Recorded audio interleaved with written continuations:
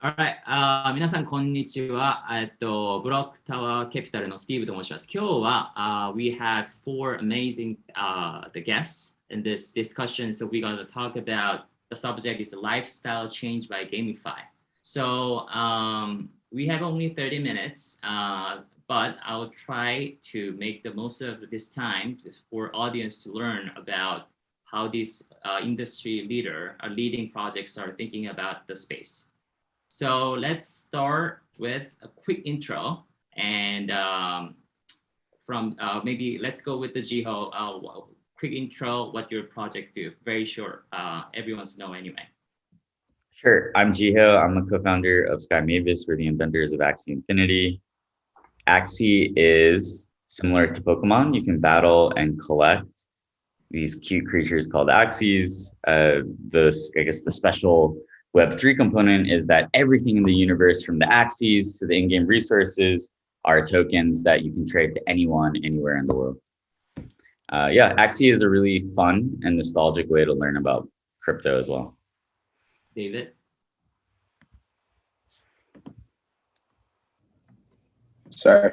Hey, everyone. My name is David Gogel. I'm the head of growth and operations at the DYDX Foundation. The DYDX Foundation is the organization driving the progressive decentralization of the DYDX protocol. DYDX is the largest decentralized exchange on Ethereum today. We're focused on perpetuals trading. We've done over $600 billion in volume in the last 12 months using Starkware on layer 2. And recently, DYDX announced their plans to launch the next version of the protocol, V4, on Cosmos, which will offer fully censorship-resistant, non-custodial trading experience for pro traders and advanced traders on the Cosmos ecosystem. At the foundation, I lead everything from the DYDX token, governance, and DAO-related, as well as international growth-related activities. Thanks for having me. Matthew? Hey, I'm Matt. I'm the guild manager at Big Time. We're a free-to-play game that's not pay to win, where you can battle across multiple time periods in an RPG-style game.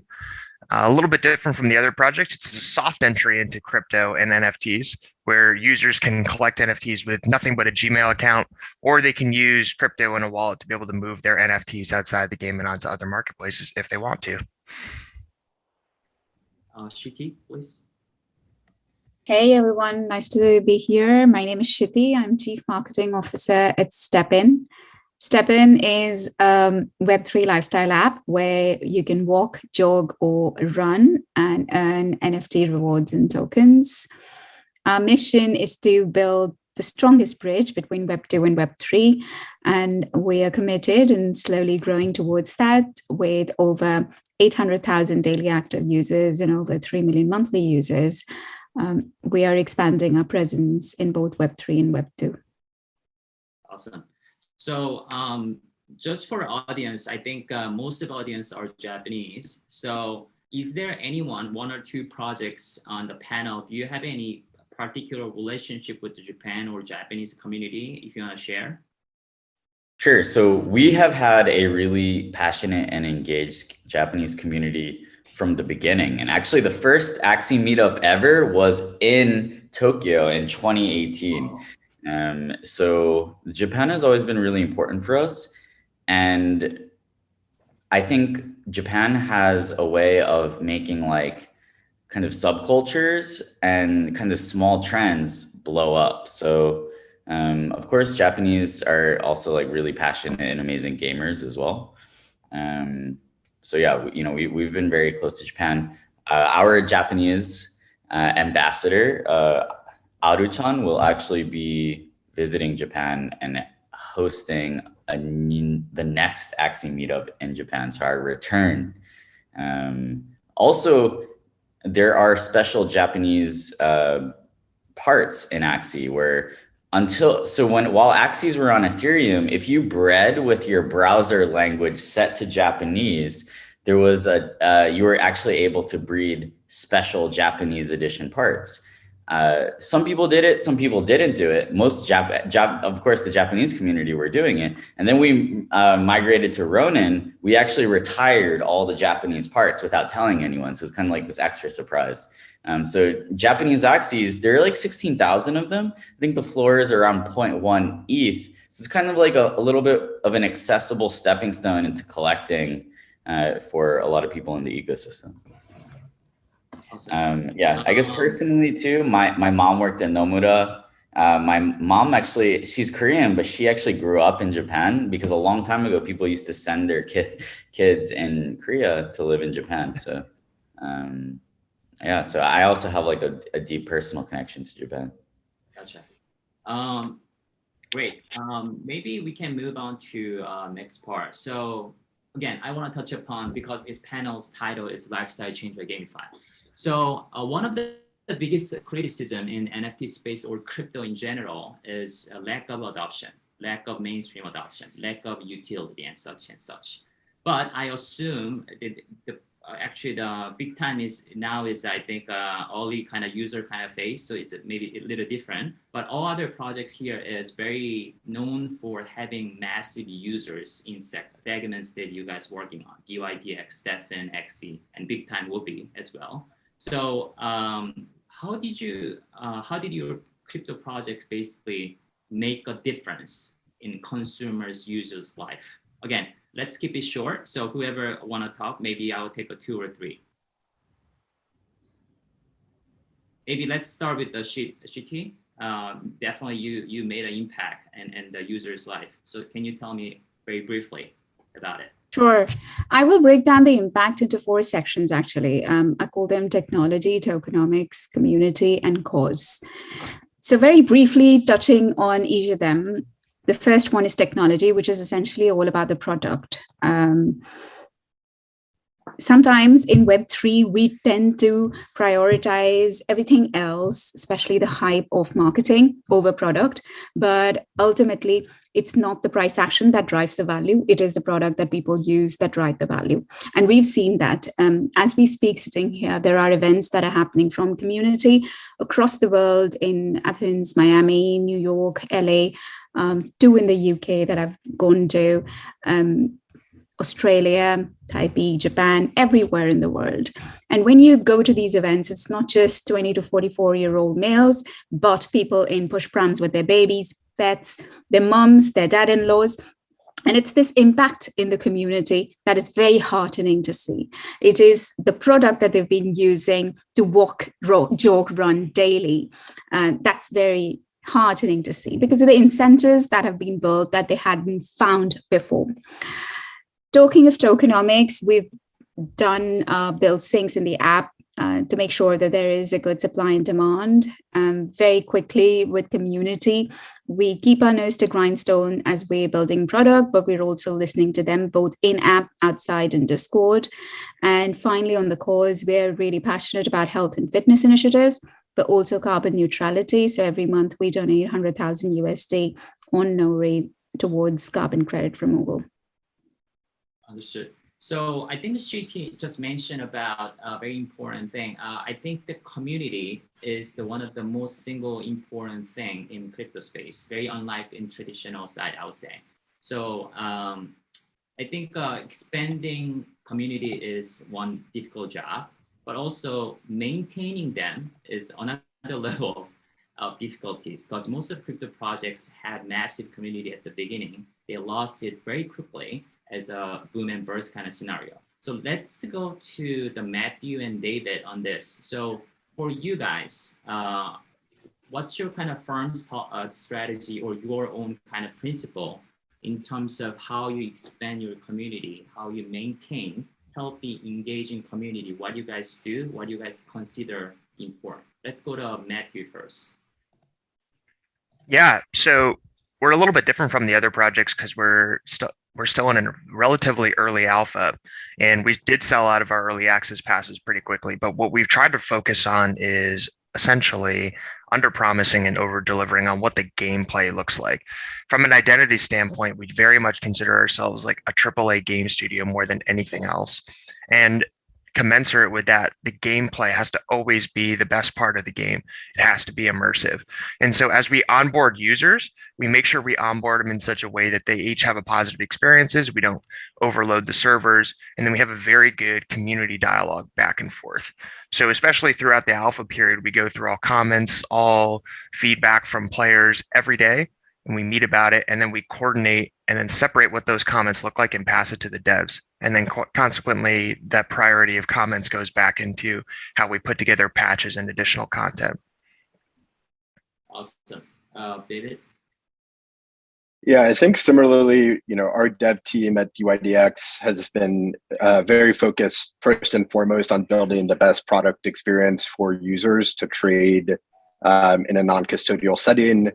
It looks and feels like a centralized exchange, but is based currently on smart contracts on Ethereum, abstracting a lot of the complexity away. So I think first and foremost, the key to success with the community is really to build a product that people love, and nailing that experience is kind of objective number one. The second piece for us is really around the DYDX token and handing control over the governance of the protocol to our users. For us, we think a lot about how do we align token holders with active users of the protocol. So really, we try to create programs that really align incentives and reward our most active traders and most active users of the protocol with governance rights that allow them to make product and decisions that impact the growth and development of the system. We've spent a lot of time thinking also about how do we engage and retain our community. We've come up with kind of novel approaches towards DAO structuring, NFTs, and other ways to make sure that people continue to choose DYDX as their prime venue for trading. Awesome. So I think one thing to add there is I think four projects here is basically they are building something people gonna use or play. I think this is a critical as well as an investor. I think last year we all talked about infrastructure, layer 1, layer 2, and such and such. But I believe the last year we built a great amount of infrastructure. So this year or next year, I think it's the year of application that the flurry of a lot of application of product and service people are going to enjoy. I think these four projects are high potential in delivering those things. So I think that's something that I think we all excited. Let's talk about a little bit of gaming. So again, I think this is a great panel because what XC is doing and what Big Time is doing is I think they're approaching very different. So one big trend in crypto gaming space is Web2 gaming company coming to Web3. Some people call it Web 2.5 or people just calling it just hybrid or such and such.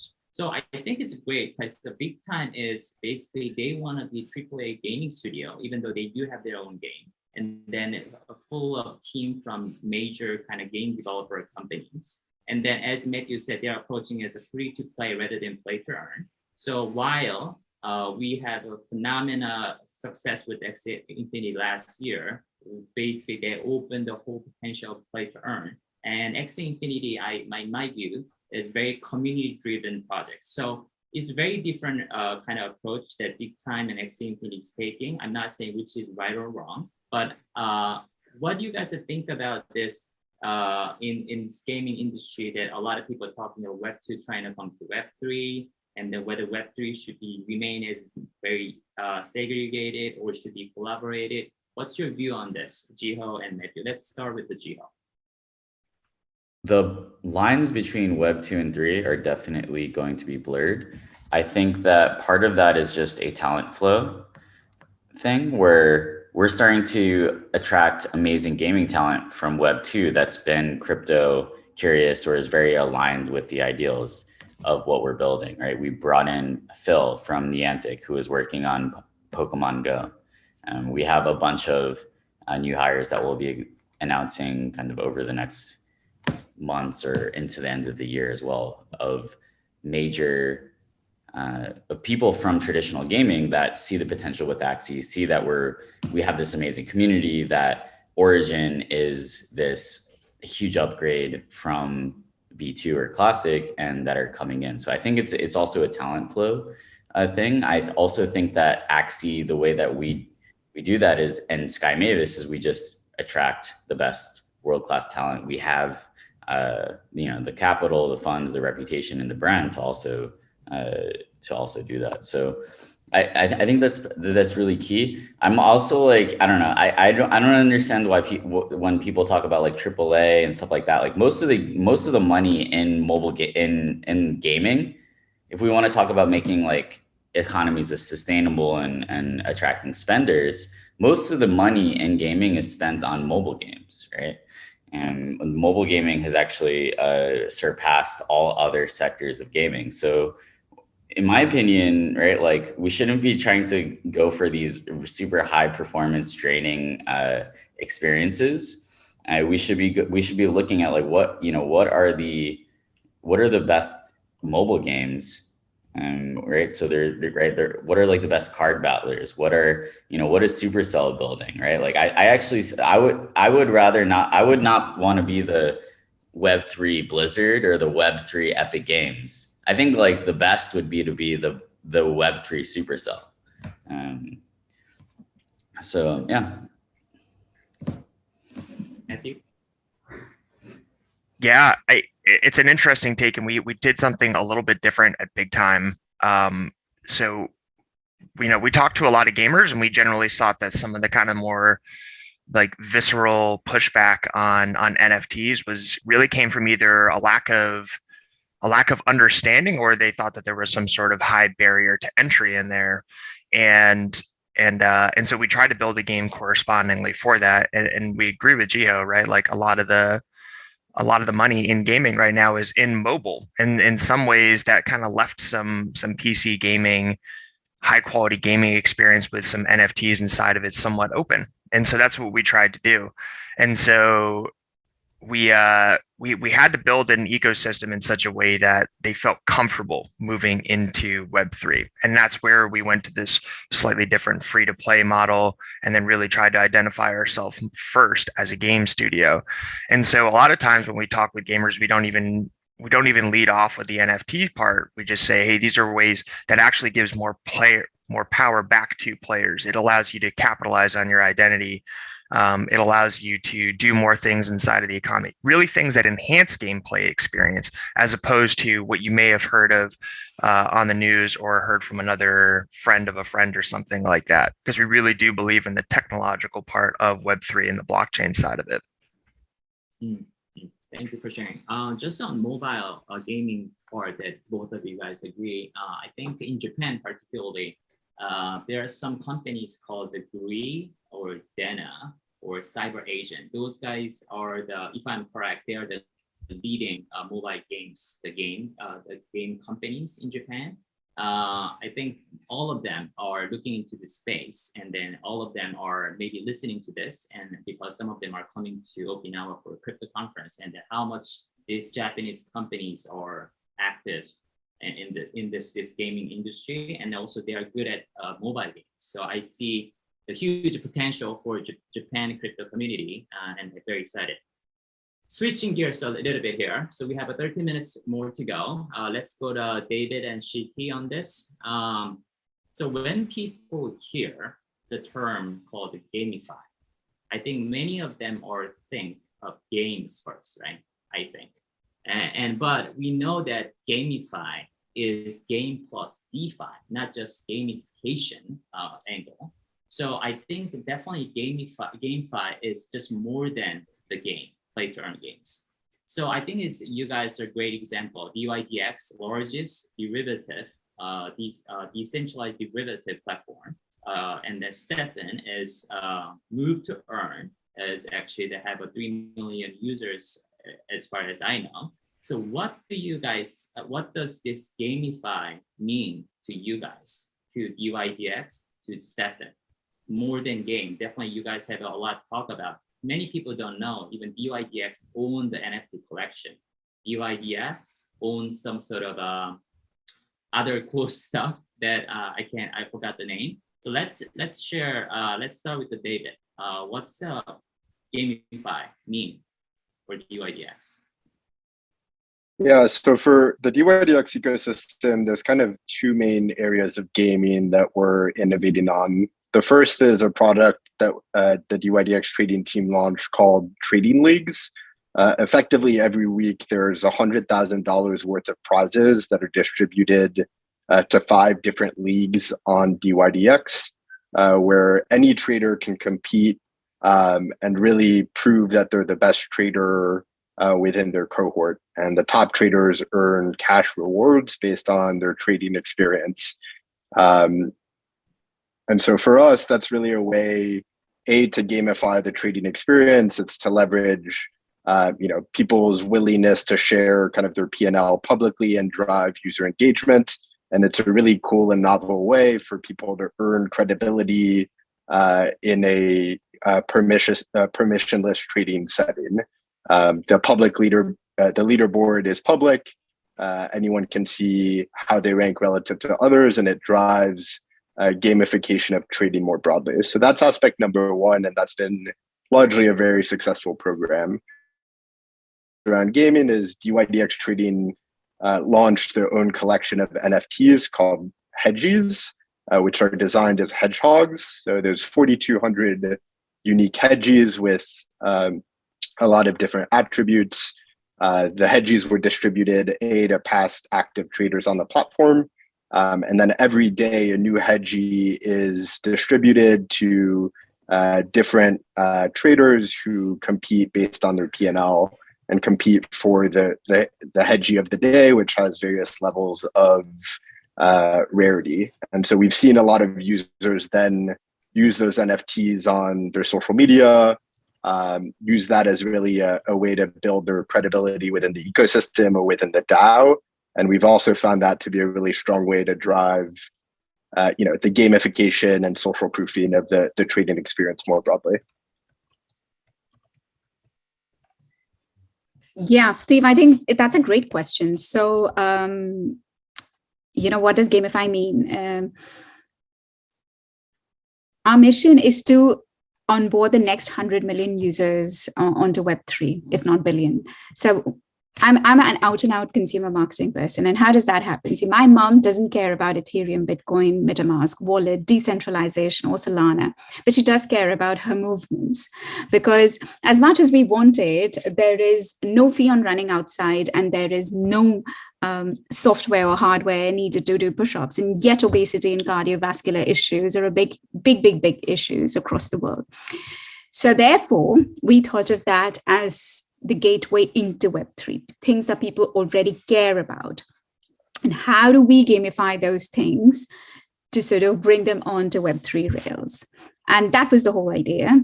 And that is what we've done. So whether it is then once they start on the app, leveling them up on the app with different kinds of sneakers, or minting new sneakers, or leveling them up in the game, it is to overcome the human behavior, which is, if I were to give you a choice, you would much rather prefer to lay back on a couch watching TV rather than read a book, to be on the beach rather than go for a run. So some people overcome this with willpower. Some people need incentives. Some people need philosophy. Some people need to convince themselves.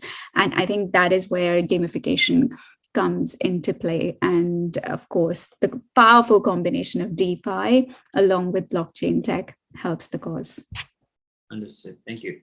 So we have about 8 more minutes. So I'll go to everyone on this. Other than NFT projects or NFT related work that you guys are doing, what other NFT project or what other NFT utility are you the most excited about right now? So let's go from Matthew. You mean outside of big time? Yes.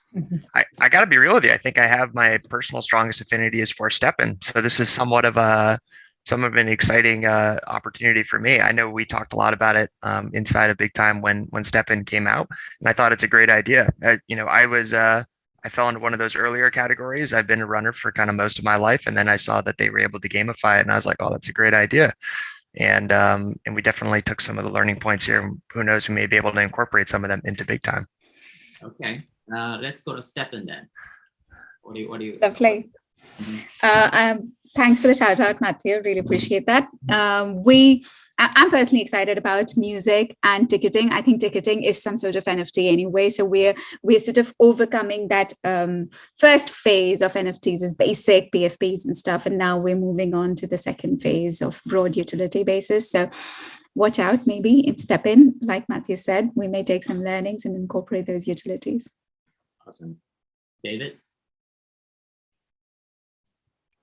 Yeah, I would echo like new types of media formats, music being one of them, but moving away from just the profile pic, which is like really the standard today, and finding new ways to engage media and build audiences with creatives is kind of the use case that I'm most excited about. Gino? This is a good question. I like, so I'm interested in over collateralized loans for NFTs. So I think NFTFi is doing that. I used to like be the first originator for those types of arrangements, and all the way back in 2019. So I find that interesting. There are some games that I have my eye on, but I'm not like, I'm wary to mention them. On my end, I think very echo to you guys. So I have two things. One is not music particularly, but I'm very interested in entertainment angle. So especially the IP related. So on NFT space, there's so many great IPs out there, but there's no way to monetize that. So there should be some way that we can monetize the IP that people created with the NFT. And monetize, I'll say, in Web3 way rather than Web2 way.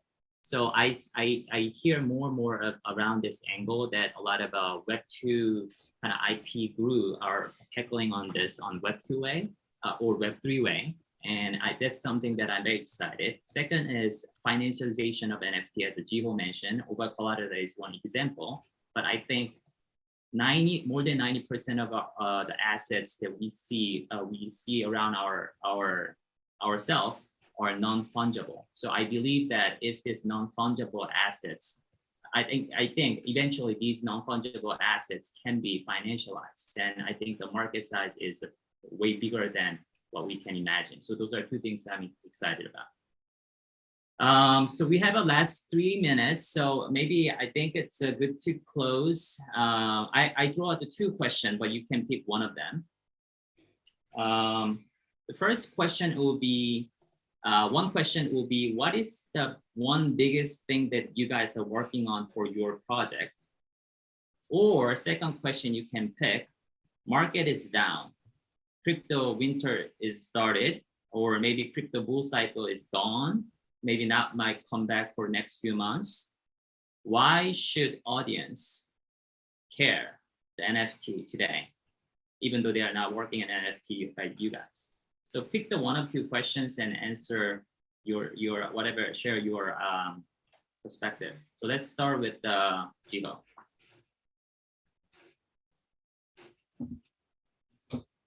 You're on mute. Sorry. I think that they're really intertwined. The only way to get through a bear market is to continue shipping product and delighting your community and your users. So we at SkyMavis, we're fully focused right now on shipping Axie Infinity Origin. This is the third iteration to our battle system, to our card battler that you all know and love. It's faster, it's more beautiful. The art and the animations have been upgraded. Everyone will get 3 free starter Axies so that they can fall in love with the game, the mechanics, before actually having to make any huge economic decisions. Origin is currently in early access. We have hit 700,000 downloads, and that's just for a side-loaded Android application. So yeah, things are looking really good. The retention data is actually what's making me super excited right now, because one of the reasons that we knew that Axie Classic was going to be special 2 years ago was, even though we didn't have many users when it launched, I think we had 300 users, the retention data was really, really good. And we're starting to get to really, really amazing levels right now with the origin data. So yeah, I think the sky's the limit, and that's where we're super fully focused on. And we expect global launch to happen later this year. Awesome. Matthew? I'll opt for the latter part of it. So, I mean, we fundamentally believe in the technology of blockchain. So within games, it gives identity and ownership. Control your data, control the assets you use your hard-earned money to spend inside the game, and like really have ownership over them. More broadly, this audience is very familiar with the benefits of blockchain and what it can do, and more will come from it. So we mentioned ideas of things like music, and how blockchain can be applied to that to give more back to the musicians. We already saw it with artists. More is going to come from that, and I'm excited to see where it's going to go. And if anything, during a bear market, it is going to allow those projects that have true value and true utility in the long run to really come to the front. Thank you. Shiti? Yeah, I'd answer both of your questions because they're super linked. It's super cool. I think why people should care is exactly the reason why people used to care back in 1990s about internet. We're in that same situation with blockchain, Bitcoin, crypto industry overall. This is where, just like Matthew said, the best projects are built, the best teams, the best companies are built, people who will keep on building. And to demonstrate that, we just launched SMAC, our anti-cheating AI mechanism. We've bridged energies. We've launched new features on our realms. We've just launched Door, our DEX, which is now #1 DEX on Solana. And there are cool things lined up on our new realm. So check out STEPit if you haven't. No doubt you are Chief Marketing Officer, Stefan. Good job. David. Yeah, I think, again, the two questions are pretty intertwined. I think for anyone who's been in crypto for more than one cycle, generally bear markets are really the time for builders to come in and focus on the fundamentals, building the best product possible, and having a longer term horizon than an 18-month up and down cycle. I think for us, we're really focused on launching version 4 of the protocol, which is the fully decentralized, censorship-resistant, non-custodial trading platform on Cosmos. I think if you look at the bear market today, and a lot of the inefficiencies and issues that have come up have really been related to centralized finance, players adjacent who are taking custody of user funds, going bankrupt, getting liquidated. And generally speaking, DeFi has really performed remarkably well within the current bear market. So I'm really excited about the technology that continues to improve at an exponential rate, and really focus on continuing to build the best product as the market evolves. Great. So one last comment. So the audience, I think the market, the price action is not this interesting or a little bit discouraging, but as you guys saw, these 4 brilliant founders and builders are keep building on the mission of what NFT can do. So please follow these guys closely. And this is actually the great time to find those founders with the resilience and the mission-driven people. It's easier for investors to pick the winner than the boom's hype cycle. So with that, I want to close this panel. Thanks so much for all of you guys. The Matthew from Big Time, Jiho from Axie Infinity, David from UIDX, and Shiri from Stefan. Thanks you guys. Thanks, Dave. Thank you very much for having us on. Take care. Thanks for inviting us.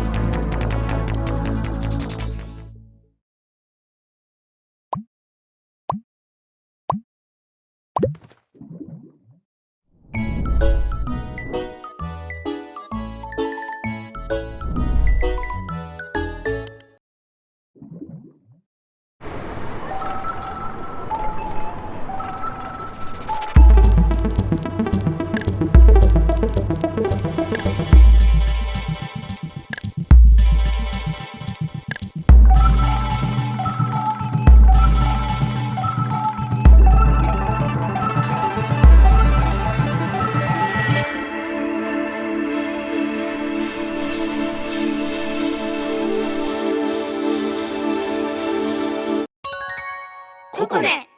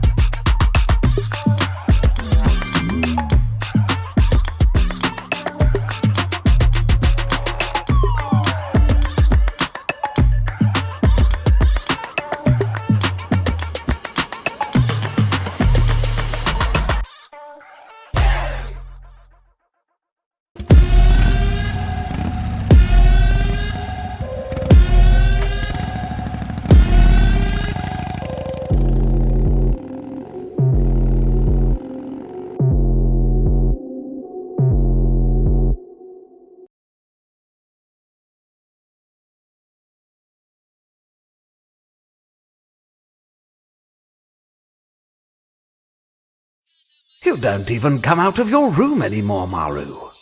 What's going on with you?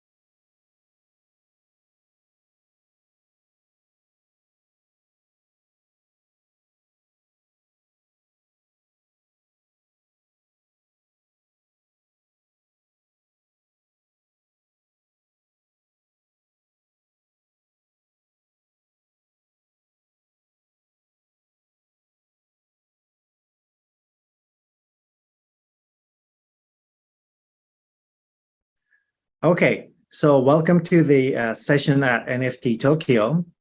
Here we're going to be talking about infrastructure supporting blockchain game ecosystem. Now, let me first introduce myself. I'm the moderator of this session, Akio from Infinity Ventures Crypto. We are probably one of the most active seed stage token investor in Asia. And in fact, I'm glad to say actually all three co-panelists we have today are our portfolio companies. Now, just to introduce the session, I want to talk about the big picture. So we know we've had, maybe 2.5 years of great run in crypto ecosystem. And during this boom, which may have just ended, we have actually had two, I think, important trends, macro trends.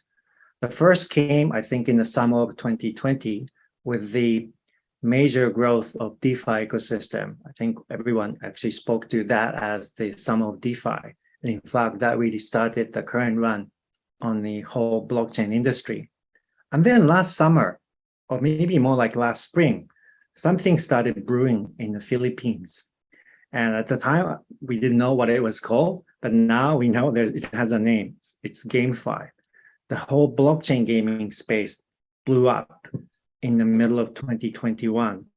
And I would like to actually introduce three companies I think that basically came out of that mega boom. And I think they all have something to tell us and educate us of what's happening in that space. And in fact, there is now major infrastructure effort going on to build blockchain industry more than just a game. So with that, let me introduce three of the speakers. Maybe I'll go with Andy first on my list from YGG. Hi, Andy. Hi, Kyo. I guess I'll just do a quick intro here. So I'm Andy Chow. I'm head of ecosystem development for YGG. So, YGG is a play to earn gaming guild, and we bring together players together to earn, via blockchain-based economies. For my role at YGG, I'm mainly responsible for our sub-DAO expansion strategy and just other sort of strategic initiatives. Before YGG, I was at eBay. I'm on their M&A team. Before eBay, I was an investment banker in San Francisco, focused on tech. So yeah, that's, I guess, a quick intro here. Yeah. All right, thank you, Andy. I'm going to ask you about what exactly sub-DAO is a little bit later, but then let me go on with the next speaker here, Peter from blockchain space. Hi, Peter. Yeah, Kira, thank you very much for having me. So my name is Peter. I'm the founder of Blockchain Space. We're actually building tooling and data analytics for gaming guilds or GameFi guilds around the world. So we've actually managed to map out the largest number of GameFi guilds around the world with a database of over 24,000 guilds, and helping to kind of analyze the trends within the space to see kind of what are the pain points for each of the guilds that are operating right now around the world. Just to give some background, I'm based in the Philippines. I've been here for about 10 years, have worked in fintech and e-commerce for the last 6 years, and kind of was here for the birth and the emergence of the Axie kind of explosion, and the explosion of what we call Axie scholarships and guilds. So I'm very, very excited to kind of share some insights on what went down during that time. Great. Thank you, Peter. And then next up is Jeff from BreederDAO. Hi, Jeff. Hi. Hey, guys. Hi, my name is Jeff. I'm COO and co-founder of BreederDAO. So what we do is we specialize in the manufacturing or production on NFT game assets. So in blockchain-based game economies, where the production, the upgrade, or the changing of an NFT is an in-game mechanism, that's where we specialize in and where we participate in.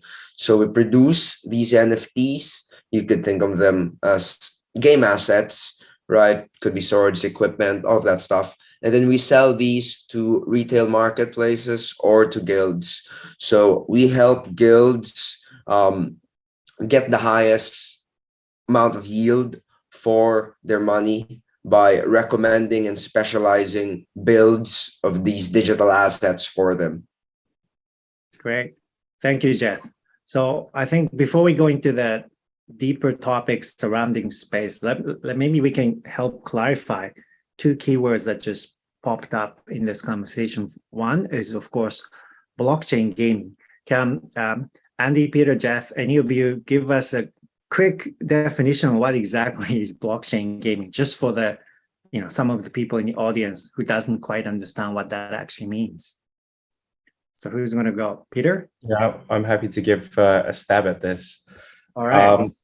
So myself, my interpretation of blockchain gaming is really quite simple. It's the integration of crypto or NFTs into a computer game, right? With the ability to basically represent kind of the in-game assets as basically digital assets that sit on a blockchain that can be basically transferred within a blockchain ecosystem.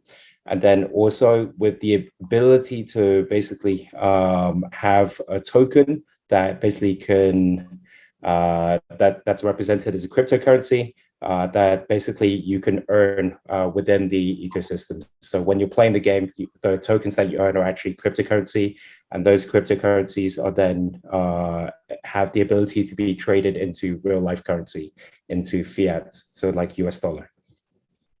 And sometimes when we talk about blockchain gaming industry, we actually use the word gamify. Can one of you also explain what's typically meant by the word gamify? Andy or Jeff? So actually, no, it's interesting that you call it GameFi. I think for us, and I've had this conversation internally too, where maybe it's play to earn more. Is it actually game in finance? Is it just or are people maybe focus on the game itself? I think to Peter's point, those two pieces I think are really key. One is like having digital assets on chain, right? Yes. Whether you call the chain it's like, I don't know, decentralized database or like an electronic ledger, whatever you want to call it, that is kind of like, that's key point number one. And the second point is exactly what you said, these crypto-based rewards, right? And so I think that's been introducing a lot of people into Web3 or into crypto-based economies and all of this. So I think I don't know what that right word is, but to me, I think internally we call it play to earn, but maybe it's GameFi, in other places too. So yeah. I think our team at IVC, I think people have called like DeFi as sort of gamification of finance, and the GameFi is actually financialization of gaming. And I think it's actually speaking of the same thing, but slightly from different perspective. But I want to also make sure we cover the other important keyword that came up. I think both Andy, Peter, actually, no, all three of you mentioned this word guild. Obviously, people who is in the gaming know the word guild from the history of online gaming. But what is guild today in the context of blockchain gaming? Well, this is probably definitely a question for you, Andy. If you can give us exactly what you mean by guild here. Yeah. So I think what they really are is just like communities here, and and organizing around a sort of a specific purpose. In this case, it's gaming, and it's focused, and ours is a lot of these blockchain games, right? And so I think, and I've also mentioned this word subDAO, right? And so like that's also like the reason we're kind of going down that strategy is because we don't think that these guilds are meant to be these monolithic type things. They're sort of you want to give kind of the ownership out, in this case the geographical subDAOs, and so I guess in a nutshell it's I guess what I just said is this this idea of organizing, having these assets and treasury, and then kind of renting those out to players for a common purpose. So that's how I define it. Well, this is going to be a setup question for Andy, but you mentioned subDAO. Can you actually mention some of the subDAOs that exist in the YGG ecosystem today? Where are they? Yeah. So to date, there are about 5 geographical subDAOs, and 2 more will likely be introduced soon. It's where I spend most of my time. And right now we have a couple of key regions. One is YGGC, so Southeast Asia. Indie GG with India, and Latin America with Ola GG there. And then, of course, YGG Japan, right? So Akio knows this very well. And then lastly, Base for our Brazil region. So yeah, those are the key regions we have, but I'm definitely looking at many more. So. Okay, great. Just a full disclaimer, I am actually involved in setting up of YG Japan, so that was actually a setup question. Anyhow, now let's talk about actually important theme, I think, of this whole blockchain gaming space is that, different games actually have different geographic roots and epicenters. And I must say, when we talk about blockchain game, somehow the Philippines have become the most important country in the world. And in fact, all three of you have bases in the Philippines. And I just want to understand what exactly happened in the Philippines last year that basically put the country and put a lot of portfolio companies that we have in the Philippines on the map of this whole blockchain gaming industry. So maybe each one of you can just give me, your own personal story about what happened in the Philippines during the actually COVID lockdown of 2021. Sure. If you, I could go first. Yeah. I kind of documented a lot of the growth and what happened on the ground during that time, because actually blockchain space's business model was different. Actually, blockchain space, the name actually derived from kind of a space where we were actually doing physical meetups to kind of onboard people into crypto. Right. And then that kind of evolved into kind of onboarding virtual communities. So like these Web3 communities that Andy just mentioned, guilds basically, that they were actually accelerating kind of crypto adoption through kind of the gaming space. So how did the whole thing kind of blow up? Well, I think it's confluence, right? There was Axie itself had already been building for some years during the bear market, and so it had a really great product that was perfect for kind of the Philippine market at the time. During, I think it was mid 2020, so just during DeFi summer. That's kind of when Axie was starting to heat up. And I remember that basically Axie used to be a web-based game and then turned into a mobile-based game, and then had this ability where you could actually watch people playing, right? And I think, Filipinos, number one, with huge mobile penetration, I think it's around 120% in the country, meaning that most Filipinos actually own 2 mobiles, right? It was very easy for them to kind of like pick it up. And then secondly, because it was during COVID, there was basically this documentary that, this one article that came out from one of our colleagues, Leah Callan Butler from Emphasis. She wrote about basically how Axie had noticed this one family or this one area where there were people playing Axie Infinity round the clock, like 24/7, like, for like a whole month. And so they were asking for proof, and they basically approached that player and said, hey, we think you're a bot, but if you're not a bot, show us some proof. And so those people basically turned around and said, no, we're not bots.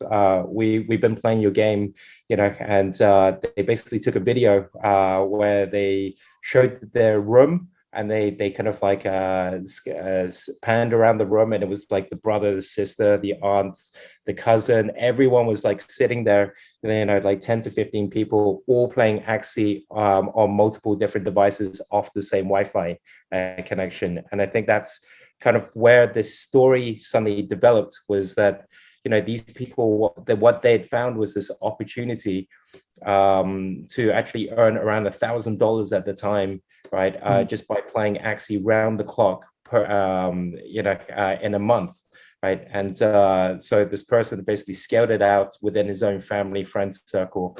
And as soon as this article got released to kind of the Philippines, and then people started talking about it, then kind of word of mouth kind of spread. And during this time, it was peak of COVID.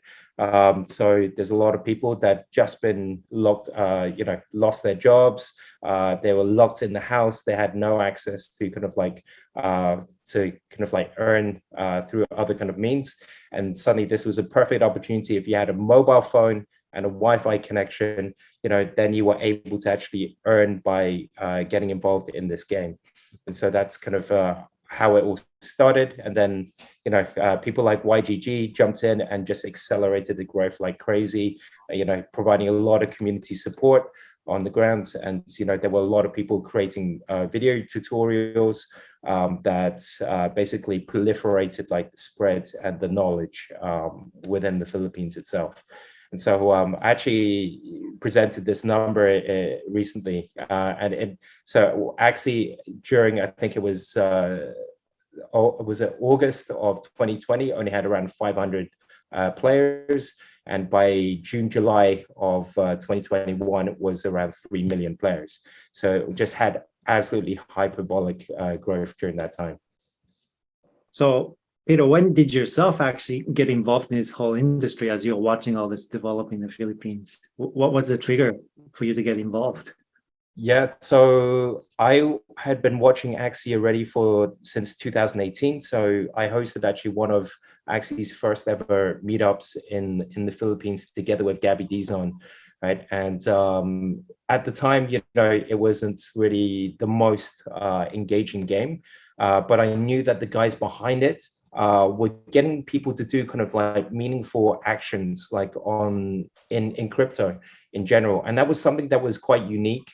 That other people weren't really managing to kind of achieve, right? So when I say that, I mean, basically through a game, you were exposing people to actually open up MetaMask wallets, send transactions, use exchanges to convert basically your in-game tokens into real life tokens, right?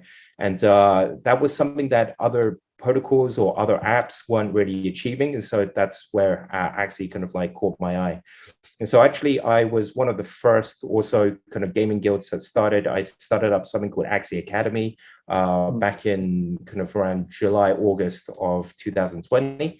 And realized by running a guild or the Axie Scholarship Program myself, which was basically leasing the game assets that I was holding because they were a little bit expensive for regular people to come in and just play with, right? So what I would do is also, I learned from other guilds that what you could do is you own the assets and then you lend it to other people. And then you do this commission share at the end of the month, which was typically around like 70% to the player and then 30% back to the owner. Right. And so I started this model, and as soon as I started getting some kind of scale, myself, I realized that, scaling this was going to be operationally really intensive. And so I started building a couple of tools for myself, to be able to kind of automate some of the community management, some of the performance management. And that's kind of like where I started pivoting into a different business model for blockchain space itself. Okay, thank you, Peter. I actually do remember about a year ago when we made our first investment, which actually was YGG. My colleague Brian Liu was super excited about this guild in crypto gaming and the Philippines. To be honest to you guys, at least I had no idea why he was so excited. And actually, it clued me on. I think probably after 1 month we invested in YGG. That's the time when I first saw the video from Coin Bureau on the little town in the Philippines where everyone was playing Axie. And then I saw this report from MetaMask showing that somehow the Philippines became the #1 country for their wallets, which was mind-boggling. And, the sense I got was, oh my gosh, maybe blockchain gaming is something that's bringing masses to crypto, the blockchain world, for the first time. Because previously, a lot of people playing crypto, but it was definitely small minority of the entire internet population, and it was mostly for technically sophisticated people.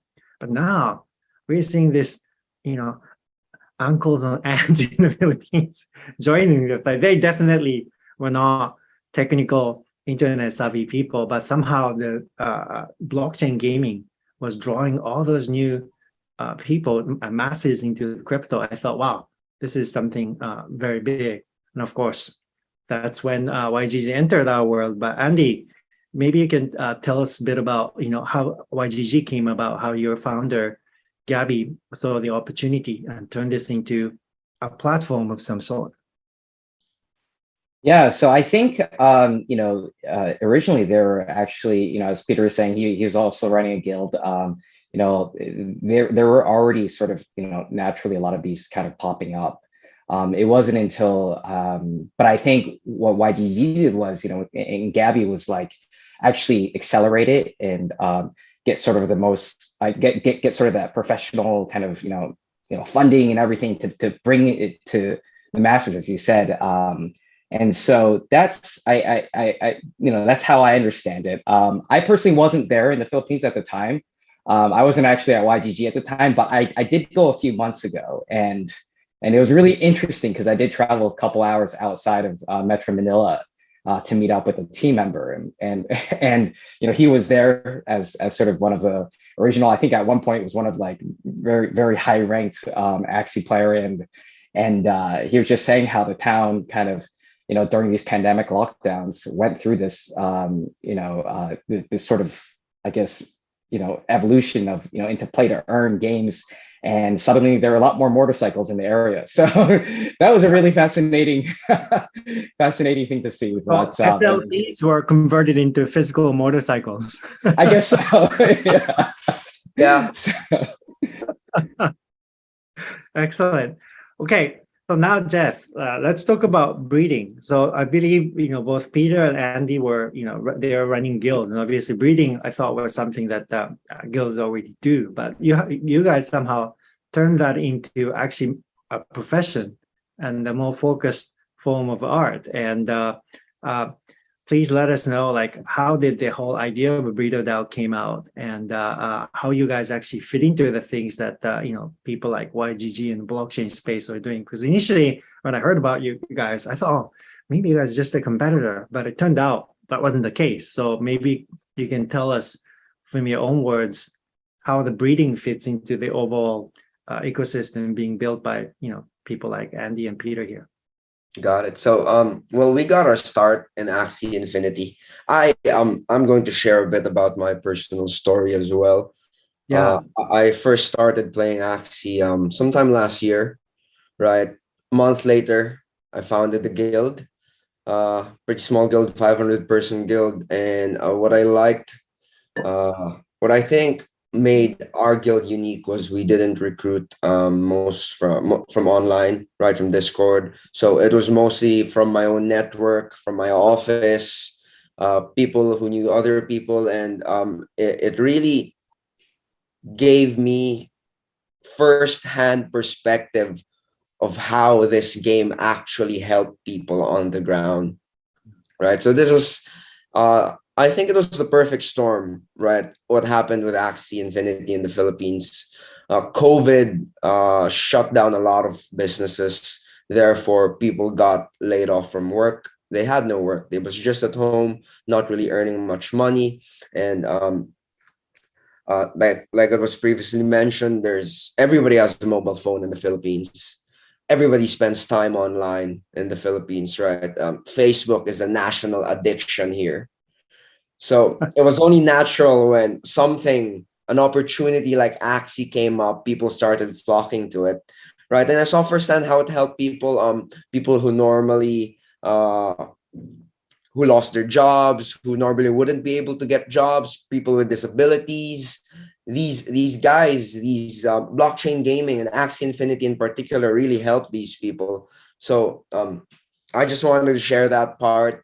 Because hearing Peter and Andy tell about the story of how this whole thing got started also brought me back to my personal experiences.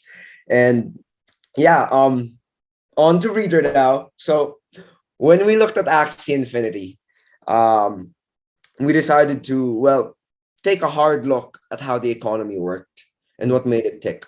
And in the perspective of the Axie Infinity game economy, the way the game is designed is you need an asset in order to play, right? And this asset is what you use in order to produce more of the rewards token, right? Which is what you pay, what you swap to fiat or to whatever Basically, it's a form of your reward for playing the game, but it's also needed to produce more assets. So at the time, we were hearing crazy news about guilds raising so much money left and right.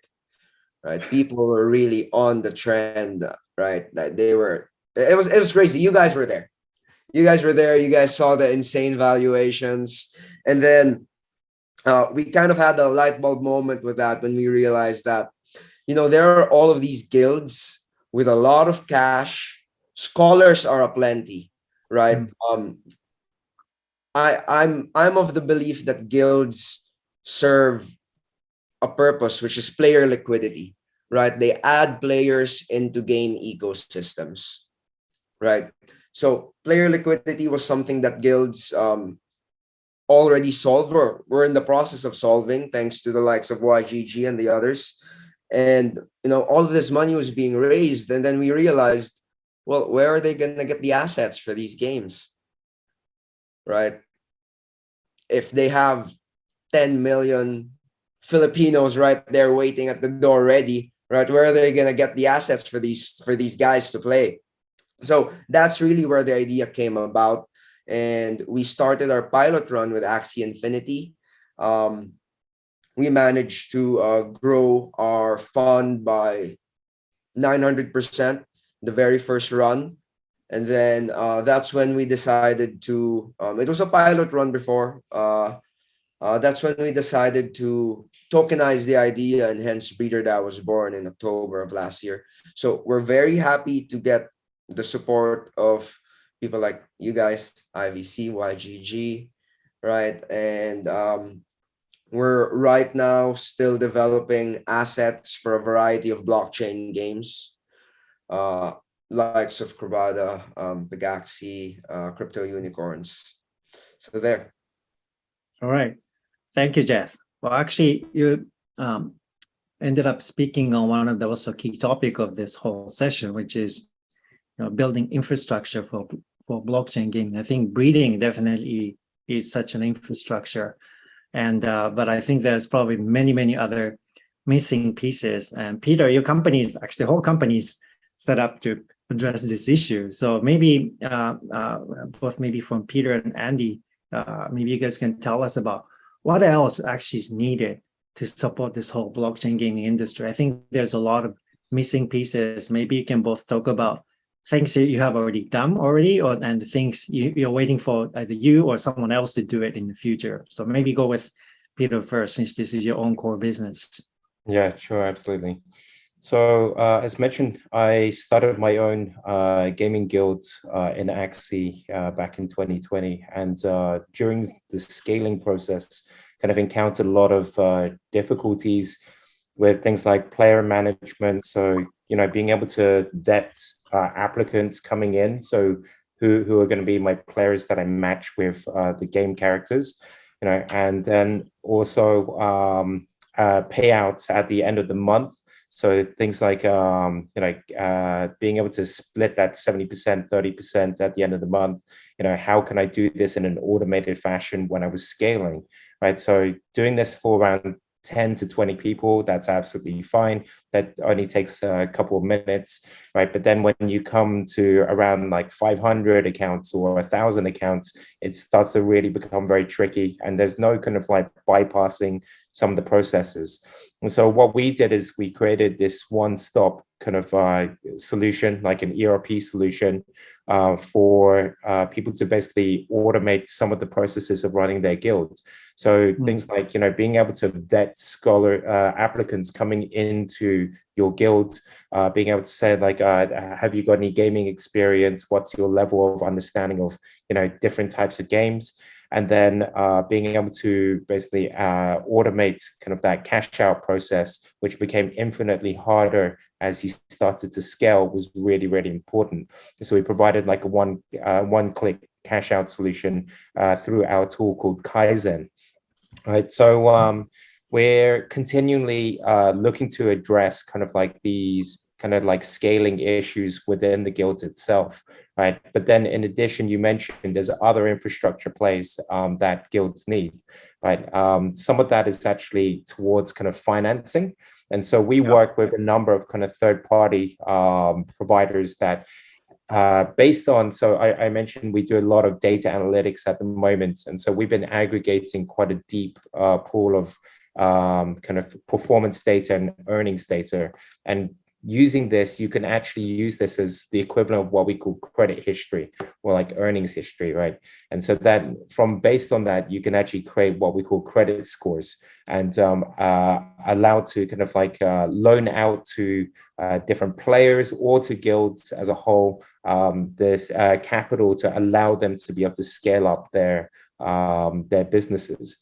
And so we really actually see kind of this business element of these guilds, like, and we treat guilds kind of like a business, right? And realize that you need to operate it like a business. And so the kind of troubles that you're going to have, or the challenges, are going to be very similar to running any other business at scale, right? And so, you know, for things like, you know, performance management of employees, or what we call players now within the gaming space, right?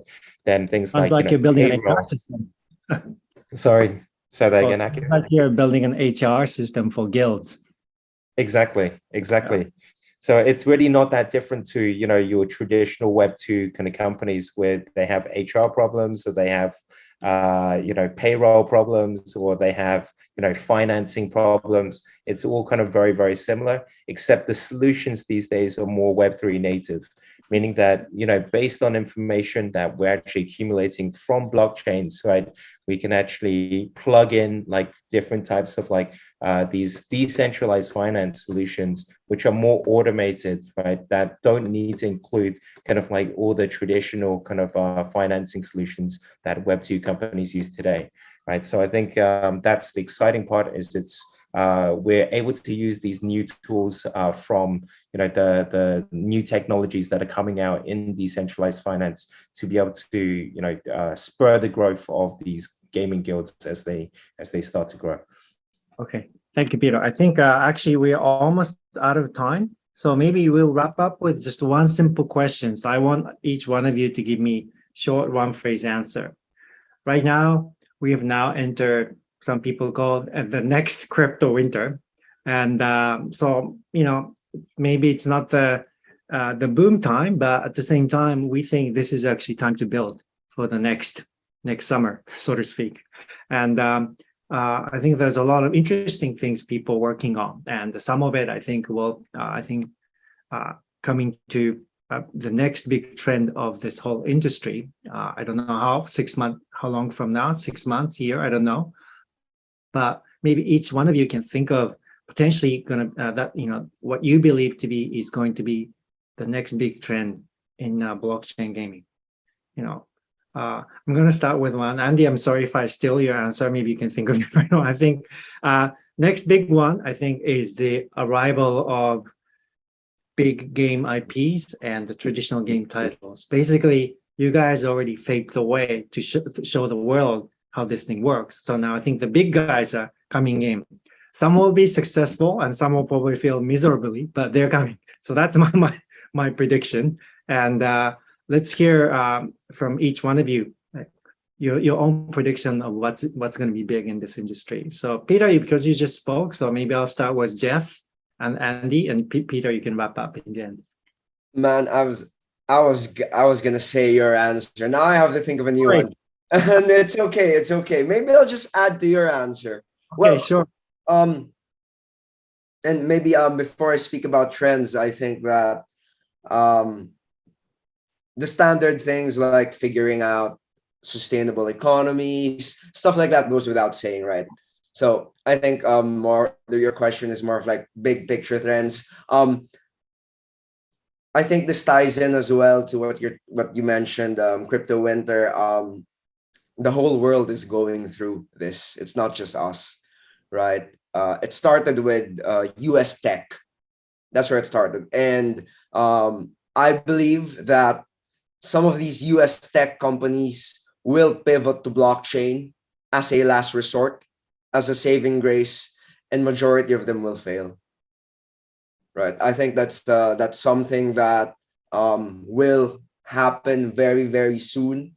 Times are getting tough, times are getting desperate, but at the same time, I think out of the bloodbath that will ensue, the gems will come out and will be in a very good place 2-3 years from now.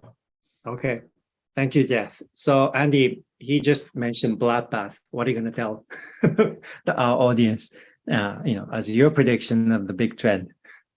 So I think I got two things that I just say real quick. Well, one is you kind of talked about more on the gaming side, but I think I guess the way I'd say this is like the gamification of like X to earn, right? So there's going to be a lot more, and kind of diversifying into that is going to be really interesting. We're already seeing that. We're already working with projects that are doing this, right? So I think that's one thing. The second thing is just the sheer amount of talent coming to this space. I think I talked to a bunch of founders, for all this sub-DAO kind of setting up, right? All this process is, you end up talking to a lot of these entrepreneurs who are doing this. And that's the thing that I think keeps me very motivated. So in terms of bloodbath and all these other things, that's where I see, the opportunity. So, yeah. All right, thank you. So Peter, because we're already short of time, please keep it nice and short and sweet for us. So, I mean, I guess I see all these Web3 communities becoming DAOs, right? And pivoting from just a simple gaming business model to exactly what Andy said. There's a whole X to earn movement now that's been spurred by GameFi, right? And I think they're just learning on how to kind of distribute basically, rewards between, community members. And I think that's going to be absolutely massive in the coming years. Okay, great. All three of you, I think we learned a lot from, what happened actually in the Philippines and some of the potential upcoming trends in this industry. But unfortunately, we are out of time. So thank you very much for your contributions in this session, and I hope to see some of you in person soon. Bye-bye. Thank you. Thank you.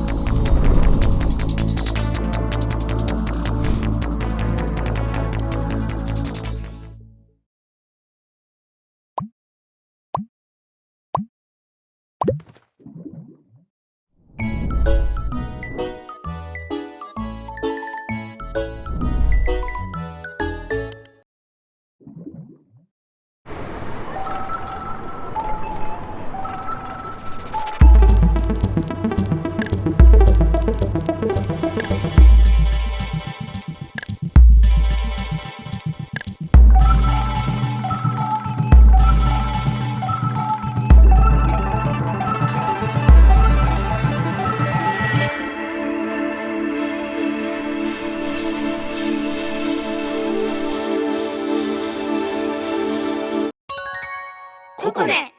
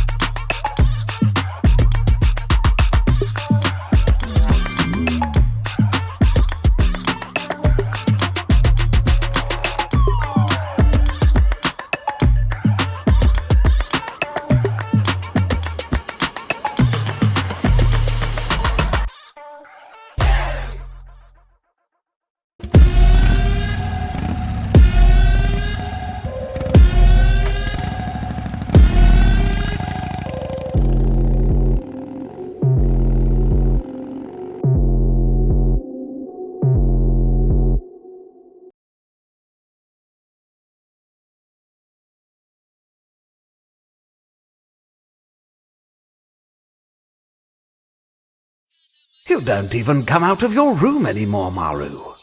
What's going on with you?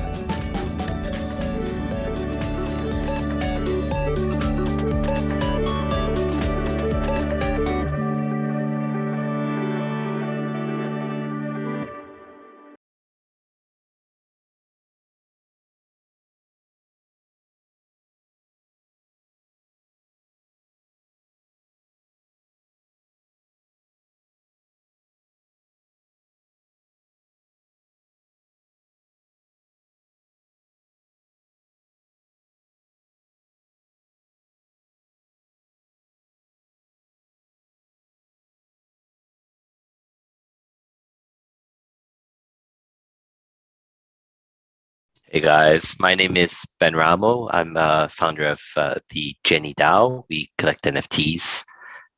We've got one of the top 5 global NFT photography collections, as well as some of the main PFPs that you've come across, Bored Apes, Punks, and the rest. A very big thank you to Non-Fungible Tokyo, organized by BlockchainPROseed. I think you guys were the OGs of the NFT space. I think it was really one of the first NFT conferences globally that you hosted, even before NFTs really became a thing. So it's a great pleasure to be the moderator today on this panel. We've got Sebastian from Sandbox. Sebastian, how are you doing? We've been friends for a few years now, and it's great to be on a panel with you. And we've got Travis from High Street. High Street, obviously a project that myself and probably everybody here has been following very closely for a while. And it's a great pleasure to be meeting you today, Travis. Hey, good meeting everyone here today as well. So you guys want to introduce yourself first? We'll start with Sebastian. Hi, everyone. So my name is Sébastien Borger. I'm the COO and co-founder at the Sandbox, as well as the president of the Blockchain Game Alliance, which now counts over 400 members. The Sandbox, it's a decentralized gaming virtual world where anyone can make 3D content, as well as experiences, games, and more, and monetize them through the use of blockchain technology and NFTs.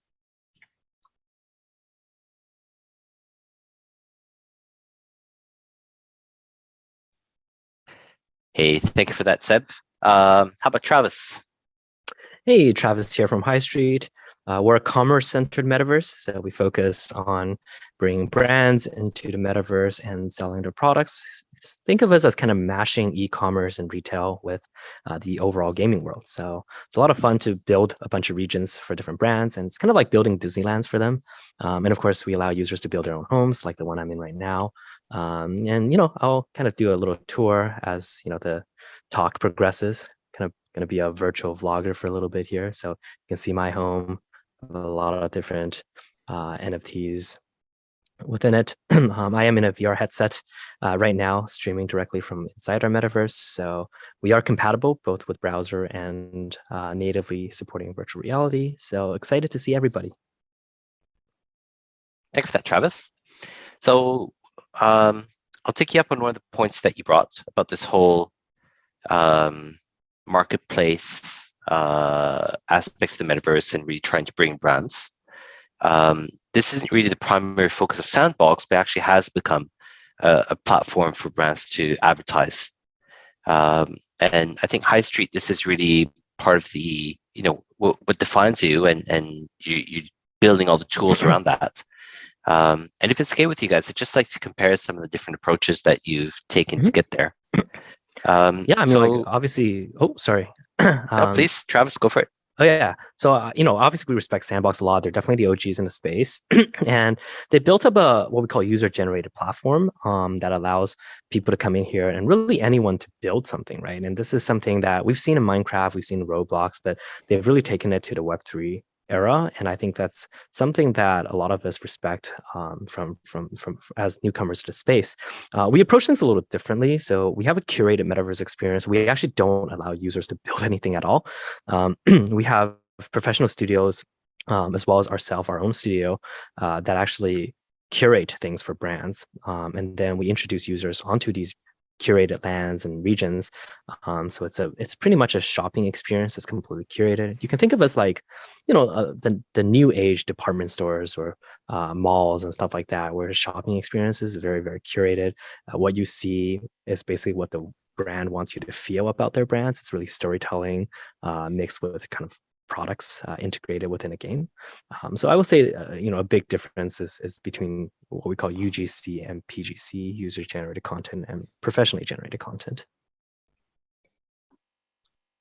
Thanks, Travis. You've had some brands. You've had Snoop Dogg. You've had, I guess Snoop Dogg is a person and a brand. But you have had a lot of brands also all present through user-generated content, partly, I guess, through your collaboration with studios, right? That's right. So our approach, like, to build a metaverse is definitely towards like empowering users and creators. So 99% of the content will be UGC, but we also work with some of the top brands in the world, more specifically around entertainment, as we believe that they bring the culture that's needed to connect us between the real world and the virtual world. More specifically, we have top brands in fashion with Gucci, in lifestyle with Adidas, in music with Warner Music Studios, but also music artists like Snoop Dogg, Jamiroquai, Steve Aoki, Blondish, Tiesto more recently, Sueco, etc.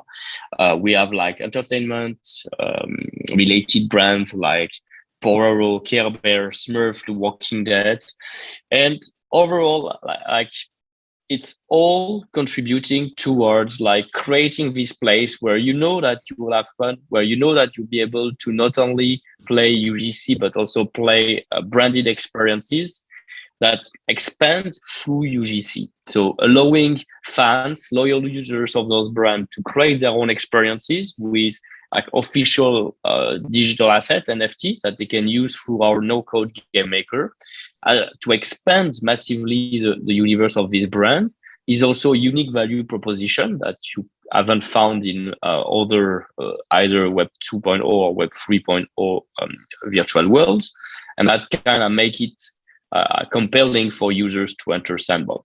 And on top of that, we're also seeing brands from like the finance sector, like the HSBC Hong Kong or PwC, the Dubai VARA, which is a regulator, insurance, commerce, retail, shopping, automobile, and many other sectors that also enter directly in Sandbox, buying land by themselves and starting to build with this ecosystem of studios that we brought, that like now Sandbox count over 100 studios that we help start from the ground up. Some were existing professional companies, some really started growing with Sandbox as part of the growing ecosystem. And they are pushing the limits of imagination. They are creating new kind of experience that haven't been seen so far.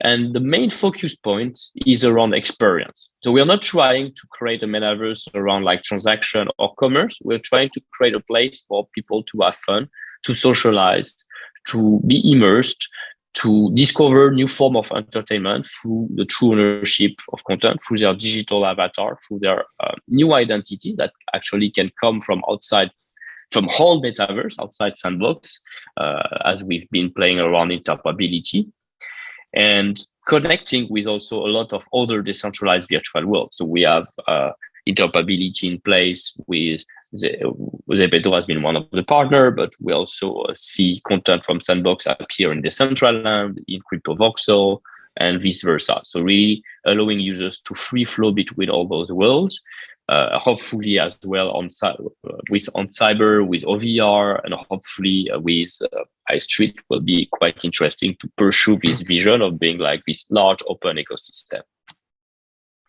Yeah, I love what you talk, specifically about interoperability.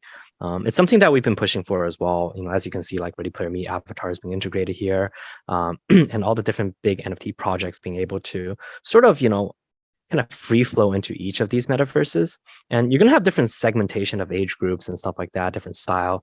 Like Sandbox has a super cute kind of like, low poly aesthetic that's very, very similar to, Legos and stuff like that, which is a lot of fun, for us who are kind of growing up in this generation. We're able to kind of piece things together like we did as kids on physical blocks, but now in virtual settings and stuff like that. But then, also there's going to be metaverses that are more hyper realistic and stuff like that, especially when you're targeting specific types of brands. And then having the assets be able to morph from one to the other, I think that could be super interesting, especially with, the introduction of things like, ERC 1155 token standards. I would love to see, something from Sandbox, coming into High Street, for example, and it changes, right? The shape changes, but the assets metadata stays the same. I think that could be a really, really interesting future that allow us to really flow from one to the other. Absolutely. I think it would be fair to compare High Street to the Amazon.com of Web3. And so we'd like to, the Sandbox would be the biggest advertising billboard in the world in Web3. I think Amazon has obviously all sorts of different things going for them. We're trying to be a little bit more closer to Shopify, where a brand can come to us and really leverage the platform to, build out an extension to their existing e-commerce kind of endpoint. So I would say right now, one of the things we're trying to push for is if you have a store on, in Shopify already, and you have a product that's already sold onto the market, we kind of create a conversion process that allows you to sell those things as physical items and kind of push sales into the virtual world. And if we can figure out a way to connect Web3 kind of crypto payments with existing vendors who are, growing and starting their businesses in Web2, then I think we can overall expand the Web3 industry to be something a little bit healthier than, pure speculation driven, NFTs, right? So that's something that we're hoping that we can do, in the next part of this year, actually. So there's a lot of pilots coming up in the next, actually starting in the next couple of weeks, and we're hoping to really demonstrate that. But yeah, sorry to cut you off there. So I think it's going to be really hard to compete with Amazon. Like specifically, like when you think like how much sales volumes they drive each day and how you can purchase within 2 seconds any product. So I wouldn't want, and I don't think like right now the technology, the level of UX and immersion allows for competing with Amazon in their core service. But however, that's why we want to position the metaverse differently. We don't want to position it into like this instant purchase kind of mode, but more like into like experience mode. Like you want to feel, you want to try, you want to connect with the people. You want to have this more like same as like what luxury brands, client of luxury brand have in kind of interaction. They want to walk into a special place where they feel like treated as special customer with a lot of attention, discovering product, learning, etc. That's, I think, what more of the metaverse has to offer. And Sandbox will shape, I think, commerce toward that direction. And I'm very reluctant to the idea of like Sandbox being a billboard place, an advertising place. That's something I've been saying quite often. Like I wouldn't want the metaverse to turn into like a Times Square full of billboard and advertising. That would be a massive failure. And any massive network of ads from the publicists of the world to like all the top ads networks I've had the chance to speak with and have an open conversation with, they all agree with that. We can do much better than trying to put banners and everywhere in every land and turn a metaverse into this advertising space. Like it has to be smarter in the way it integrates and offer value for users. And one way to achieve that is definitely to think like content, digital asset as NFTs, could be 3D characters, could be enemies, could be sneakers, wearable that users can try on and decide if they like to get access through NFT gating or through other mechanism to like the fuller experience or fuller product being part of community. It has to be native to the space. One way to make it more native typically is thinking through portals. Like portals are the gateway to experiences in the metaverse once you're inside with your avatar. So rather than do a flat 2D image, if you create a much more custom brand on portal, like when you see it, it's naturally fitted. It's a door to an experience. And from seeing it from outside, you already kind of guess what you're going to find in the other way beyond. Then it's maybe a better way to promote some content and experience. I have a few other ideas, so I'd love to speak with anyone in the space without sharing all of the concept. But yeah, let's be more creative here. Yeah, 100%. I agree with everything that you're saying. One of the things that Web 2 created, was instant checkouts and one swipe checkouts. And I think with the rise of the internet, a lot of the traditional value of retail disappeared, right? If you think about decades ago, we had malls, and it really was a place where everyone gathered and socialized together, right? You hang out together, you go with friends, and when you go shopping, in a department store, it's kind of like an adventure, right? You don't know what new brands you're going to find, you don't know what new products you're going to find. It's really like an expedition. And one of that kind of core excitement of shopping basically disappeared when you remove social from it. And when people buy things these days, you have a magical search bar that you can type in whatever you want to buy, and then you purchase that item, and then you don't think about it anymore, right? So the whole shopping experience has changed. So with the metaverse, I think like we can bring that back. And a lot of luxury fashion, like what Sebastian was mentioning before, they value themselves in creating these VIP treatment centers and their storefronts are something that really elevates you, creating that shopping experience that the brand wants you to have when you're wearing or interacting with their brands. And that can finally happen again in a metaverse space. And that's why I think a lot of these brands are jumping on to sign up, to talk to metaverses everywhere, whether it's Facebook or whatever it is. People are excited generally because finally you can start making a difference again in the retail experience, right? In e-commerce, everybody's the same, but now you can differentiate again. So we're definitely looking forward to seeing these experiences grow and become more creative. For us, like every brand that signs us with, we're fairly exclusive and we don't announce anything very openly until we're ready to debut them. But essentially, every brand gets to create their own personal Disneyland, and then we call each experience attractions. And really, it could be passive, where it's like a love boat experience where you see the brand story unfold in front of you, or it's an intensive kind of like battle system, right? So the backbone of High Street is an MMORPG game, which gives you progress or progression. And brands have integrated monsters that are part of this world. We kind of write the brand's story directly into our lore, and it's part of the reason why it takes longer and we don't really announce much, because I agree with Sebastian, we don't want it to become a big advertisement board. It really does have to feature core gaming mechanics that make it fun and make the brands relevant, and it's just overall more interactive this way. So one of the things we've been doing at JennyDAO recently is getting deep into the whole fashion NFT area. It's really fascinating what's happening, and it's still very affordable. You find some big brands which are much cheaper in the NFT space than in the physical space, which is still something pretty rare, I think, overall in Web3. And what's also fascinating is that there's a lot of brands which are latching onto Web3 as a new distribution channel, but you've also got some real Web3 native new brands emerging. With the whole narrative around the company values and the company image all built around Web3. And I think that's also really brings into question, what will brands be in this world? I think High Street, you take more of the phygital route. Sebastian, I imagine that right now you're probably more into culture and services and events type of links to the real world and brands. But if it's okay with you, I'd just like to compare a little bit different approaches and how do you link this to branding?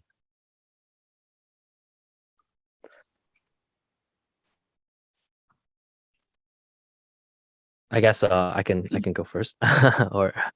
So I think like branding is very interesting when you start thinking about Web3 natives and digital crypto native people. Like you see things that are a lot more degen out there. Like, I'm sure you guys were at NYC NFT and various different events that are happening. And a lot of it just isn't very, something is most of the activities aren't something that brands would normally do. And so brands are either learning to adapt to it or they're steering clear of it. And I think like as brands start trying to target younger and Gen Z audiences, they start learning that, okay, maybe we don't have to be so, remote or distant, or, we can be a little bit more down to earth. And they start exploring, gamification and stuff like that. Typically, when they do it by themselves, it's not very successful. And it's just because I don't think the DNA is there. But I think like over time, this degen culture probably will change as well. Like right now, the early adopters, the gunslingers, especially through the bull market, right? Everyone's making quick cash here and there. And, it's really just the culture really developed around this. But as more and more mature business models get developed, this is probably going to change, right? You're going to start seeing a lot more wider acceptances of culture entering the space. And especially with something that we're doing right now, since this is a pre-recording, I guess I can talk about it a little bit. We're partnering with like over 20 plus luxury department stores in the next little bit to kind of do an experiment with luxury fashion, where instead of phygital in a way where you buy a digital product and redeem a physical product, we're doing this thing where you're going to be able to buy a physical product, in all these luxury department stores. So obviously we're targeting people outside of Web3. And then once you purchase this item, it's hidden inside a security tag or security label. When you unravel it, meaning you can't return it anymore once you unravel it, there's a secret code. And with that code, you can make an account on High Street as well as redeem and claim a free digital asset, right? So we're creating this system where, these are people who have no idea what these NFT cultures are all about, but they're going to be able to get their first digital asset. I'm sure they've heard of NFTs, they've heard of things like this, but they've just never touched it probably. And now we give them a reason to, because you gave it to them for free, you onboard them essentially this way.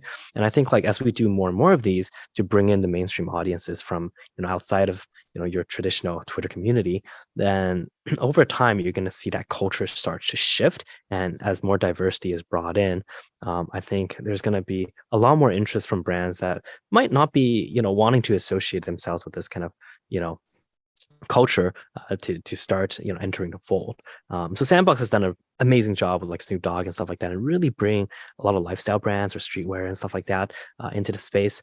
But then I think like at the end of the day, that's not all of it, right? There's like even just Shopify alone has 2 million merchants on it.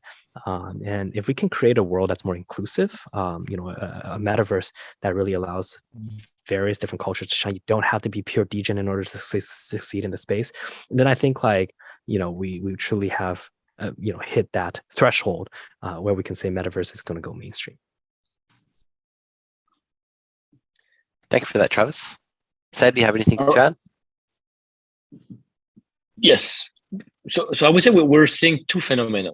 The first one, and I think Travis touched a little bit around it, is like the fact that there's some brands that will be just native from the space. Like they are the new brands directly born in Metaverse that understand the codes of it, understand community gathering, and are establishing new standards, maybe not the one that been familiar in the real world of like growing a brand reputation, a brand community, loyal base, etc.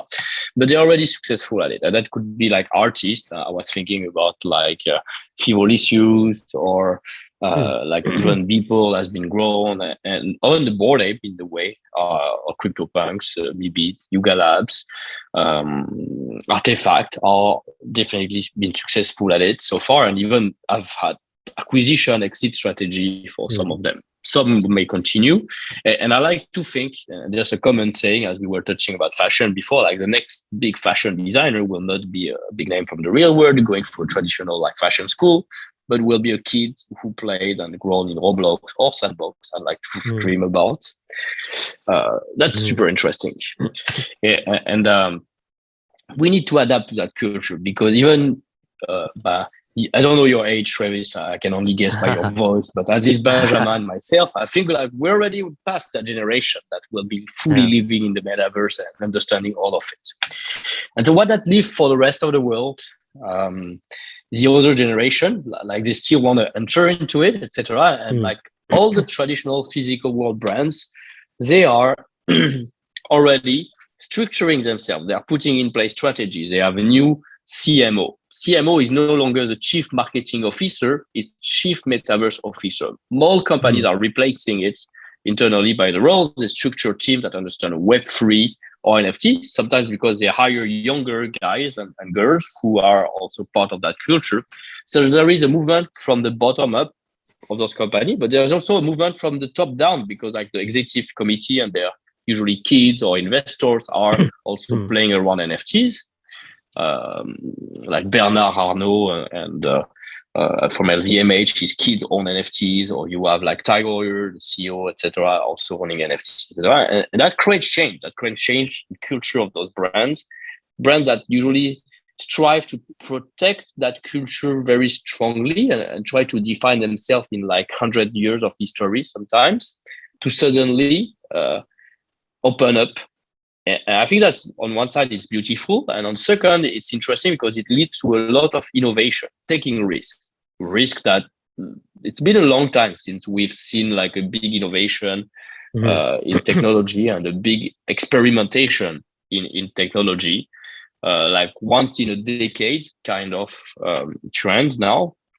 Like, and I think like not necessarily everything will succeed, but experimentation is for the better, because I don't know if that Sandbox will be the successful model in 5 or 10 years. Of course, I work for it, etc. But maybe we will mature, and another one will find what could be the next step for Sandbox, or the community will figure it out, or some brands will understand. Like Gucci and Adidas of the world have done a good job so far, I think, and they seem to be leading the charge there. But not all of our brands are to that level yet. Yeah, absolutely. I think like everyone is experimenting, and even like from our metaverse standpoint right now, especially with Web3, there's going to be a big challenge as we kind of confront the Web2 metaverses as well, right? If you look at all these brands, they're willing to try things, and it's always kind of that innovation budget they're unlocking, right? Every year they have a set amount that they can use to do certain things, but it's still early to see a defined business model that really works. Metaverse needs to get a lot more users, right? And we have Mark Zuckerberg to thank for pushing that agenda very, very, very widely. And I think like at the end of the day, we really do need to step away from advertising, and step away from all of these kind of pure PR plays, and really understand, okay, what is the next step for brands? How do you create, like Sebastian was saying, like how does Gucci uphold its VIP class and standard in the metaverse, right? The whole aesthetic is so different. We're so much more brighter and colorful, and it's completely different, right? Like how do you bring that brand into the metaverse and still retain its taste, right? And then beyond that, okay, what are the items being sold? What are the items being moved? I love Artifact. Like, I have a couple of those, and I just love the aesthetic. And obviously Nike saw the I think like the importance of coming into the space, and of that acquisition was self-explanatory. And beyond that, though, I would love to be able to see, hey, look, the next generation of Nike kicks to be created from a virtual world where we can customize, own, and then store its value in digital form as we kind of purchase our sneakers, right? I think like these are potentially real business models to be explored. And then Facebook recently announced that they're doing a huge push into commerce, which means is signifying that they're also understanding and learning that you can't just be a glorified chat app with an avatar in there. You need to have something more. You need to give people a reason to stay. And obviously we're all hyper driven by consumerism, and buying things is probably the best dopamine rush we get these days. So everyone's moving into this space. So I'm just wondering, Sandbox, ourselves, Facebook, even the other Web2 ones, right? If you look at Rec Rooms, VR Chat with their VR market, and then you look at obviously Roblox and these guys, where are we all going? Where are all these brands going? What are they going to do exactly, inside these spaces? And it's yet to come to fruition. So, we're just waiting. Hopefully, some of us will figure it out and set a standard, and that ushers in an actual generation of metaverse users, and a new industry. Obviously, the market probably might need to recover a little bit more for us to push that agenda, but that's all we can hope for, right? Mm-hmm. Yeah, I'll maybe to my earlier point, I think when I thought of Sandbox as a billboard, I definitely did not mean that in a derogatory way, because many of the greatest companies in Web2 were built around marketing. Google is an advertising company, Facebook is an advertising company, and I think when we go into Web3, the barriers between commerce applications and marketing applications actually kind of fades away, because when Adidas or Gucci launches an NFT, they make a little bit of money off the sale of the NFT, but they actually make a lot of buzz around just the launch of the NFT itself, and the launch of the NFT itself is the marketing campaign. Mm-hmm. But maybe that's a separate topic. So one thing advertising is great. yeah. So we're not saying advertisement is bad. I think what Sebastian meant is just it can't only be a big advertising billboard where you're just coming into a gaming world and it's plastered with different brands.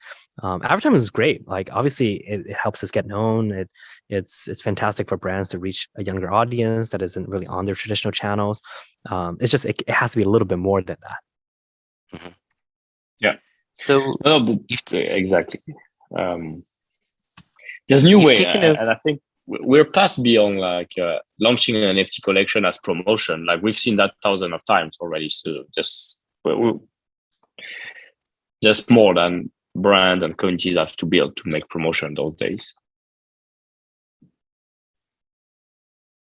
Fair enough. So you've taken a very different approach to metaverse construction. I think Travis and High Street, you take a very hardware intensive approach where you really try to maximize the virtual world environment. I think Seb at Sandbox, you probably take a very hardware light approach where you try to maximize accessibility and simplicity and usability. Where maybe just if you've got any comments on that, where you see this is going, and if eventually when you go into interoperability, which is one of the topics you brought earlier, how will these worlds eventually merge back together? That's a really good question. We love kind of the accessibility component that a lot of the metaverses today are doing, right? So if you want to do user-generated content today, you do have to be lower aesthetic in terms of polygon counts and stuff like that. You want to build no code. We're not in the environment where UGC content can be AAA gaming quality yet, right? It's kind of like if you're building YouTube in the 1980s, like YouTube works today because everyone has like a 4K camera in their back pockets, right? But if you want to do like UGC stuff, you're going to have to stick to a certain aesthetic and allow a lot more users to come in here and build with no code and no, you don't have to write, custom shaders here and there. Like those are all very complicated stuff that, every average builder isn't going to be able to do, which is fine because it gives you the reach. And I think it's very, very important. And for us, we come from a very professionally generated world. We have a big studio team, and it's much slower, and it's actually incredibly harder to scale at the very beginning compared to Sandbox or Decentraland that uses the user to scale. But I think we can control the quality a little bit better and create curated experiences. I don't want to sacrifice quality for scale. I think maybe just because I come from the gaming world. I love playing AAA games and titles that are especially like Half-Life Alyx, and I'm a big VR gamer, and I just don't want to be able to forego all of that, all the world that I envision living in, just so we can get more people to scale. So for us, we took a longer term approach for kind of like curation, where everything is built piece by piece essentially, and there's we have a few tools that help us speed and accelerate that process up. That's not to say we completely forego interoperability with everybody else, right? So we still have browser support. This experience right here, it obviously looks a lot better in VR, but our browser experiences, with lower kind of fidelity, actually doesn't look too different from afar, right? So we do have I guess bridges in place. So whenever we get to the point where we can start accepting assets from Sandbox and things like that, it wouldn't completely break the game. I think like our hopes though is for eventually there to be some kind of conversion system. So we adopted Toffee avatars to begin with at the early stages because they have this morphability module. So essentially, that same avatar, that same NFT potentially, when you enter Sandbox, it might be a lower polygon or lower aesthetic to be able to run in those experiences. But then as soon as you cross over to High Street, for example, it obviously changes the 3D model itself. It's the same data, it's the same kind of like metadata, but then the models are downloaded from a separate server once it enters our game. I think both Sandbox and us, we're both kind of centralized. So we do have gaming servers that are running behind the scenes. So when you enter our world, then your avatars kind of like morph up and have more polygon counts, have more rounded edges and stuff like that. So that's kind of like how we hope a lot of products and items can be. So for example, some of our items, and when they enter Sandbox, maybe it'll morph into their aesthetic. It's kind of wishful thinking at this moment in time to have that work, but I do think that there are an abundance of tools that can allow such a thing to happen potentially in 2 or 3 year time. Exactly. Well, I think like we really share a common vision here. Like that's what we've been doing, like turning already 2D images into 3D voxel avatars. We did that with World of Women, Cool Cats, Bored Ape, and there's more collection upcoming from the overall Web3 ecosystem. And I really think like interoperability doesn't mean like it's the same exact representation from one world to another. Like it can totally be recreated, reinterpreted, etc. And that's also the beauty of that creative freedom. That's amazing. Yes. Yeah, absolutely. I think like it's really cool. Like we love watching like the sandbox ecosystem grow. And, we started High Street like last year, but, we've been watching sandbox for a really long time. And we've been looking at, Rec Room and kind of like Roblox as well. And I think like the ability for them to capture the next generation, the kids that are growing up being metaverse natives, is incredible. And to see the creativity come out of there is just something that, make us feel like the metaverse is most definitely the future. For us, we kind of created this experience to catch the users potentially aging out of sandbox. So as they grow up, as they get older, maybe they hit college, maybe they want a different experience. So, I think like that's when hopefully they can cross through a portal, quoting Sebastian there, and then maybe enter High Street and create this kind of interoperable world where you can go back and forth between very, very different aesthetics, right? We've all seen this kind of in sort of sci-fi portrayals like Ready Player One and stuff like that, or even like cartoon shows, right? If you look at Rick and Morty, where you cross through different dimensions and you're the same character, but they look different, your aesthetics are different.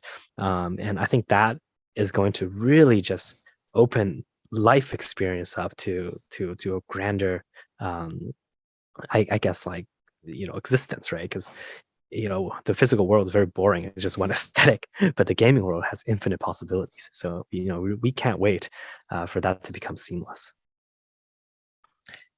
I came across a company today that's really cool, which makes these suits that you wear. It's like a vest with haptics all over it. So let's say like you're Tesla suit playing or B-haptics. Something like that. So let's say you're playing Call of Duty and then you get shots and then you actually feel the haptic, hitting you in the chest. I'm wearing one right now. Oh, okay. Well, you also so said you're wearing a VR headset and you're true. on one of those treadmills. How do you call it? 360-degree treadmill? Yeah, so currently I'm actually streaming using Oculus Link to my PC, and then now I'm able to share with you guys this in-game footage through a streaming application we built inside High Street. But I'm wearing an Oculus headset at the moment. Yes, I have an omnidirectional treadmill. I'm using the Catwalk C. I actually quite like it. At the beginning, it was really, really hard to use, but it's actually quite fun. I've been replaying Medal of Honor recently. Veteran Days and stuff like that, and it's really fun in VR. I'm not saying I like getting shot; it feels more immersive. So I'm wearing the B-haptics X40 suit, which has 40 motors all over. So it simulates the bullet entering the front of your body and then exiting the back. And somehow it's a little, I don't know, it's kind of addicting. Like it's a weird feeling, but you can feel people, like laying their hand on you. You basically feel everything. So I think this is definitely the future of immersion. I grew up with a Game Boy, which had a tiny monochrome screen. Seb, you probably grew up with one too. And then we saw games generally over time just become more and more complex until you got to MMORPG and then Web3 and decentralization and NFT ownership, and generally there's a trend towards complexity. And I think High Street really takes this to the extreme, where you've got the potential for integration with all this hardware equipment, plus links to the real world with your digitals and your e-commerce approach. But somewhere also, I think simple is beautiful. And that's more the sandbox approach, giving a very pure, clean, simple user experience, which is accessible to all. And maybe just as a closing comment to our panel today, just if you could just comment on this last point and explain why you've taken the direction that you've taken and how you see things evolving in the future.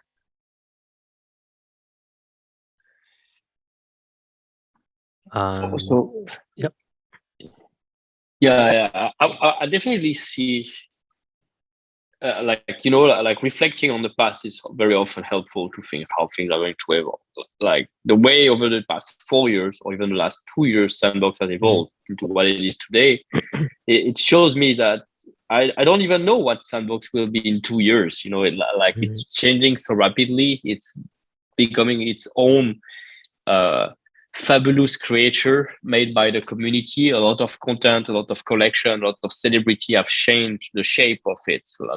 Benjamin, you remember when we first talked about Sandbox, the original vision in 2018, there was a map, but there was not yet all the avatars around it. Avatars became a central piece in the metaverse. They are our new identity.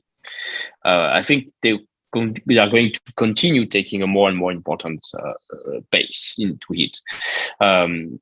Immersion can only increase. That's something that we need to work on through like both the content, the kind of experience, through the creative tools that enable to make them, but also the device, the hardware, potentially AR, or we were just talking about haptic vest. That's a level of immersion that I think not yet mainstream, but different. And to some level, I wish like the metaverse is going to be something like we were all going to spend more time working, learning, playing, socializing, buying, shopping, with a much more smoother UX and with a combination of PVC and UGC.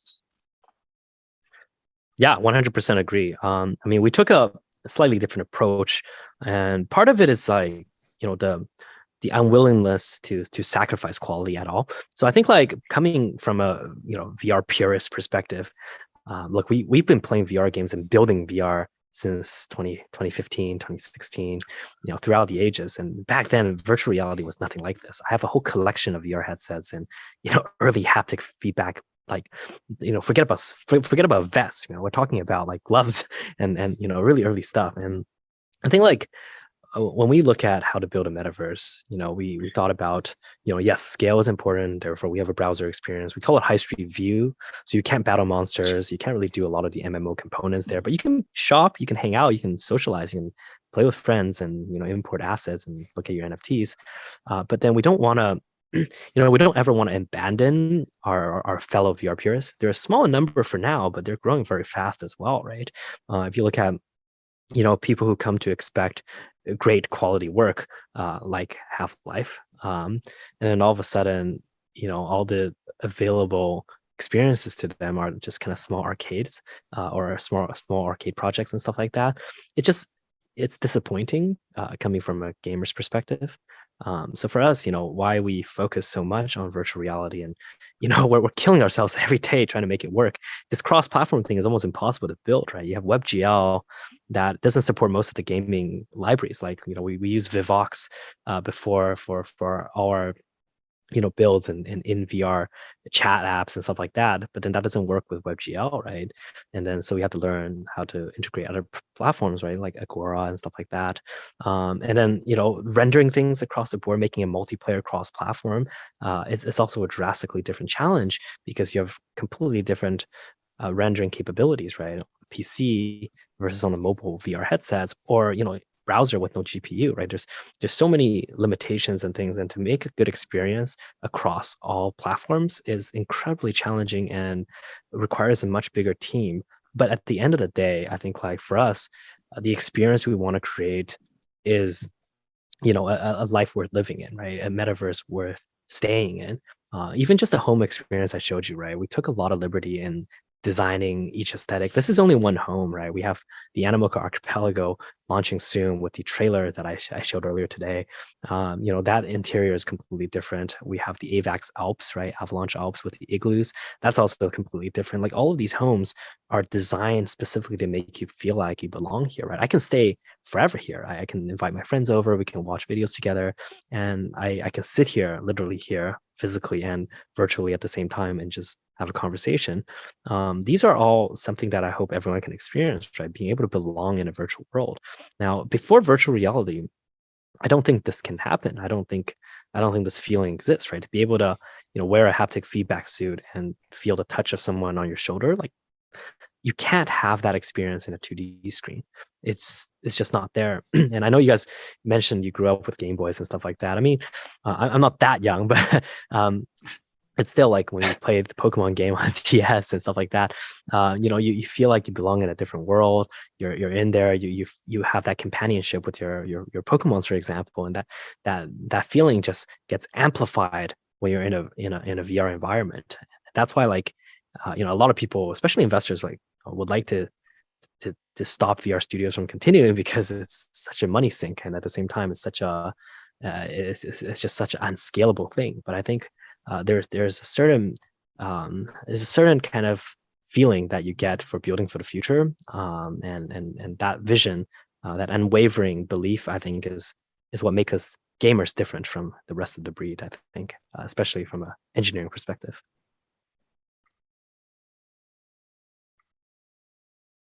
Excellent. I think we'll wrap it up on that comment. But for me, it's really been a great pleasure. I've got a huge amount of respect for both High Street and Sandbox. You're really pushing the limits of what's possible, and I think crypto would be a much more boring space without you. So thank you so much. Thank you for having me as the moderator today, and keep in touch. Thank you. Thank you. Nice. Right. Nice conversation. Yes. Thanks, Travis. Thanks, Ben. Thank you. See you. Good meeting everyone. Thank you.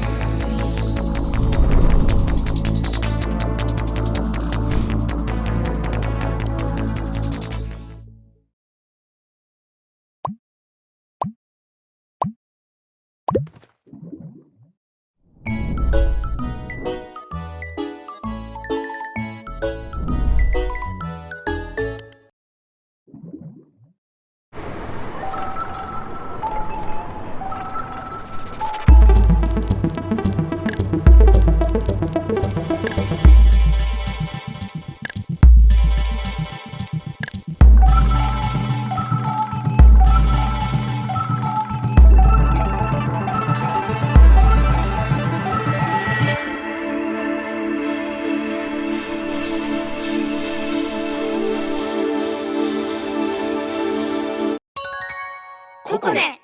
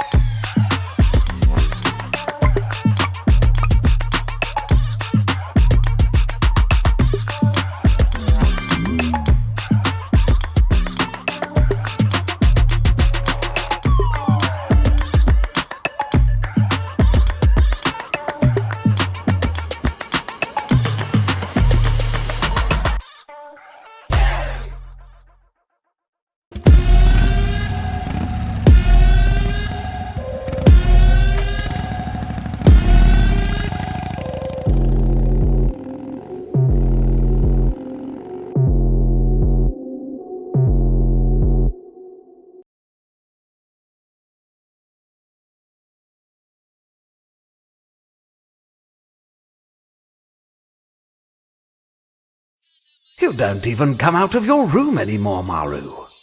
What's going on with you?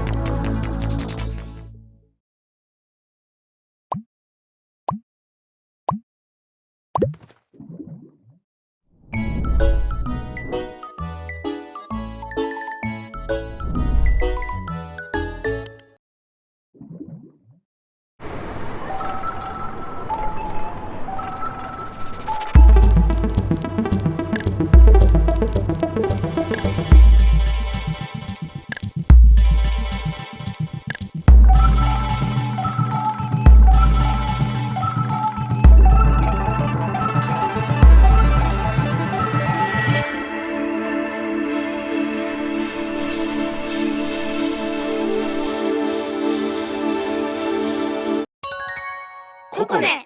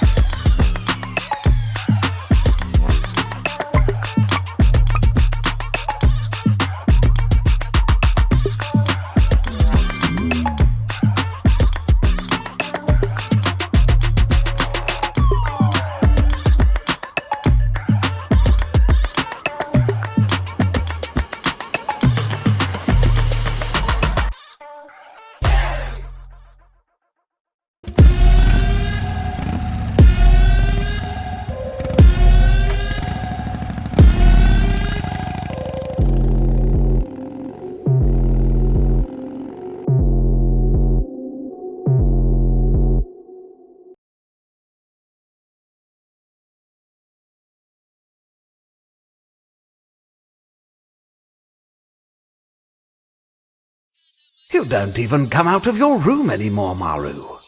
What's going on with you?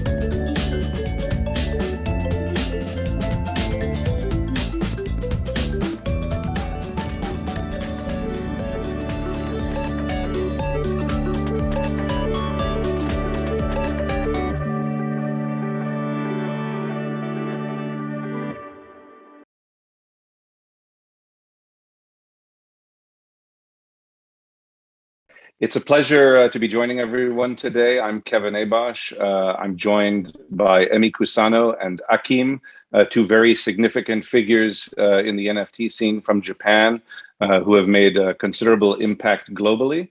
We're going to be discussing the future of art and NFTs.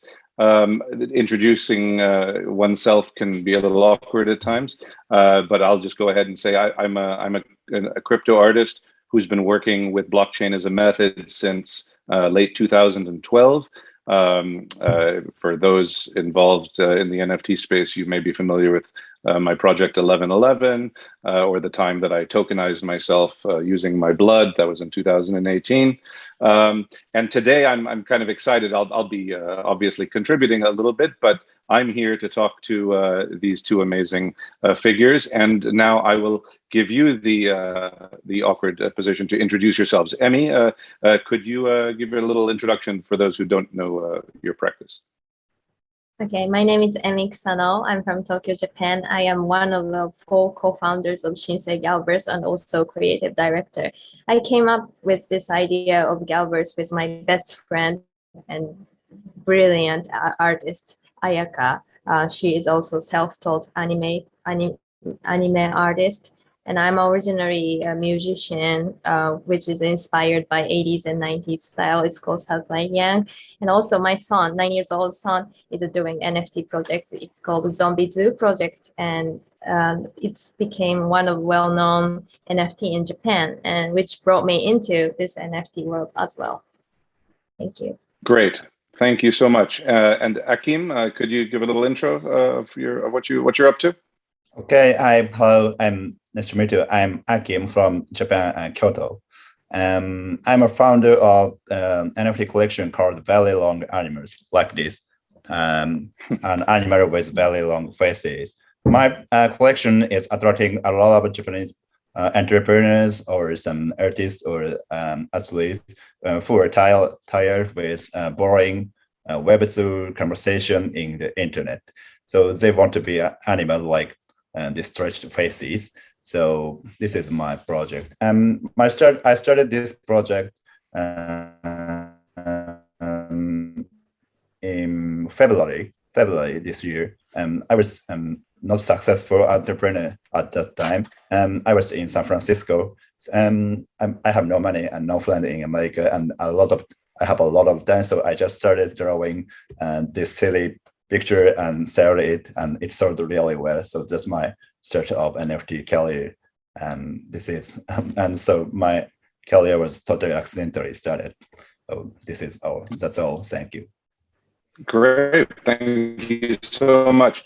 So, going back to 2019, most of the work we saw on the nascent, on the new platforms, were in the form of one-of-one works of art.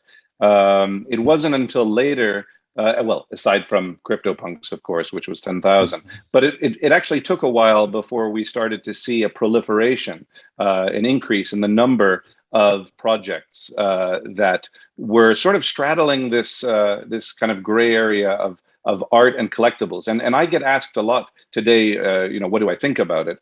Which is a kind of a vague question, but it can be confusing for people who dive in for the first time into the NFT space, so to speak, who are looking for art, and then they come across a collection of 10,000 animated characters.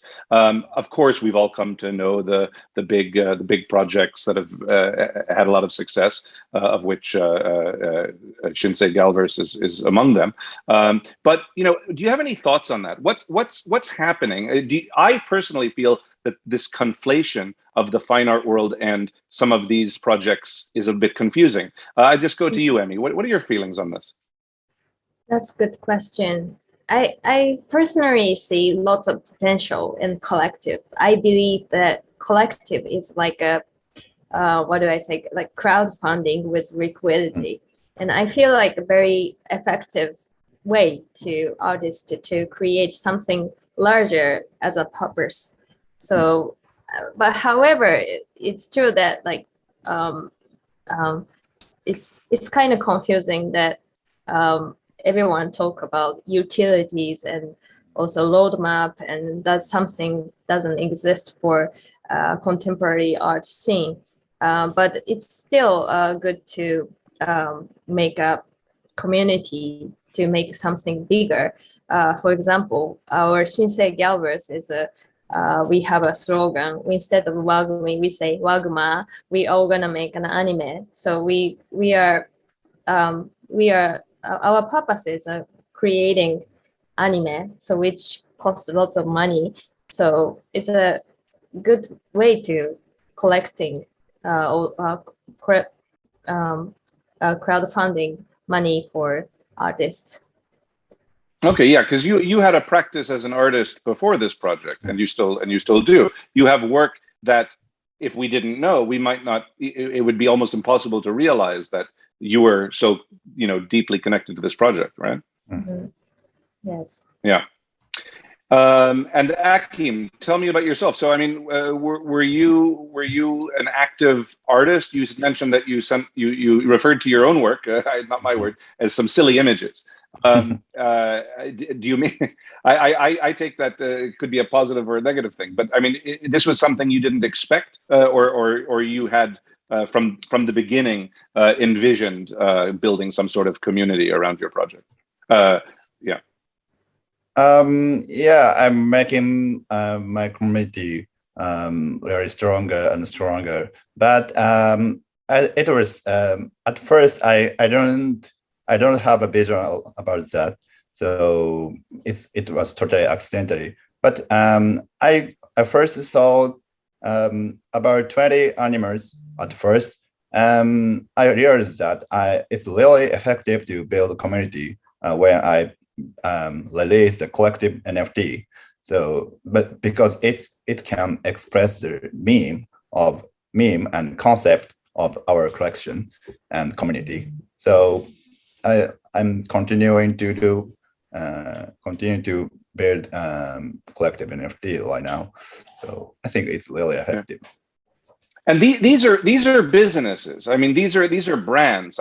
You're not doing this alone. I think I don't know the size of your teams, but I think it takes a lot of work, whether it's community management and social, and I can only imagine. As an artist, I'm by myself, a couple assistants every now and then. Yeah, but Akim, how do you manage that? I mean, it's as like a real bit. As an artist, I can sell no art, and I'm still I'm still in business, so to speak. Whereas your project, if it doesn't achieve commercial success, at some point you might have to walk away from it. No.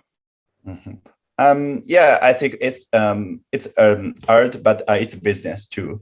So I'm building a strong team using the money of raised from community. So I'm hiring a lot of great talent to do to let them community management, or some event, or some Twitter space, or like collaboration management. So there is a lot of work to learn community. So I'm building a strong team, and I want to expand my team to grow my collections. So I'm not entrepreneur, but I'm not artist, but more than entrepreneur. So I'm building NFT community. I think it's kind of business. So that's my opinion. Okay. Yeah. Great, thank you, Emmy. I mean, look, 5,000 ETH in the first few days of launching your project. Even though I usually don't like to talk about the market, so to speak, but in my position today as moderator of this talk, I feel I am at liberty to bring up all sorts of things. I mean, this is a lot of money. First of all, this is a huge market. If this were a business, you would have a market capitalization so huge, and so I need to ask you, when people collect, and I in full transparency, I have a few of your works that after we met in Tokyo, I acquired a few myself. I have no intention of divesting myself of them, of selling them, but I know as well as you do that people collect art for different reasons. Some want to share in the long-term experience, and then others are in it like it's a decentralized gambling game. So, Emmy, what do you have feelings about that? Do you care? Are you worried if there's an imbalance in how many people are treating it like a gambling game and how many people are treating it like a long-term sort of journey? Yeah, I would like to have more people to diamond-handed. Obviously. So I want to make something to reward a long-term holder. For example, airdropping new stuff or functional NFTs that you can utilize in Metaverse world, and there are so many contents that we are building. So I don't want paper-handed of course, but some people sell for short term, and but that's I'm not really worried about, and as long as keep creating something wonderful, I would believe strong fans remain. So out of curiosity, the terms, which are great terms, diamond hands and paper hands, do they translate into Japanese? Do you use them in Japanese? Yeah. Do you you actually just translate diamond hands? Gachiho. Gachiho desu. Gachiho. I have no idea how to say paper hand in Japanese, but I've learned so many English from Twitter space, so I wonder though if it's one of those words like ice cream, isukrimu, if it's like diamandu handu or something like that. Anyway, bad joke. So next, how about Akim? Is there anything that you've seen on the horizon when you dip your head in and look around? Any projects, any trends that seem especially exciting to you? There are a lot of opinions, but I think the Goblin Town is really exciting. Which project is that? Goblin Town. Okay. Goblin Town. Oh, Goblin Town. Yeah. No Discord and no utility and no roadmap. I think they're really excellent because they build a counter-cultured artwork. Because there are too many opinions that the utility is important and roadmap is important. So I think it's not, and I think Goblin Town is really great artwork. So and I'm building a meme-driven NFT collection too. So Goblin Town was really interested me. So. Great. And Emmy, you've been traveling around a lot yet. I think you're exposed to a lot of what's happening. Anything that's caught your eye and your imagination? There are so many great artists and great projects, but I personally love art, NFT art with artist's passion. So there are so many marketing there are so many collections who are really good at marketing, but if I don't see artist heart in the collection, I wouldn't buy it. So my personal favorite is Creatures World by Danny Cole, and he has been doing this artwork before NFT, and he has been drawing even though if it's bear market or bull market, he has been creating his world. So that's what I would like to invest. Sure. Yeah, that's my opinion. But there are also some marketing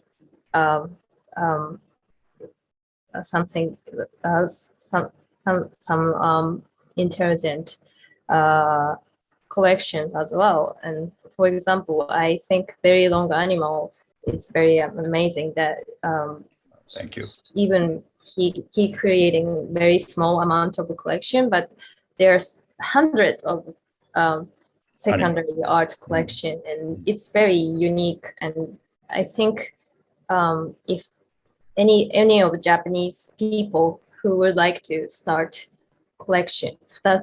their own collection, not just rip off Azuki or anything copying Chronex or something, but I think Akim he's really genius about starting on new things, and I admire. I'm really happy. Tell me about this costume. It looks like is this a one of a kind, or are you mass producing these? I wouldn't mind having one of those myself. Yeah, my team member created this costume. So because to wear in the NFT New York. I wear this costume in NFT New York to advertise my very long animal. Though I was told I'm scammer. Yeah. I mean, are you something of? Are you also something of a performance artist? No. Sorry. Yourself. It was really noisy about. Sorry. Are you? It seems to some extent you're almost like a performance artist. You. Yeah. I'm creator, and I'm also a marketer and community manager, and also a club manager. So I'm doing everything at first, but I have some team members. But I'm drawing my belong animals by myself now. Got it. Yeah. I mean, so I in the last couple of months anyway, I don't. The market has contracted to say the least. Cryptocurrency's down. From what I understand, the total volume of sales of NFTs is also down. I'm imagining we're all on the agreement on that. Has that affected? I'll ask you first, Emmy. Has that affected at all your plans? Has there anything about the change in market dynamics had an impact on your immediate and long-term plans? We are actually very lucky because we sold out before that, and also we changed like most of amount of money into USD because we had a plan to create an anime, and already we were negotiating with the studio, so we don't really have a big change. But if we has to release like 3 months after or 4 months, 2 months after, I would have to change the plan, maybe like collections or smaller amount of episode of anime, or I don't know. Yeah, before I ask you the same question, Akim, I just want to follow up with you, Emmy. The anime that you're working on, I mean, I'm super excited about this, and from what I know about you, this is actually going to happen. And I say that because, as you know, so many projects promise movies and clubs and I don't know, boat trips across the world, and they kind of never happen. I think for you, this is you might end up being the first one to actually realize something as fantastic as this. How is it coming along? Yeah, it's going really good. I've been talking to many Japanese anime studio, and we already have like 10 to 15 appointments and talking about budget and stuff, and many of the anime studio are really interested in our project, and great. I think we are in a great position that this is like first successful collectible to have a anime budget in Japan. It's very first, so there are so many innovative studio who are really interested in, but sometimes like bigger one is not really understand, but we are doing lots of translation, like not only just language but also culture translation. Great. Akim, how about you? Have you had to make any adjustments to your trajectory, your plans based on the crazy crypto market? Actually, it was my treasury was a little damaged by this bear market, but I think it's lucky for me too, because a lot of Japanese collectors buy their NFT using JPY or fiat, because there so now it's really easier to get better long animals compared with 2 or 3 months ago. So my floor price is going up. So this is good news for me. So yes, there is a good point and a bad point. but I think it's no problem about me. So it's time to build a really good product now. I was kind of hoping you would just keep talking because I'm going on here. I'm going to pick up a couple very long animals. Oh, really? And I might, and we might have to speak afterward. Oh, they're expensive. Wow, they're expensive. Very yes, because my this is no joke. Because yes, supply of bell is really limited. I will only release 100 long animals as a Genesis collection. So the price is little expensive compared with to 10,000 of generative collection, NFT collection with 10,000 supply. So this is my style of creating a collection. So really limited and small, but really strong community. I'm building. Love it. Yes. Love it. Love it. Okay. Well, yeah. This is interesting. I make fun of the term community a lot, only because everybody throws it out. So, it's all about the community and peace and love. And then as soon as there's some disparity, like someone makes some money and somebody doesn't, the community frequently like eats itself. So I would imagine there's a lot of, kind of work to be done around keeping the so-called community friendly. I personally could never imagine being on a Discord. I have a couple of friends who are artists on Discord, and every other question is about like, what are you going to do to hype the price of our, whatever it is. And so I admire you. It takes. Do you both yourselves get involved in the Discord, or do you kind of pass that off to someone else? Emmy? Yeah, we talk with fans a lot on Discord. And it's really actually fun. I've been I'm having fun with seeing all the secondary art of Galverse, and they're talking about fan fictions and stuff. And also, it's really fun to connect with lots of nostalgic anime fans all over the world through the Galverse. And I'm one of the Ayaka's fans, so I'm having fun. Yeah, that makes sense. But I understand like sometimes like it's really hard to managing lots of Discord.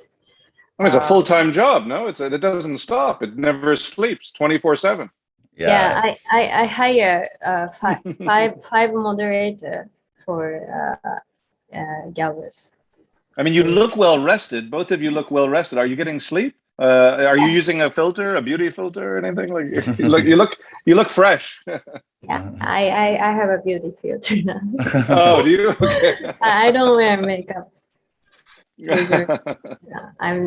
I just take no makeup. I should use a beauty filter myself. Get some of the. I've been in the sun, so I'm very I'm burned. But anyway, look. Let's get back on track here. The future. Okay, Akim, what's the future? What's the immediate future? I don't care about 10 years from now. What's going to happen in the next 6 months and a year in the NFT space, or what could happen? What would you be excited to see happen? I think there is I think there goes a lot of truly great NFT collection can survive because a lot of speculation was made in this one or this half a year, but in this bear market, we cannot invest on NFT for speculation. So only really exciting collection will survive, I think. So the community, utility is also important, but I think we have to if we have to serve a really exciting experience to the holders or my friends. Yes. I think so. Okay, so we've got to keep raising the stakes. Do you think, Emmy, is there some new type of mechanics that can be introduced? Is there something you've been thinking about that maybe we haven't seen just yet that can be either bolted on or some emergent technology that we're not aware of that might raise the stakes? I think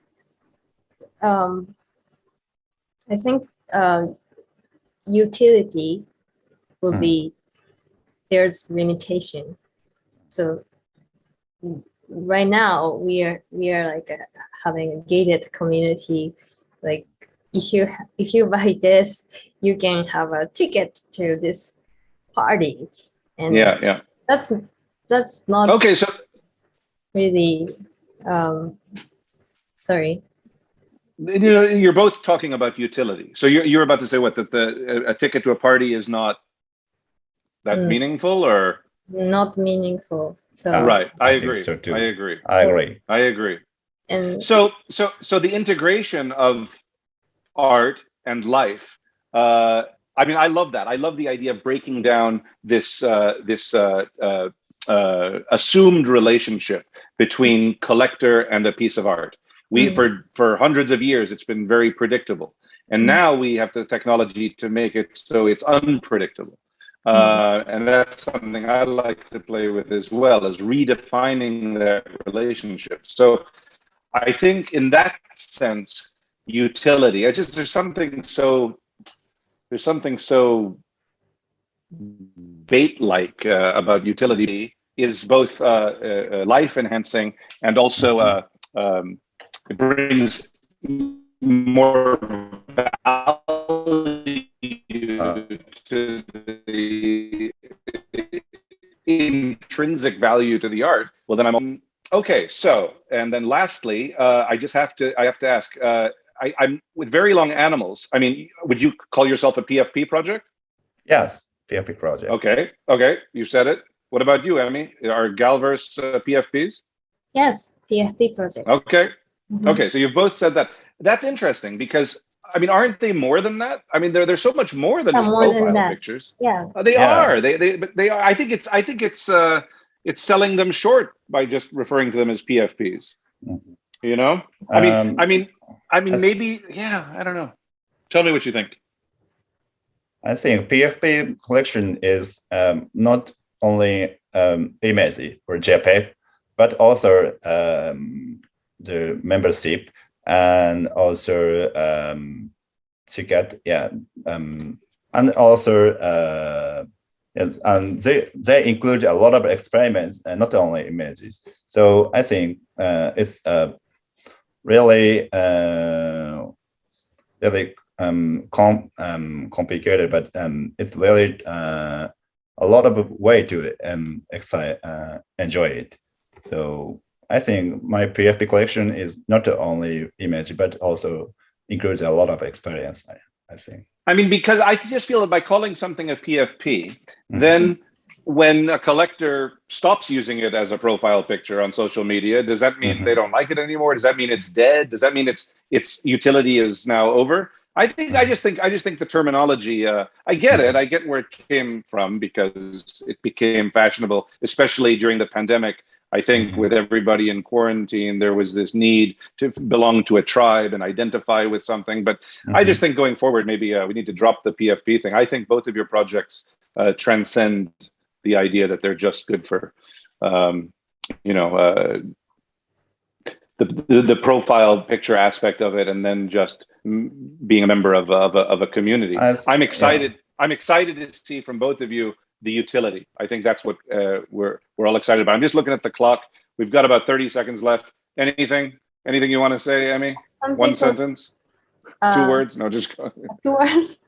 no, whatever. Yes, some people have a emotional attachment to their PFP. Like they even make a costume, and also like they even make a custom art with a different artist, and make it look like they're Galverse, and they're also making own merch, and also they're making own NFT based on that character. And so it's more than PFP, but also digital identity too. Yeah, I agree. It has so much value. Great. And guess what? Ding, ding, ding, ding, ding. We're done. I told them I'd end it on. I told them I'd end it on at the right at the minute. It's been a pleasure. It's been an honor to speak with both of you today and to be a part of this event. Hope to see everybody again next year. Yeah, what can I say? Best of luck to everybody and stay safe and healthy. Oh, thank you. It was really nice to talk with Kevin too. Yeah. Thank you. And Amy. Yeah. Thank you.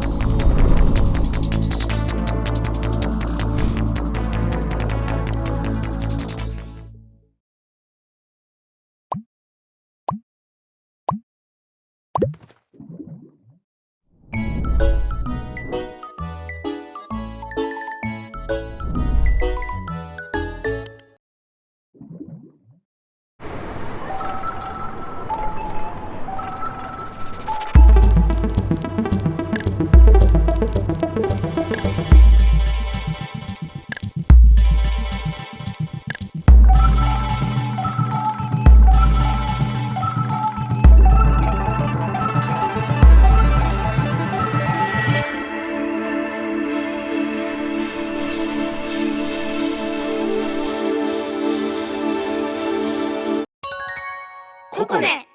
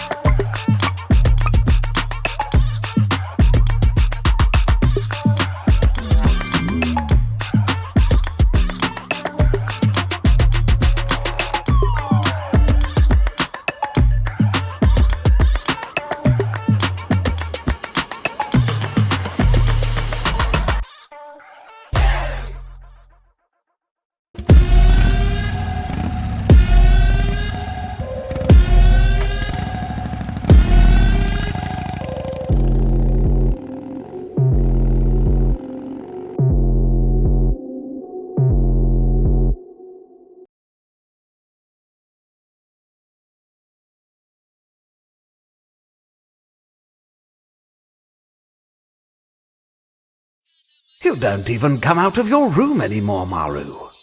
What's going on with you?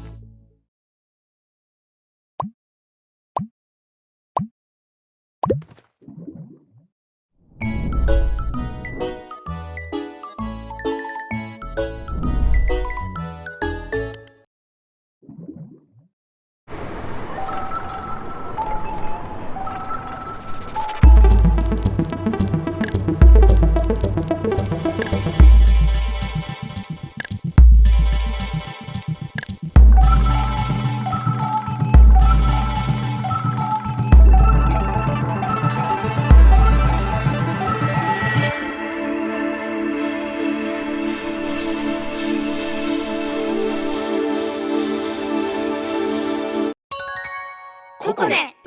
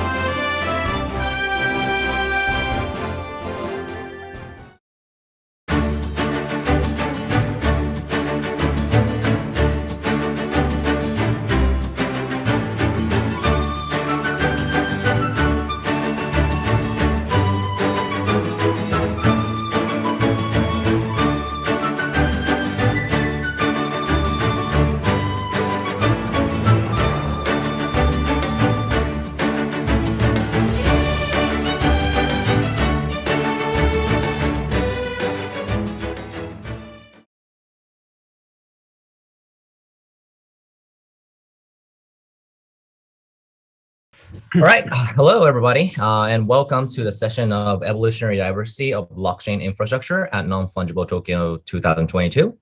I'm Ikuma Ueno, currently Chief Strategy Officer at Metaverse project called Acuverse and partner at SGverse, managing fund to invest and grow in Web 3.0 businesses. Doing a little bit of both sides and fully dedicated to World Web 3.0. Today, we have guests from leading protocol from L1, L2, and sidechains. But before we dive in deeply, for folks who are new to defining the difference between the sidechain and L2, the main difference between sidechain and Ethereum layer 2 solution is that layer 2 inherits the security of the main Ethereum network. Sidechains rely on their original security. And Ethereum sidechain is a separate blockchain network that runs in a parallel to Ethereum main chain. That's it.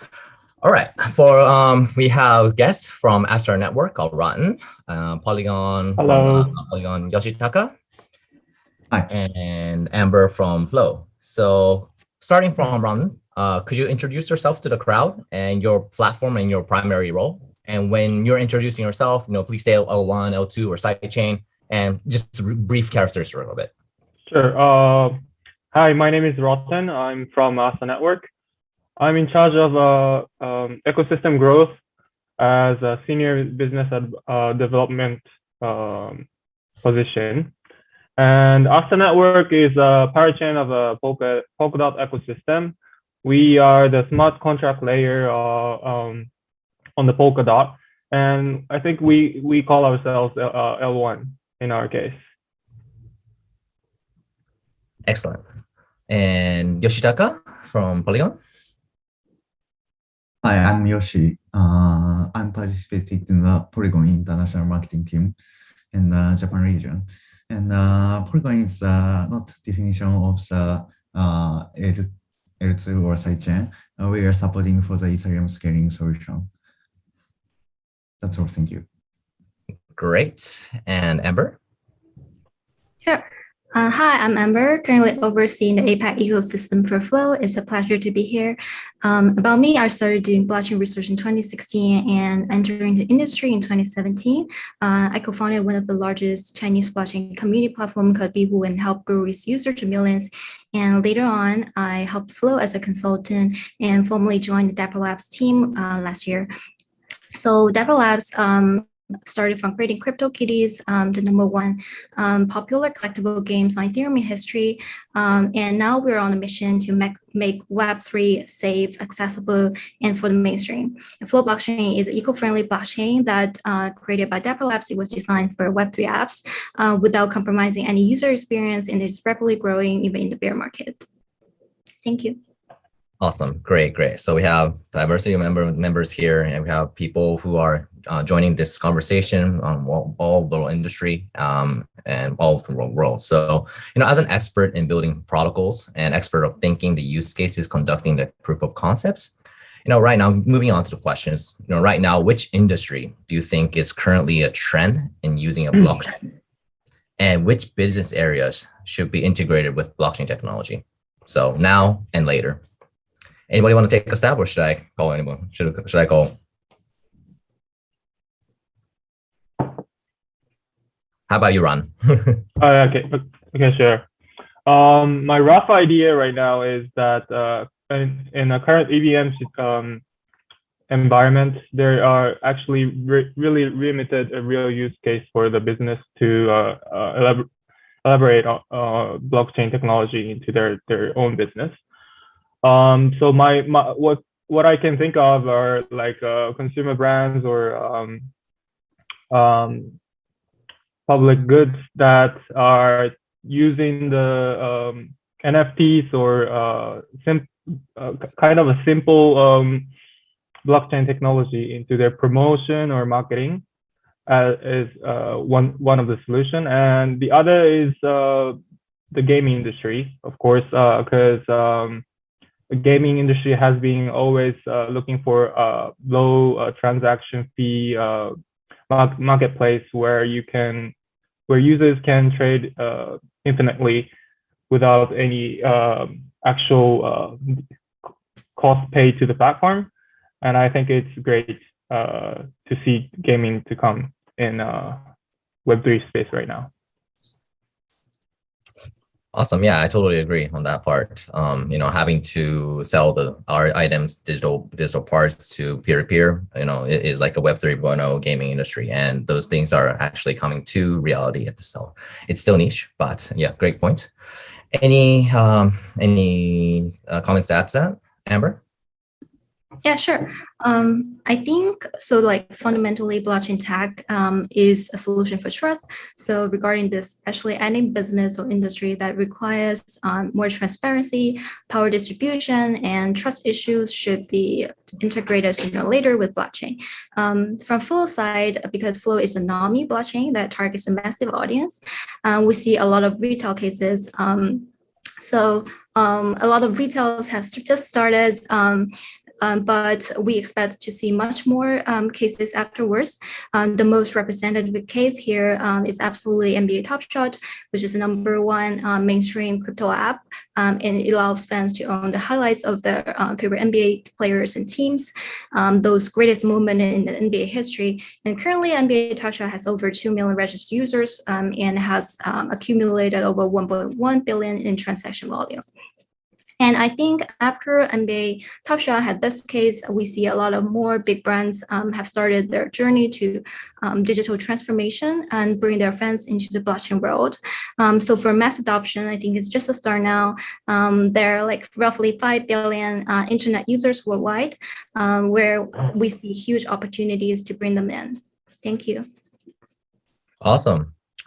Yoshi, just rephrasing a question a little bit, what kind of new business could be conducted by utilizing blockchain? I think so. Firstly, in my opinion, Web2 internet company gradually grows for the Web3 domains, and I think it's difficult to real industries. So starting to Web2 big listed company goes to the Web3s, and they need to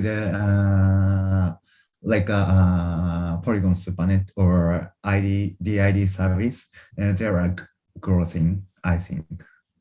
Yeah, I think there are a lot of services coming up to DID perspective and everything else that could be conducted through the Web 2.0 businesses. Yeah. And this is like always being asked, like when you're introducing blockchain to Web 2.0, but like, is the technology ready to be used on a global industry scale?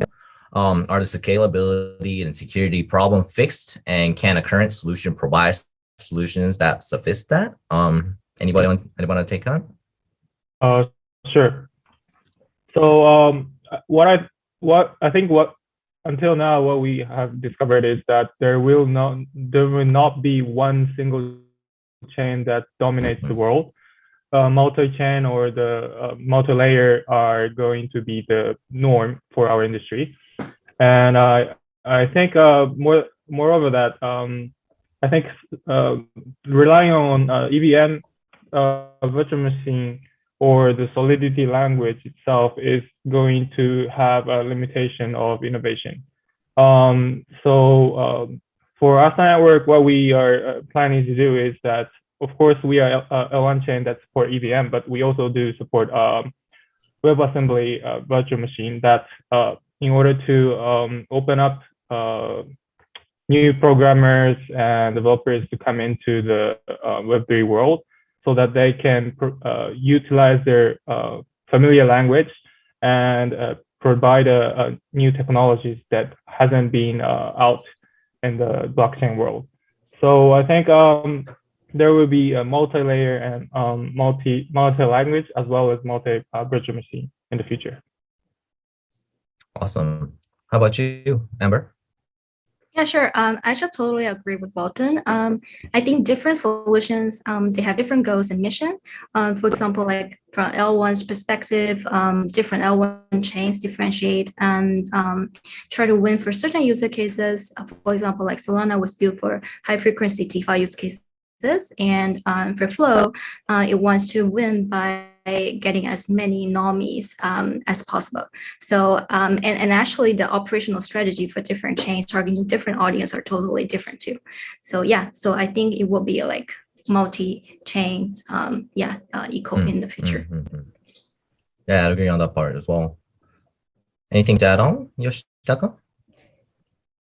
I think we need to rely on EVM, and difficult to protect its security, but gradually the product financing or growth for the each protocol. So gradually more safety and protected for HS.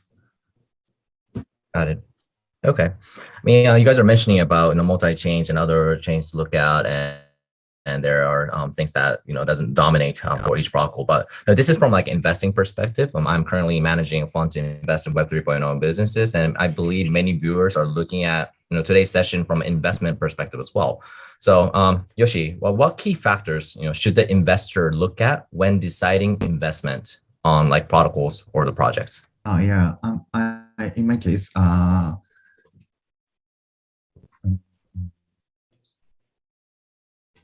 I think the important things is creator friendly, because engineer or creator using some service and they connecting each other, because we are making the Web3 market.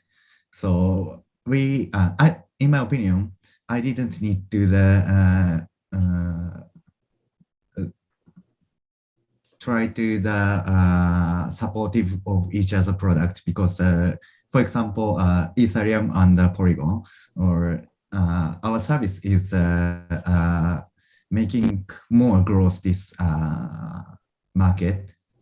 So the simple, I think, important things is friendly other services. Interesting.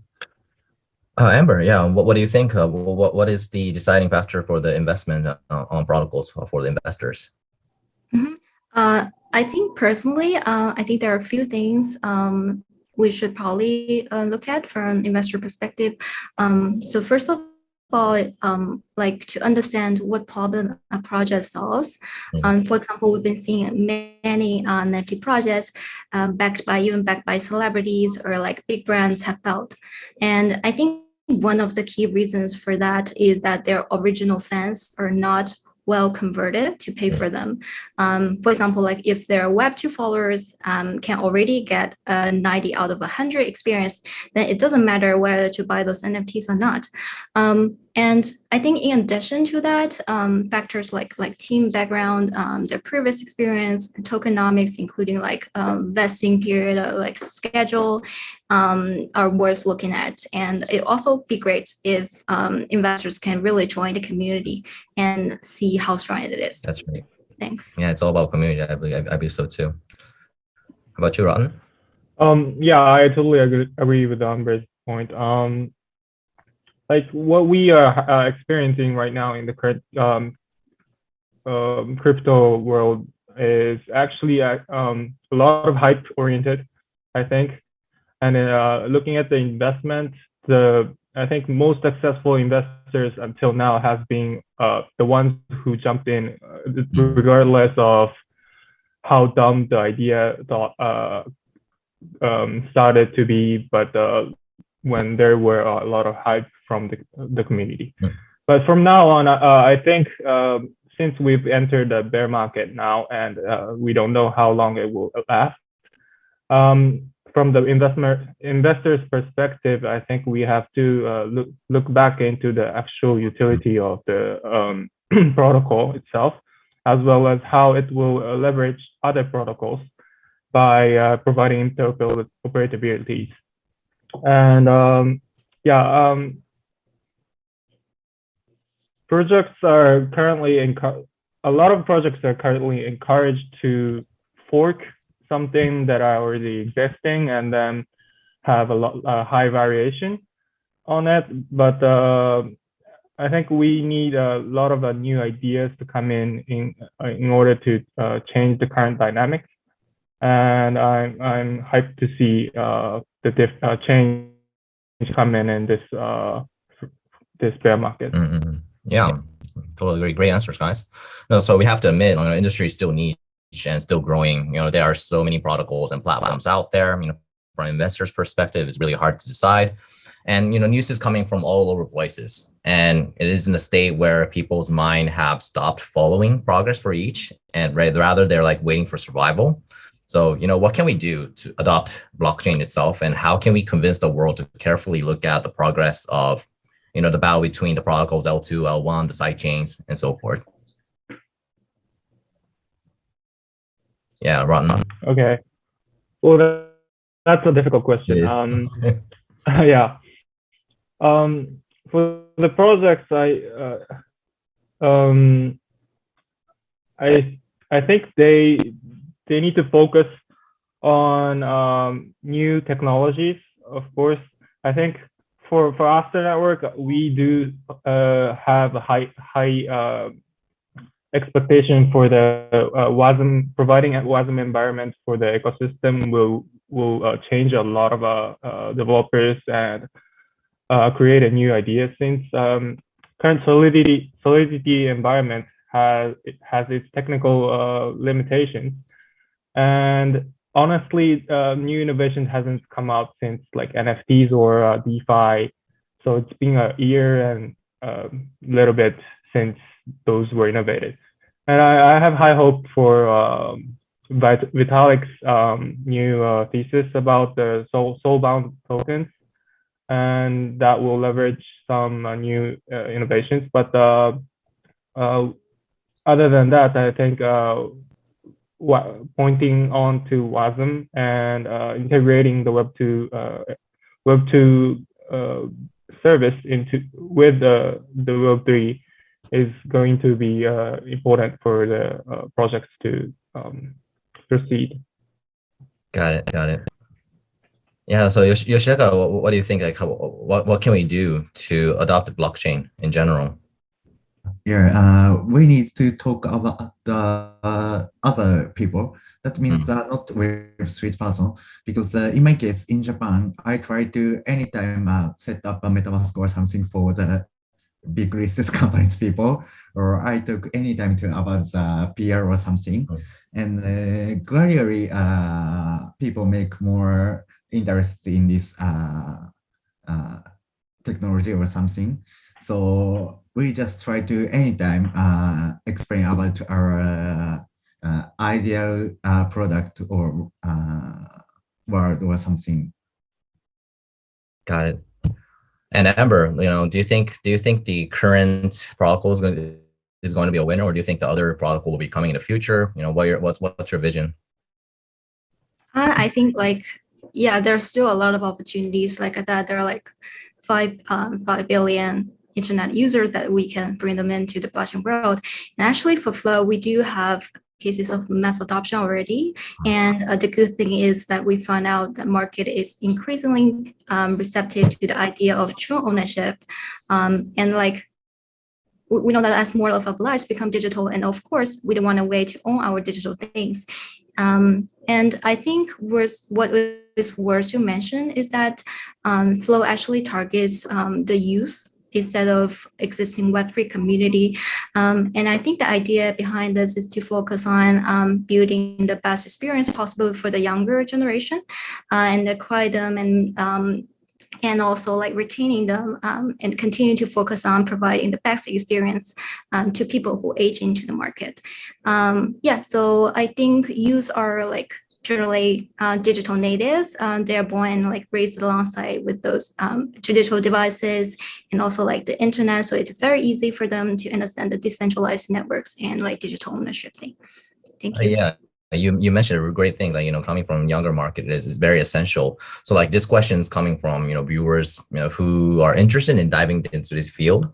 What kind of talents are you looking to grow your project, and what do you advise to them who are considering to enter this world? Amber. Okay, so I think we welcome talents from both mainstream or crypto native side, and I think our team's DNA comes from creating better applications, from CryptoKitties to Dapper Wallet to NBA Top Shot. We're constantly creating new innovative user cases, and we wanted to bring more cultural groups into the blockchain and put those applications into everyone's pocket. So from our side, I think we hope to attract developers who have the same vision to join the Flow ecosystem. Thank you. Good. Ron. Yes, since Astar Network is a smart contract hub in the Polkadot, we are focusing on all range of areas. Especially currently, we are looking for the, of course, the developers. They're lacking. They're always lacking. So we want to meet with the great developers in the conference, as well as business development. We are scaling in a global scale. We have a lot of exposures in world, of course, within Japan, since our founder is Japanese, and also in the US or EU. So we are looking for talents from all over the world to enhance our ecosystem with us. Yeah, how do you guys find talents though? I see Astar coming from all the places. So like I was wondering how you acquire talents. We actually do. Like 85% of our members are from all over the world, like other than Japan. And I think we show up on the conference and we talk with each person personally. And I think referral base is the biggest source of our recruitment. And we do value our philosophy and the guts a lot. So we want to meet in person and talk with them. Is the physical better than the digital? Well, actually, I was hired remote interview. So yeah, that happens. Yes, in the world where digital has been the norm, I feel like a meeting physically have a special addition to something, I think. Got it. Yoshitaka, what kind of talents do you look for the Polygon? I think like a street smart peoples, because this market is a mixed martial arts, right? So if we are ready, we didn't catch up anything, so we need to a lot of things have to be worked out on the spot to spot. So toughness and street smart is a must skill set in this world, I think.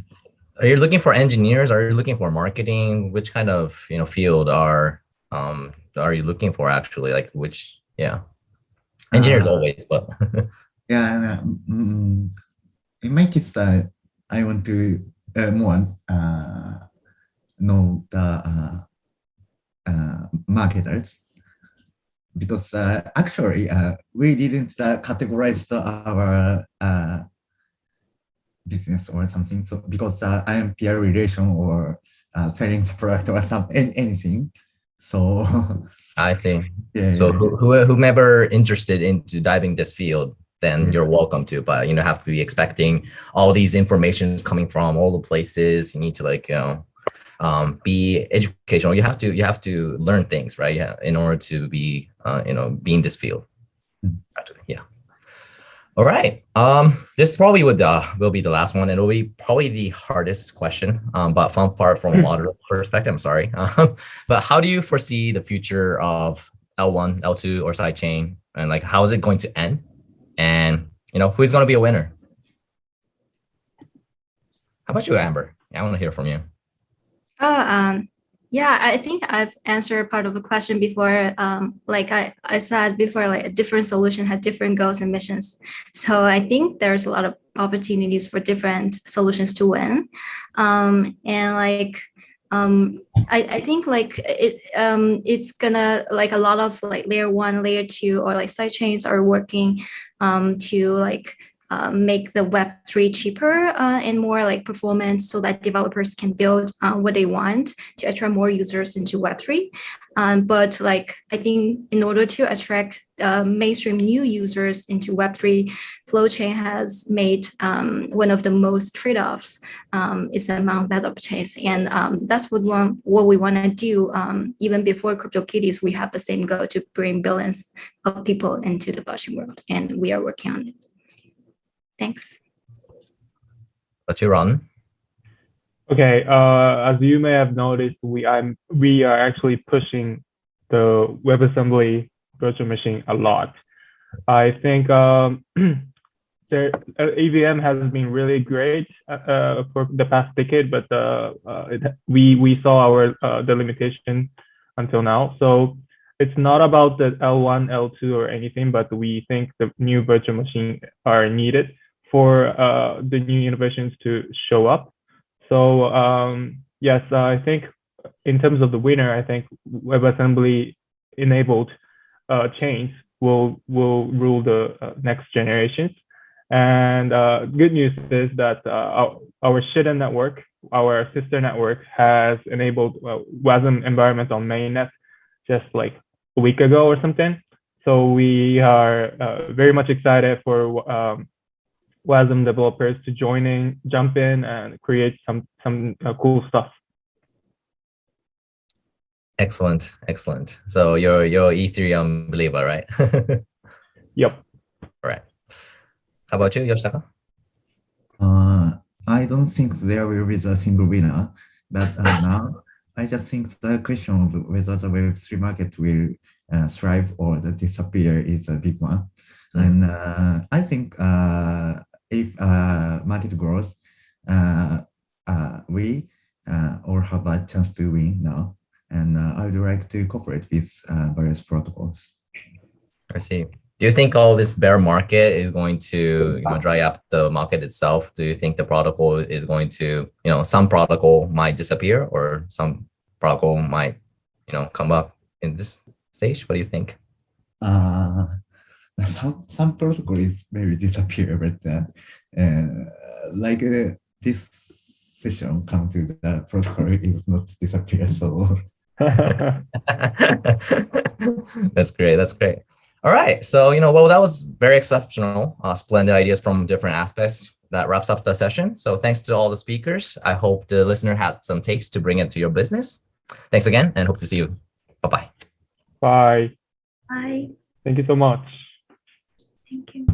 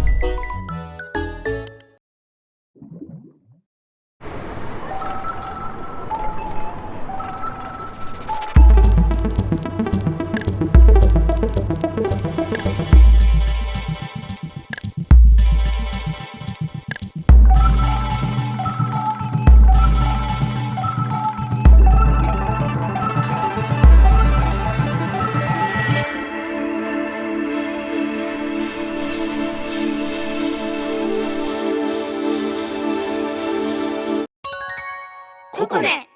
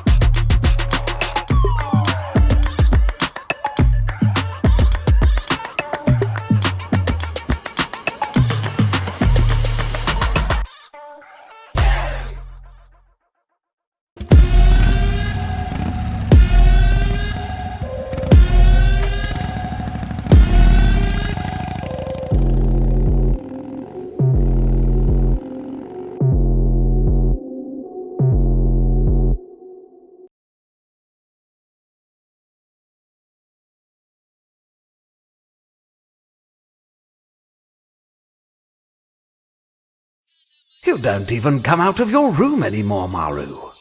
What's going on with you?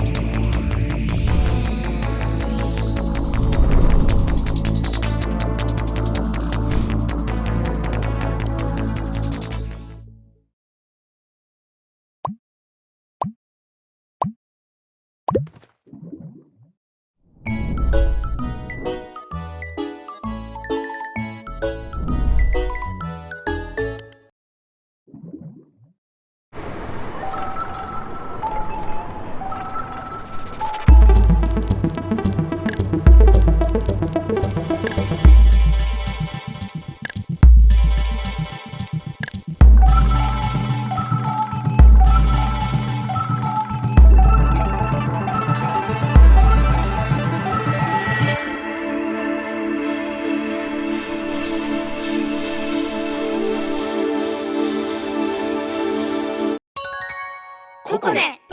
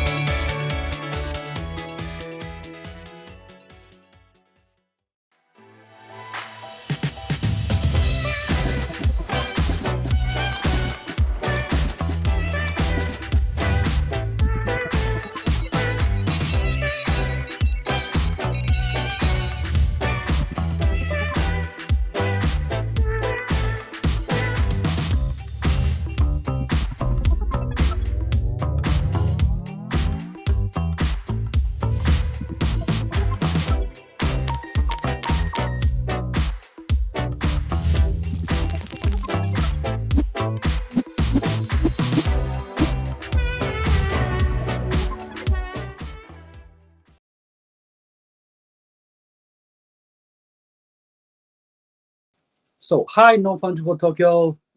Thank you for coming on site or tuning in on YouTube. This is a global marketplace session for NFTs. And today, I will be the host. My name is Nori. And also, we have two special guests from the NFT marketplace field. First of all, let me introduce Gideon Wells from OpenSea. Thank you for coming. And also, we have Yu Numazaki, CEO of Tofu NFT. Thank you also for. Yeah, so today we would like to cover about what we have. We have three different NFT marketplace, having different perspectives, different fields, different approaches to the field, but it's all very important to the next step. And we're going to be touching on what we have experienced so far, what we have in mind, and what we're going to be doing in the future. But before we do that, let's briefly introduce ourselves. First, kicking off with Gideon. Can you briefly introduce yourself? You've been around in the space working in OpenSea for a year, right? So take it away. Yeah, sure. Hi, Non-Fungible Tokyo. My name is Gideon. I am the content lead at OpenSea, so I work on educating on onboarding new users. As Nori said, I joined OpenSea last March, when the company was a lot smaller, only 15 people. And over the past year have been had the honor of bringing NFTs to the masses and seeing kind of the crazy ride, as I'm sure everyone has experienced. And I'm really glad to be here today to talk about NFTs and everything else. Well, I cannot imagine how it will be working in OpenSea. I bet it's going to be really extreme being in this, one of the key players for Web3. So later on, we'll be touching on what your experience was like, what you're thinking. But thank you for that. And Yu Numazaki from Tofu NFT. You've been around for this field for a couple of years, and starting off with the CoinJinja ICO search engine, and now moving on to Tofu. So please introduce yourself. Okay, so hi, Non-Fungible Tokyo. My name is Yu Numazaki. So I'm co-founder of Tofu NFT. So actually, we joined the crypto industry in 2017. So we released the ICO information site, name is CoinJinja. And next, we released the crypto portfolio app, name is CoinView. CoinView is like a Blockfolio or Delta app. Yeah, it can check in the user's portfolio. And this CoinView is mainly target for the Japanese market, and that has over 1 million users. And in 2021, we started create product for international market, not for domestic. And in October, we started Tofu NFT. Yeah. And usually I love sound and live music. Yeah, thank you. I didn't know that. You like sound? Really? Yeah, I love sound. Well, when we talk about Tofu and Numazaki-san, I always love the way you approach to NFT as a DeFi crypto ecosystem way, and bringing like new ideas and like inspiration. It always gives us inspiration. So we'll be on that later. And thank you for your introduction. But for next, so as we know that we're gonna be talking about three different ways of like approaching to the NFT marketplace and this field. But before we do that, I would love to touch on this key term, IRL, in real life. And this is the 2022 first half keyword. And everybody's like really crazy about going back to the physical world. Like COVID's kind of over. There was actually conference, seminars, events, meetups. And so starting off with Gideon, you've been coming to Japan and also being in Solana Hacker House or Polygon Tokyo Hacker House. Did you feel any energy, like this heat with the Japanese community? Yeah, like basically all the events in Japan that I've been to have been kind of like my first IRL experiences. So it's kind of new for me, besides NFT NYC, of course. And I went to the Solana Hacker House. I went to the Polygon Hacker House. The Solana one I went to in May, man, I was just surprised at how big the event was and how many like builders and developers were there who wanted to learn about Web3. People who could already code, but they just want to know, like, for example, I think maybe because of STEPN, there's a lot of interest in creating gaming, Web3 applications. And that makes sense because, Japan is obviously has a huge gaming culture, right? I think I went to the Polygon hackathon recently as well, and yeah, I'm. It's really cool because I think Japan is going to be a really interesting market for, I guess, we call it multi-chain, right, adoption, and that'll be something really interesting to watch going forward. Yeah, Japan is facing a very hype phase, as you mentioned, like step in, and newcomers are coming in with the term Web3, and we feel this like if we do an event, there's like overcapacity. We had another event that had 2,000 people, and yeah, we're experiencing a hype, but at the same time, we really want to increase the literacy to let the people understand what this means and what NFT Web3 is. So yeah, I would love to search more for this IRL. Thank you for introducing. And also, Yamazaki-san, I bumped into you in NFT NYC. Yeah. So you presenting your platform on the venues, and also I heard you did a meetup for Tofu, right? Yeah. How was it? Did you feel any energy? Like, did you feel something from your users or the newcomers? Yeah. Actually, in New York, so I didn't meet so many users, but I did meet with some project.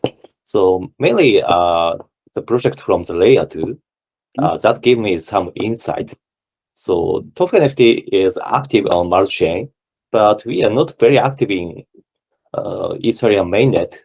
So Tofu NFT was not major player among the Ethereum-centric users, but so we have a presence in the layer 2 ecosystem. So there is a very large difference in the recognition and linking for the Tofu NFT. So it was very important for us to see how the culture is different from chain to chain. Yeah. Of course, we know that is from the number, but it is very important for us to see with our own eyes. Yeah, absolutely. Like after we've been on digital doing some metaverse things, but it's been like, and crypto is supposed to be digital, but I found out that after interacting with them, with a lot of people, a lot of like business side artists, it's very important to meet in person. It's really strange. Yeah. So when I went to NYC, I met a bunch of people who I've been talking to for an year or so, and then feel this really energy, like spike. And then we're like saying like, okay, finally we meet in person. Let's do business together. That's how it was. So one of the key takeaways was like, you gotta at least read them once. And also I heard that you guys were welcomed by Arbitrum. Yeah. But we also met the opposite people. Oh. Yeah. We introduced the opposite guys to the Arbitrum CEO. Oh, really? Interesting. So you guys may be connecting. Touch on like there's a lot of projects and very exciting entertainment going on outside of NFT NYC, and I think it last year as well. But and a lot of collectibles were focusing on like making the IP better, making their like the world and experiencing people, like let the people experience how it is to be in this community. So like, Doodles or like BOYC or CoolCast, they've been a really good doing, but at the same time, I wanted to experience more of like a token experience, what it means, like how you use this NFT to get into this place or use this place and make it like more utility, so that we can feel what it means to hold an NFT. So that's like probably the next step for what we learned in this period. Yeah, thank you for that. And so moving on, starting to explain about ourselves, but I know it's been a very, very extreme year, shall we say, with it starting off with last February, NFT trend came, all the buzzwords, Metaverse, Web3 DAOs, and we had to adjust to everything. And I know it's been a very exciting and also tough time. But starting off with Gideon, can you share about OpenSea? Last year, OpenSea's been around for like 3 years, right? And Yeah, I think since 2018. I think yeah. And last year there was a huge hype, especially after August, right, when the collectibles. And after that, there was Metaverse, when Facebook turned into Meta, and also like the fashion brands came in, like Artifact with together with Artifact. So can you share us some of the things that you experienced last year? I know it's very extreme. Well, first of all, let me remember. I think last year was such a blur in some moments, right? Because there's so much crazy stuff going around. I think so. I joined OpenSea last March, like I said. That's I think right as the market was, or the whole industry was kind of lifting off, you could say, right? Before that, I think like I remember joining at the time, and obviously CryptoPunks were a known collection, a known art, had been around for a while. People were talking about Beeple, his auctions were going off. Then I think the collection at the time that I remember was HashMask. HashMask was like a very popular collection then, and I think it's actually been getting some popularity again recently. And then of course you have the PFP Project Mania that started Bored Apes in around May of last year. And it's interesting, you talk about August. So when we had that initial, boost in, was it March, April, May? I think there was a bit of a lull after that. It went back down, and we thought, I think a lot of us internally at OpenSea were like, oh wow, I guess it's going to be quiet for a while. But then of course August comes in, and then you have this new record-breaking month. And so it was a lot of that where we didn't really know what was ahead, right? All we could really do is do our jobs and, help customers or ship features out, as best as we could. Keep in mind, the team was like, at least for the first half of the year, was very like a lot smaller than people thought. So, we were just constantly kind of, trying our best. Yeah. Yeah. It's interesting how you mentioned that after March, you guys may have thought that things will slow down. Yeah. That's interesting because you're actually right. If you see like February and March, it may be really small after August, right? It's like really small. Yeah. Yeah. And then it's really, I think it's like really important to think about things in context. Is like where we are now. If we look back, of course we see the big spikes, but then if you go back even before that, everything kind of seems like whenever you hit a new, threshold or milestone, it seems like, wow, we're in new territory, right? And that happened a few times last year. And we know once we got to the second half of last year, that's when you start to have a lot of this, like you said, the metaverse narrative, like kind of really going mainstream for the first time. And I think we can talk a bit, but one thing I noticed, and probably you could tell, was as the whole industry was moving through last year, how people actually got to buy or mint projects changed as well, right? What time did you think it was this? It was it. Like, what you guys felt that it was going to be the thing? Like October or November? I mean, I think I'm looking at the graphs now, and like I think obviously like August was just so big compared to anything before, and then in January of this year it was even bigger, right? So I mean, I think like in August last year, I remember very strong, like, oh wow, like that's crazy. I bet we won't have a big month like that again. And of course, we're proven wrong once again. So, well, thank you for sharing. It's really good to know how you guys felt and how you guys changed and reacted.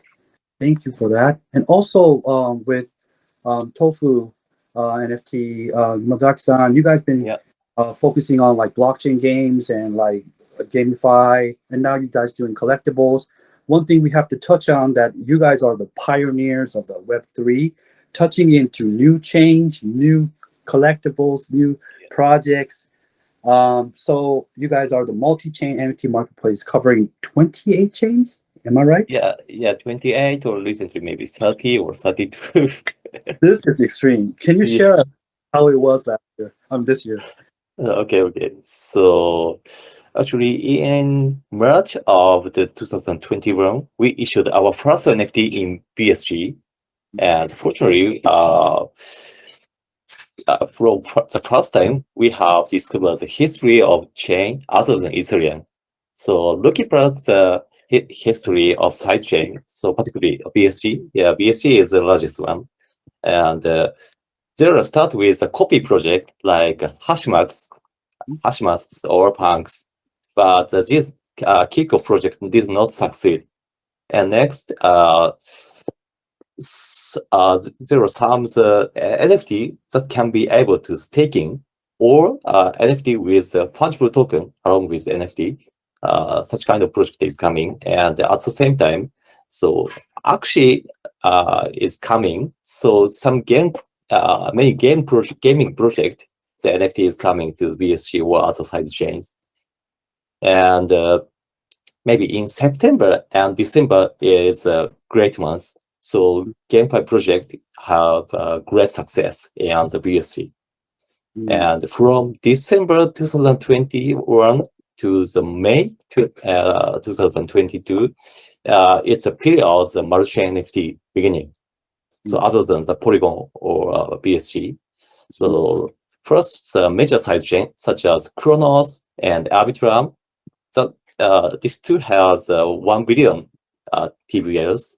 So their market NFTs like growing steadily. And and other chain like Harmony explodes the aftermath of game, and other like Oasys, Astar, Moonbeam. So they create large movement starting with their mainnet. So yeah, I think the multi-chain world is changed over this 1 year, and the multi-chain NFT ecosystem has developed in very complex way, I think. You know what, Gideon? I really like what Numazaki-san. He's like the expert of talking about like chains. You can't just come up and explain every chain that how it is and how good it is. And this company is like trying all over the place, like searching for new opportunities and doing some top-down approach to from chains to projects. And this is how like Tofu is like so special. Yeah, I actually went on Tofu like for the first time recently. And then like I didn't expect so many chains. I had to like scroll down. I was like, oh my God, it's like a never-ending list. That's pretty cool. Yeah. So absolutely, like next L2 summer, and Tofu's going to be, I guess, touching on L2 Gamefi's and new opportunities. Yeah, and I guess maybe the frontier or the pioneer of this whole thing. Yeah. Thank you for sharing. And also, let me briefly touch about what we're doing. SBINFT. We were originally called Nanakusa. We started off last April with selecting artists, and we now have 190 artists trying to create their creators economy by Web3 and crypto. But also, we found out that there was a lot of Japanese companies. We actually onboarded around 100 companies, and we onboarded them, consulted them, planned, do some collaboration, made some metaverse for them. We did everything. So we call it a total support. Put them all together and combine them with creators and the enterprises, and bring the crypto aspect to make a crypto decentralized world, so that people can start to find new opportunities. Yeah, and last October, we joined the SBI group for the future, because even though there's going to be some regulations, we can adjust to those kind of things, because we have like art auction, esports, or exchange.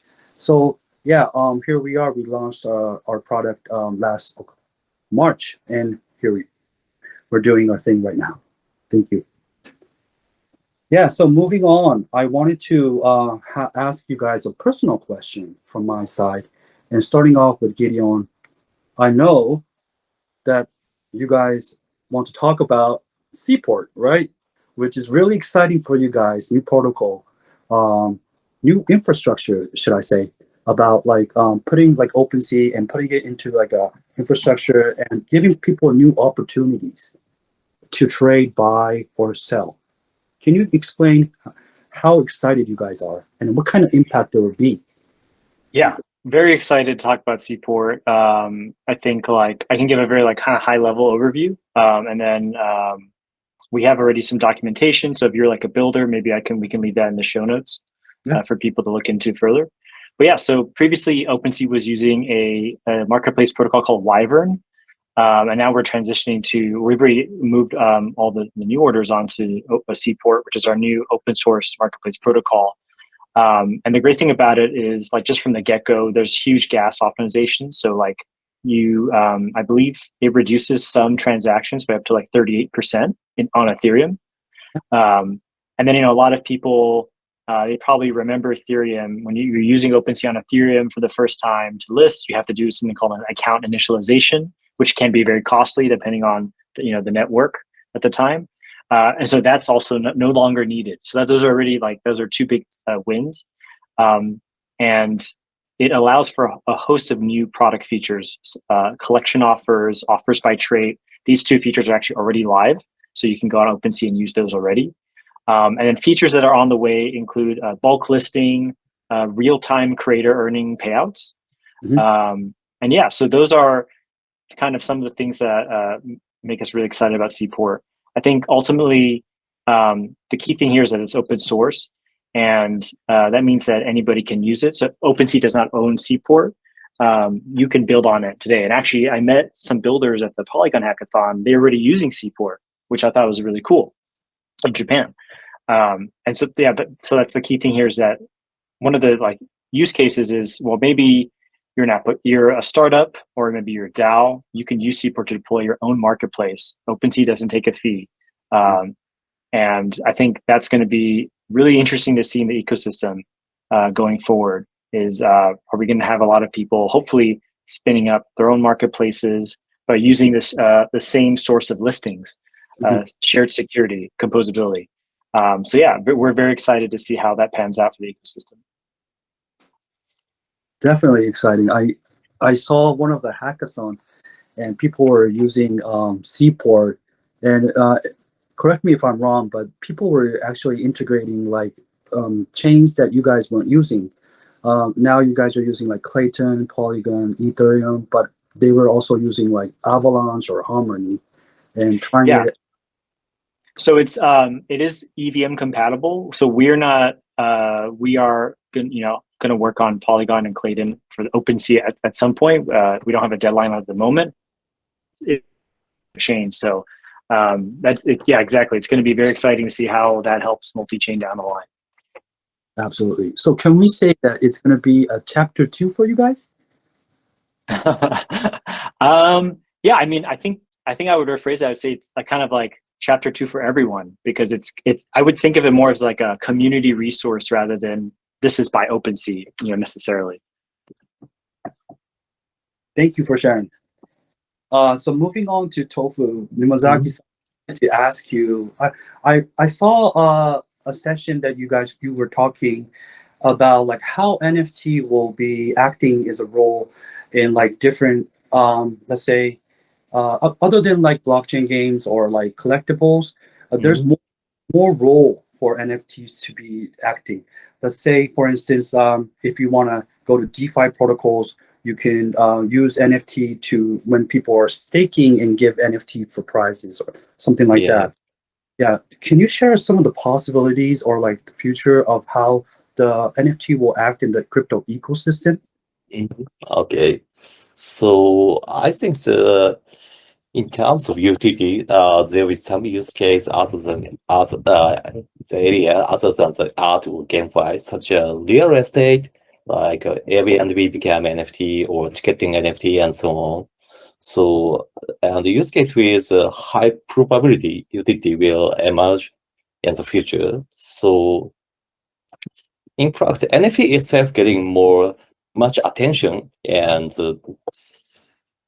this 1 year, it's the difference from the before 2021.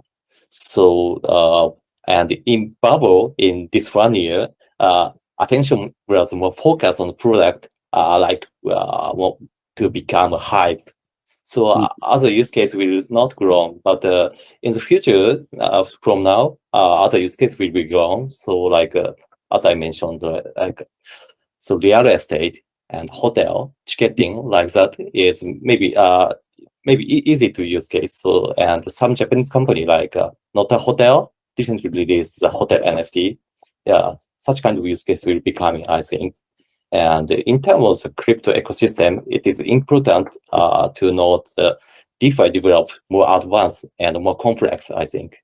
More and more items will require NFTs to make a very complicated DeFi. So, and I have little doubt about the collective will continue grow as they have in the past. So every day coming new meeting and sold out every day. But I will continue to look at project which has a certain level of finance. I mean, so as Nori-san said, in NFT New York, some big projects make big amusement. Oh yeah. Yeah. I think NFT New York is like a decentralized super amusement park. I was gonna say that. Yeah. So strong project spends $1 million in this amusement. So it's never happened before. So I think this some new IP, some new decentralized IP will coming in the future. Absolutely, what you mentioned, I 100% agree. So I don't even have to follow, but it was interesting how today, actually, on Twitter, LinkedIn, Benito said that from Artifact said that PFP is over. He said there's going to 3D avatar economy is going to come, and that's for the creation side, So it's creativity. There's going to be maybe it started off with PFP, but it's going to be more. We need to evolve and make it content. Also, people are searching for Gamefi's, right? So I went to Consensus in New York NFT NYC. People were always talking about Gamefi's and not really collecting. And also, it's always exciting to talk about how we can integrate this token or blockchain technology into our physical society, just as you mentioned, from the community hotel entering into the room and creating a certain community who has which is tokenized, right? And see how what we have in common. Those people who share same interest and putting it into our a certain space. That's what we want to see. And I think this second half of 2022, this is going to accelerate very much. Thank you very much. Okay, so we talked a lot, but we're for the final question from our side is, what's next for you guys? And I know it's kind of hard for you guys to share that you guys haven't been announcing, but starting off with Gideon, for OpenSea, what do you guys have in mind? Because it's a bear market, we never know when it's going to end, right? But we need to biddle and start preparing for the next thing. What are you guys preparing, and what you guys have in mind? Please share us. Yeah. Well, first I would say, bear markets can be good. I believe, OpenSea started in a bear market. A lot of popular blockchain projects also started in a bear market. So I think, if you've been watching us for the last 6 months, I think hopefully you would have noticed that we've actually been increasing the cadence at which we ship new features and new products. Seaport is a big announcement. We've also kind of refreshed our UI. So I would imagine the UI is going to keep getting better. Tabs is one of the latest releases that we just put out, where you can kind of customize your profile now, which I know for a lot of people in the NFT space, they want to do more than just collect. They also want to curate. So I would expect, the UI and UX to keep getting better. Like I said, Seaport is going to really advance the ecosystem. Personally, I'm curious to see how the recent Vitalik's Soulbound token white paper, what impact that's going to have, because I think that it really introduces some interesting real world applications of, education and achievement based apps. Yeah, so I think I'm pretty excited. I mean, obviously, like, if you've been around the space for so long, maybe having a bit of, stability and peace is good to kind of like get us focused on the future. Mm-hmm. I noticed that Open, like, in a way, kind of quiet, preparing for you guys, like, to make a better UI UX, or try to prepare for the next thing. And also, like, you guys had a new aggregator, right, for the Gem. Yeah, that's right. So recently we acquired Gem, which is one of the leading aggregators. If you've used Gem, it's a really cool team, and we're really excited to have them on board. It's like great tooling for pro users, but also if you're not a pro, it's a great way to kind of, let's say if you want to buy lots of NFTs at once or list a lot at once. So we're very excited to have the Gem team on board. So I'm definitely sure that you guys are preparing for the next thing. And this is what we see, like, for Seaport and Gem and those kind of things. Maybe you may be seeing more. And please, everybody, feel excited about OpenSea, and we'll see how it goes. Thank you very much. And also for Tofu, I'm kind of guessing that you guys are going to do the same thing, because being the pioneers of trying to like go to new fields, new opportunities, and of course, like, for this summer, L2 is going to come. So can you share us what you guys have in mind? Maybe Gamify, or So usually we have a three strategy. One is focus on the non-English speaking countries like Asia, especially Southeast Asia. And second is focus on GameFi. And third is we will support all EVM chains. And maybe which will exceed 100 if the Avalanche subnet or Polygon supernet or BSG's BAS or Japanese Oasys will coming like such kind of on-chain platform becoming popular. Maybe more and more chains coming, but we will support all of chains. So I don't think we will change this strategy. So, and especially for the GameFi, new user coming, but the new user don't mind the price of crypto because they don't have a crypto yet. So maybe it's there are some hotspot even in the bear market, I think. it's interesting how, like, I don't know if we call STEPN a Gamify, but something to earn is a thing for each countries, each area, because STEPN was the thing for Asia, probably, and especially Japan. But when it went to America, people didn't know. So, like, there may be some, like, each Gamify thing that gets into the field. Like, I think it's interesting. Like, I think part of STEPN's success as well is that like there's two things. One is it abstracted the wallet away, so you were using the app, but it was also a wallet, right? And that's that's also why Solana has been very popular, because the wallet experience has been like different than traditionally with Ethereum, with Phantom and Glow and so forth. Also, I think people don't walk as much in America, so maybe obviously if you're in Japan, you're walking all the time, right? So it was fun for a while to be. Yeah, it'd be interesting to see how the quote to earn projects going forward. I would love to see more like sustainable, maybe PvP mechanics. Kind of like if you're a gamer, a lot of people like myself grew up gaming Counter-Strike.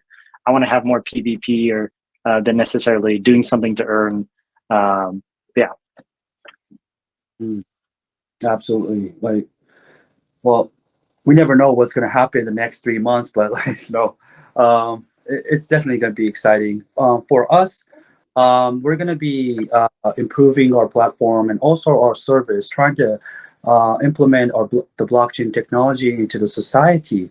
Like, so we partner with Lawson, we partner with schools like downtown to make a certificate for NFTs, trying to integrate this technology into the society. And also what we thought was, like, there's a certain ecosystem and community in each area. So let's say we ourselves are in Japan, but also there's another one in Korea or like in the States, and that's what's good about like crypto. It's borderless, it's permissionless, and it's like it can connect to other countries, companies in a very efficient way. So we're going to be starting to do this and try to create our own decentralized world.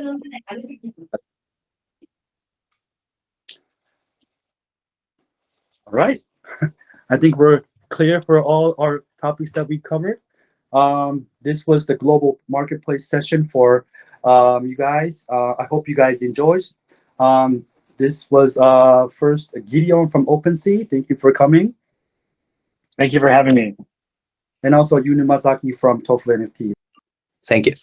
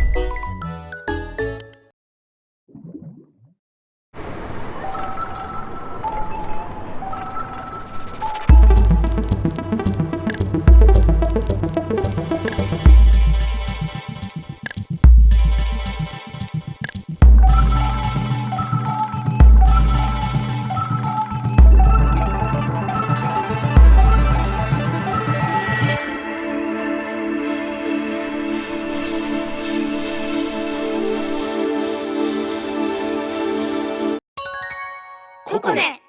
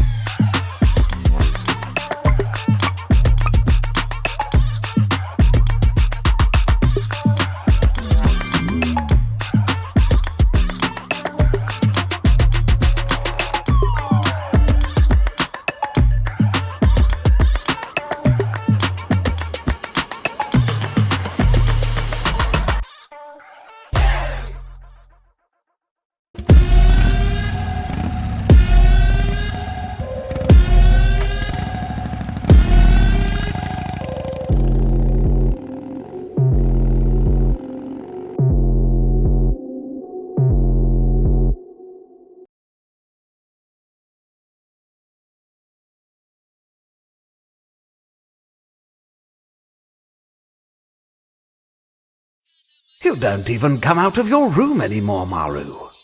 What's going on with you?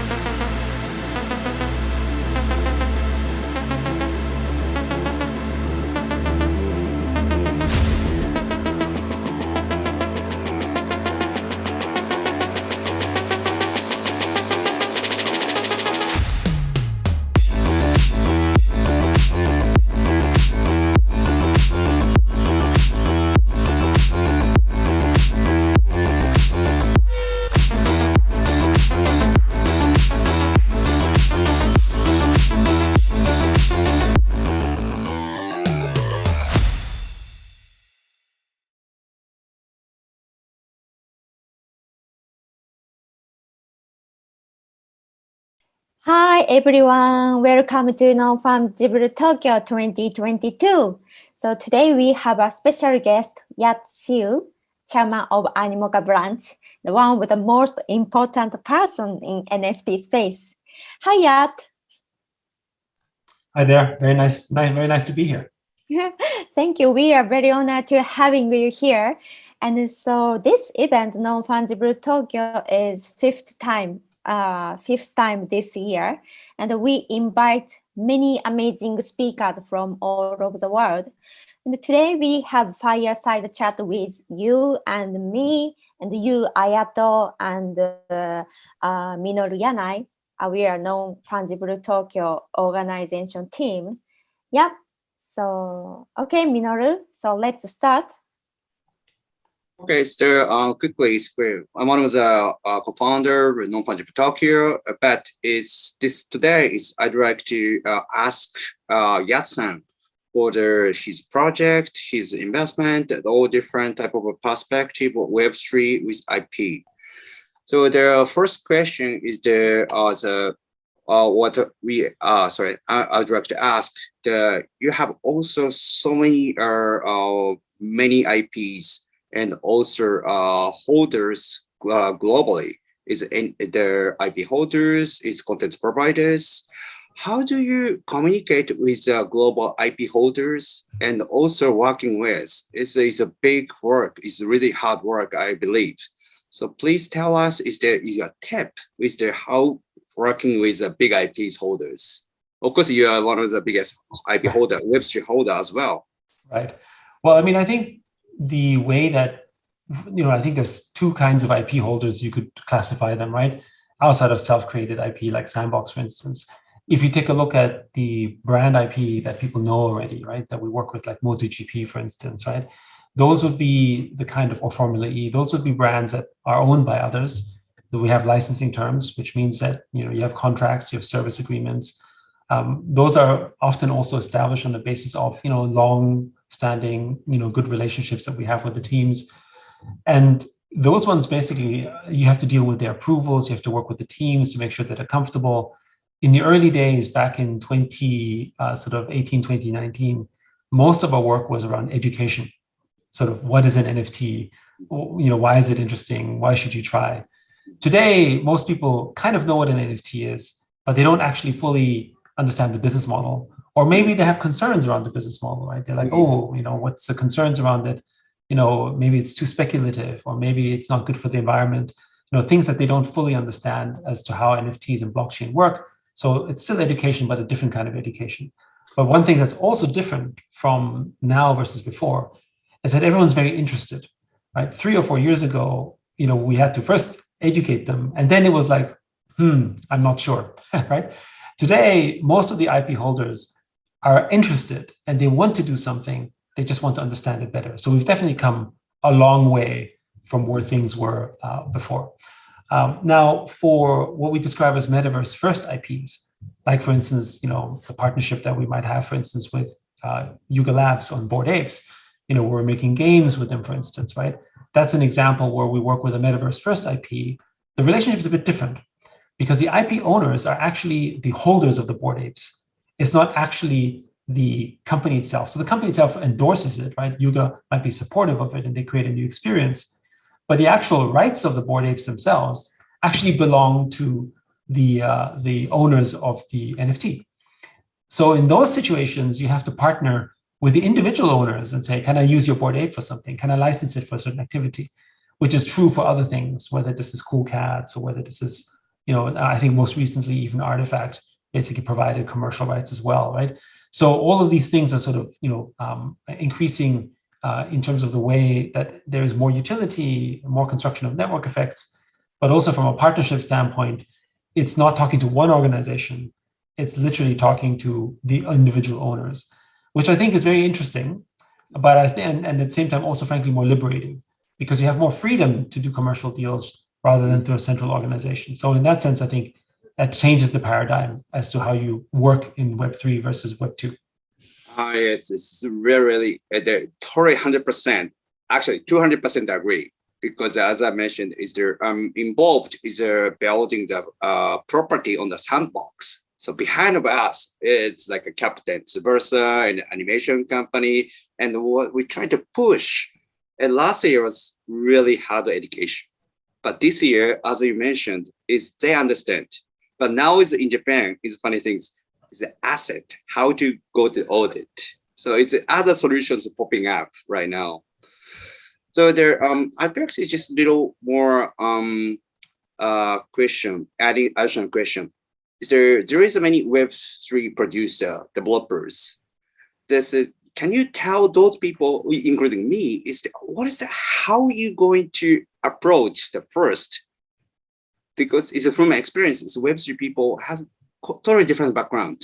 They love the IP, but it's really hard to talk with the IP holders. Does that make sense? So I think for today, talking to IP holders about Web3, NFT is actually much easier because they've heard of it, right? And they also see the value that's generated. So it's a little bit like, when people talk about maybe mobile games 12 years ago, or, the internet 25 years ago, right? It's a little bit like that as well, where people have now heard of it. They kind of know what's happening. They understand it's important, but they don't fully understand how it works. So really, I think the mechanism is all about building trust. How can I build trust with this new sort of paradigm?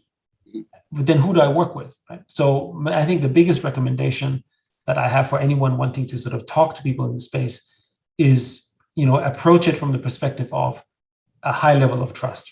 So for instance, if you've never done business with this company before, if you don't know anyone in the team and you just cold call them, it's not to say that you can't do a deal, but it'll be that much harder because they don't understand the technology and don't trust it as much because they don't understand it. And then a party that is recommending you to do this wants to work with you and you've never done business, or maybe you've never heard of the company before, right? It's like, then of course it's harder because it's an unknown on top of an unknown. And I think this is one of the reasons why in the early days, certainly for a company like Animoca Brands, and then later on Sandbox as well, it's been a bit easier because people know us as a company. So that means, if you're Sandbox and you're doing IP deal, it's like, oh, I've heard of you. I kind of know, of you. Maybe I've never spoken to you, but at least I've heard of you, right? It's a little bit like, if suddenly someone from Microsoft or something like that, was approaching you for a business opportunity, you will say, well, I don't know if it makes sense, but I know you, I've heard of you, so let's have a chat, right? And then the second one, of course, is the relationship standpoint as well, which is that as the companies are older and more mature, they also have established relationships and they get referrals from other people. Oh, I've done a good deal with Sandbox, I had a great experience, I recommend them, right? And it's word of mouth.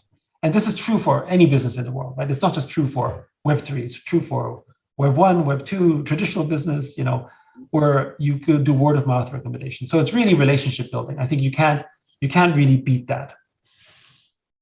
It's great to hear because especially like a young generation, like a teenager or 20s, is that kind of really, really aggressive Web3 producers, startups. I think this is really, really great message because business is business.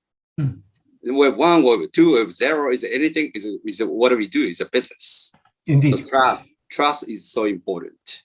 That's right. Even like we own the trustless world. Well, at the end of the day, regardless of whether, it can be blockchain, it can be zero knowledge proof, at the end of the day, you are still conducting business with humans, right? Right? And at the end of the day, humans are still social and they need connection and they have feelings, right? So we're not trading with machines every day, right? We're actually dealing with humans on the other side. And so therefore, relationship-wise, it's still a human relationship. Yeah. It's great. Really, really great to hear. So other things is I'd like to ask, is there you're IP producer producing the IP based on Web3 and also investing to the Web3 project. Is a similar, but in the same time, its approaching is quite different, I think. So I'd like to ask is how you manage two things, investment side and also producing IP based on Web3. So for us, the reason we make all these investments, we have over 340 investments today, right? And I think some of our most high-profile investments, especially early ones like Axie Infinity and OpenSea, Dapper Labs, Wax, Decentraland, obviously our ownership in Sandbox, but also more recent ones like Yuga Labs, for instance, right? These are all sort of important investments in our portfolio. And then of course we build our own projects, right? Whether it's like Phantom Galaxies, or whether this is Gamey, or whether this is Quid, or whether this is Sandbox, right? The concept is very simple, which is that we're investing and growing the space by either investing or supporting companies that are adding to the network effect and utility of NFTs. So it doesn't just have to be games. Anything that adds to the value of NFTs, we think sort of is worth investing because it grows the ecosystem. And the second one is onboarding into Web3. That's why we became investors in Consensus, for instance, right? As an example, because of MetaMask. If it's a technology that can onboard people onto Web3 more smoothly or better, then we would also invest in them because it helps grow the ecosystem. Now, by growing this ecosystem, our own products will also grow. For instance, when we invested in OpenSea maybe 3-4 years ago, we actually made our NFTs, of course, available for sale on OpenSea. It helps OpenSea, but it also helps us because we're able to sell more assets or get more discovery because we're selling on third-party marketplaces, right? So those are kind of examples of the early beginnings and why we made these investments to create that sort of ecosystem effect. What's great about Web3 is the permissionless nature of NFTs allows people to construct these benefits on top of each other really in a very seamless manner. Maybe 5 or 10 years ago, when you tried to create a business relationship for Web2 companies, you could do that, but it requires special access. You need API access, you need some special connection, you need all these things to actually establish a business relationship because it's not really permissionless. And so there's natural friction in terms of actually collaborating. But, for instance, in Web3, in the example of Bored Apes, for instance, I just need to have a Bored Ape and I don't really need permission from Yuga Labs. Yes, we can make the relationship and we can establish something and maybe there's support. But at the end of the day, I can tap into the Bored Apes customer base. I can give them incentives. I can work together with them without actually needing permission. So that means that we can make it a closer relationship, but it's done in a permissionless manner. So we can actually create network effects, without the same type of burden that Web 1 and Web 2 companies had, where, okay, I give you permission. Now let me figure out how to give you permission. Let me open up the API. Let me give you special access. Let me do some dev time. There's much more friction in sort of the collaborative environment. Whereas in blockchain, because it's permissionless, it's instant. So the way in which companies can build and collaborate and grow together is much more scalable, much more seamless, right? And I think we've seen this in Web 2, like with open source, for instance, right? Open source is an example where people collaborate by creating better source code together, and then at scale. Or if you look at something like Wikipedia, right? People collaborate by creating new content together, self-editing and working together with others that add content and delete content and work content. This sort of co-collaborative environment basically creates a stronger network effect, right? There's no encyclopedia, despite all the issues we might have with, Wikipedia, that can really compete with Wikipedia. And there's no central source code in the world that can compete with open source. And now with Web3 and blockchain, there's no digital asset framework that can compete with NFTs because of that ability to create network effects on top of each other, which means it makes sense for us to make all these investments because we're fueling the ecosystem that also fuels all the IP and assets that we produce ourselves.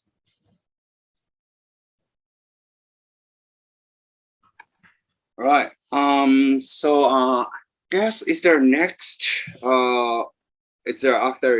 you're explaining about your their vision.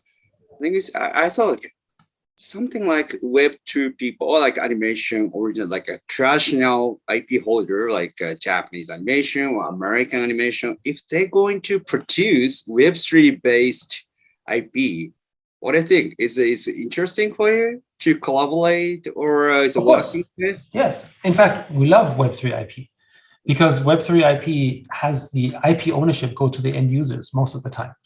So we're not as interested in Web3 IP where the ownership is not fully owned by the users themselves in terms of commercial rights, because it has limited network effects, right? It's interesting, maybe it's beautiful, but it's harder from a growth standpoint. When you look at the traditional IP business, let's say like a Disney, right? You own the IP, you license it, you spend lots of money making movies and lots of money making brands and lots of money basically spending advertising. And what you're really doing is trying to create more network effects by making it more famous. This celebrity is using it, or this is, whatever the effect that is, right? So it's a dimension where the company, the owner, has to do the marketing. So there you have to trust that the organization has the power and the influence to grow the brand. And then if it does, then maybe it's worth investing with them and using the IP. In Web3, this is not the company itself only. In fact, the biggest aspect is the community of owners. So when you look at Sandbox or when you look at Bored Apes, actually the measure of the size and the strength of the community is the holding of NFTs by third parties. So they determine the strength of the IP, but they create a more natural market. Because for instance, let's say I want to license a Bored Ape for my game, or I want to license a Bored Ape for a t-shirt.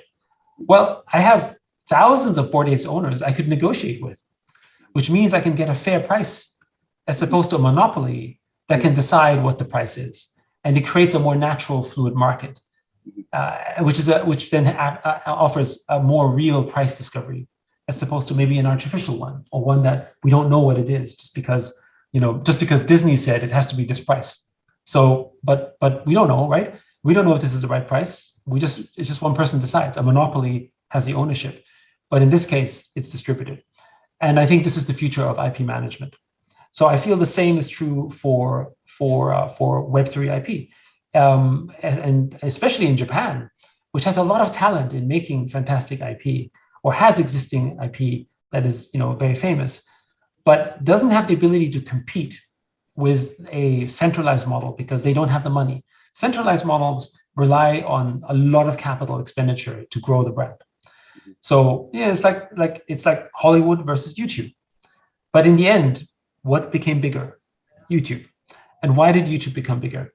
Because you have millions of people making their own content, marketing their own services, and growing and being more innovative because they can. Whereas if you're a big studio, at the end of the day, you have to rely on a certain model to make money. You can't take the same risks, and it's not decentralized, right? So in that perspective, I would say, if you look at user-generated gaming or user-generated content as already bigger than the centralized models, we think user-generated IP will also be bigger than centralized IP in the future. Great. You meaning the user-generated IP, meaning it's like the Web3 IP, like the Bored Ape? Yes, because the user-generated IP might not necessarily be user-generated by the user itself. It's AI-generated. But the ownership of the IP and what happens out of this bit belongs to the user, right? And that allows for the construction of these network effects. And what's great about Bored Ape holders is that now you have maybe 10,000 or 20,000 people who have become marketing agents for Bored Apes for a reason of a capitalist self-interest. If Disney was going to do the same thing, they would have to hire 10,000 people, right? And that's just very hard to compete with. Interesting. Yeah, actually, personally, my company is preparing next generation of Japanese animation style. So it's taking for a while to prepare, but it's hopefully by end of this year we can announce something. Great. Japanese guys producing NFT projects with animation or something. That's something we're doing for the next. Okay, you should have some questions, right?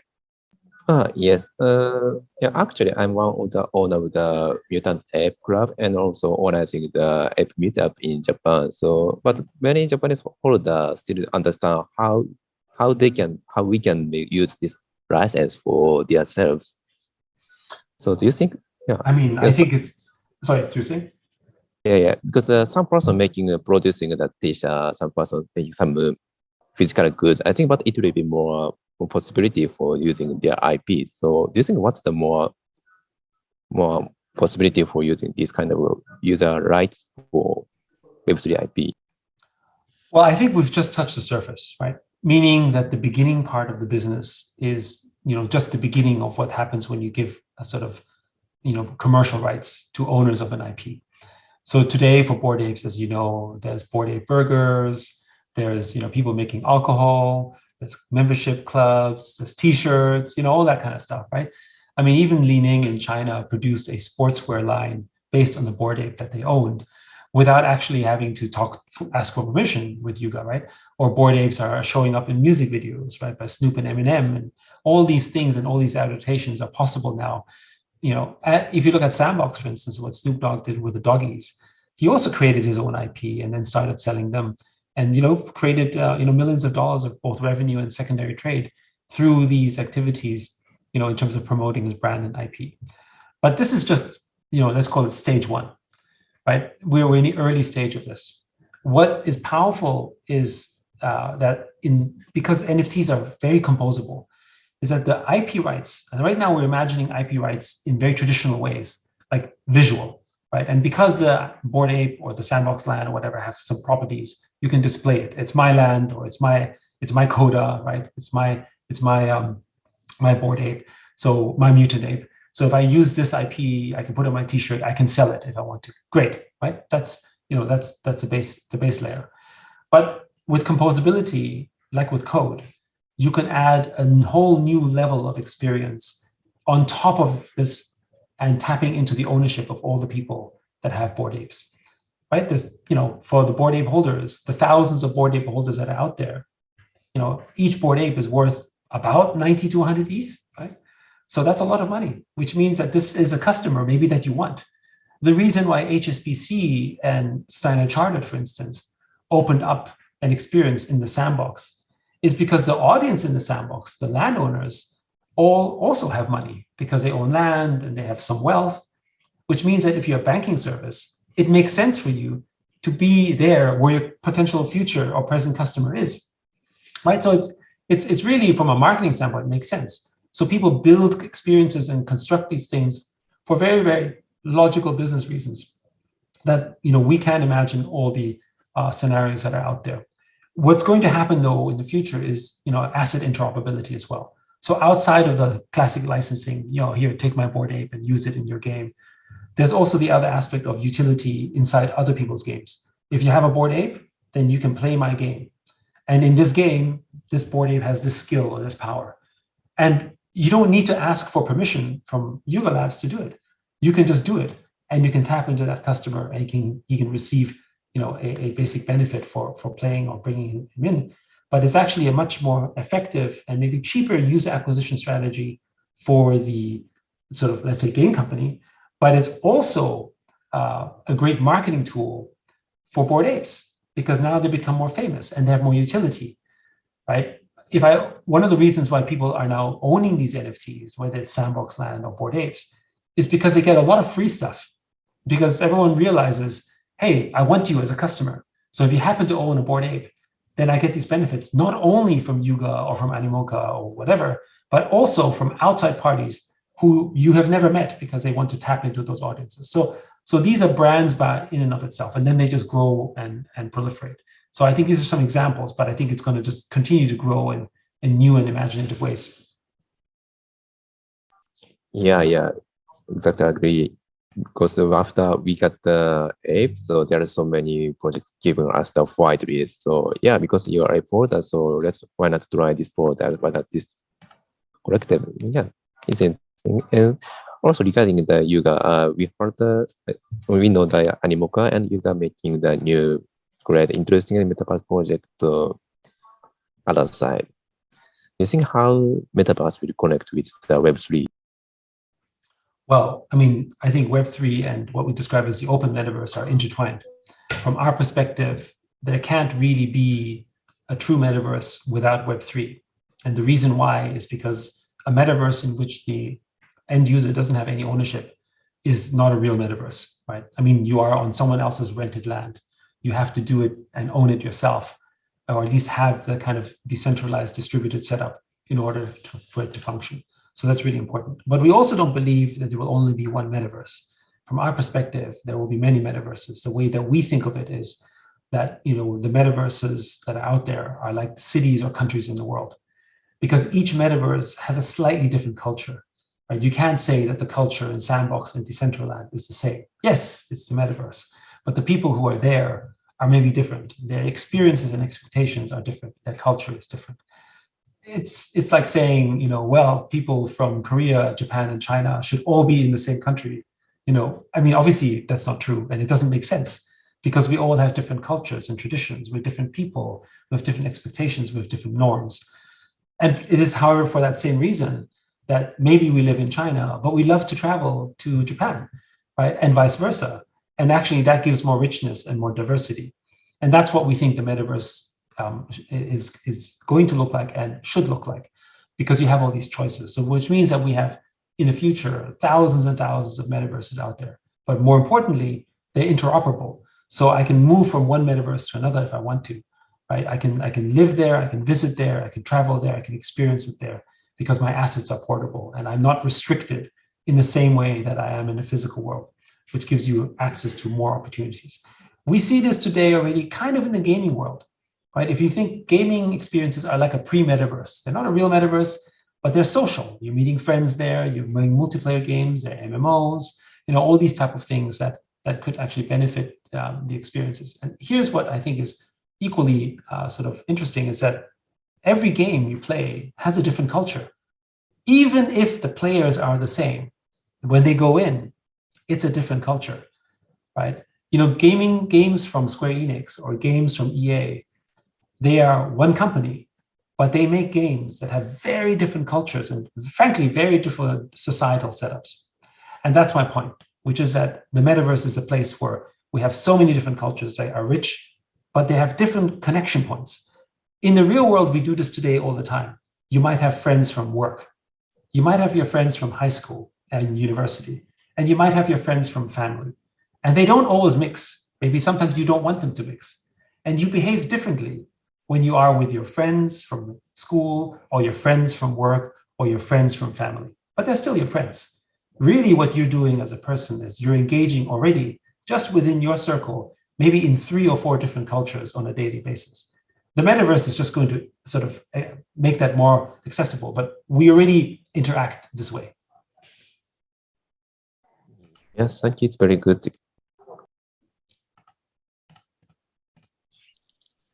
Right. So is there I'm trying to little push the no actually it's not push, but they're heard and also helping. Is there one metaverse and the other metaverse, cross metaverse or collaboration? And currently is there 2 companies, 2 projects talking each other to help maybe the sending users using their interface of NFTs or like a swapping or something? What do you think that kind of approach you mentioned is each metaverse could be there as one culture? That is totally agree. But is there one similar type of metaverse culture? It can be the cross, or maybe 3 or 4. It's like a similar ones, FPS type of metaverse or open world type of metaverse. But there is a kind of battle or like aggressive, like underground type of metaverse cultures. It can be the cross. What do you think that kind of approach some projects is doing? Well, I mean, I think the first thing to say is that what's beautiful about a diverse approach is that we don't have to decide what it is for others because people can build these experiences themselves. So this is the part around permissionless that is powerful. It means that we may have a vision of how, you know, these assets should work in our game and the metaverse we build. And maybe this is the vision that most people like, so that's great. But speaking of underground or speaking of different movements or counterculture movements, you can take these assets and you can make them your own in a different environment. So, you know, you see these examples all the time. For instance, in the early days, you could argue that manga and anime was originally for children, right? And a form of entertainment that was for very sort of youth culture. But frankly, today, that culture, including in the West, is no longer something just for young people, but it is frankly for people of all ages, with all different kinds of interests. Now, the way that the content was originally consumed and intended for was maybe for children. But today, this content has wide reaches. Right? I'm pretty sure that, you know, the original creators of things like, you know, I don't know, maybe Astro Boy or, you know, Totoro or whatever these things that were created back in the day, did not maybe imagine that the use case or the fandom would extend as wide as it did. And that's because maybe it wasn't designed this way. It's because users themselves make something of their own. When the Pokemon company and I guess Nintendo, when they started doing with Pokemon, started offering these trading cards as a game, I don't think anyone thought that Pokemon trading cards might be more valuable than the game itself. And again, why did this happen?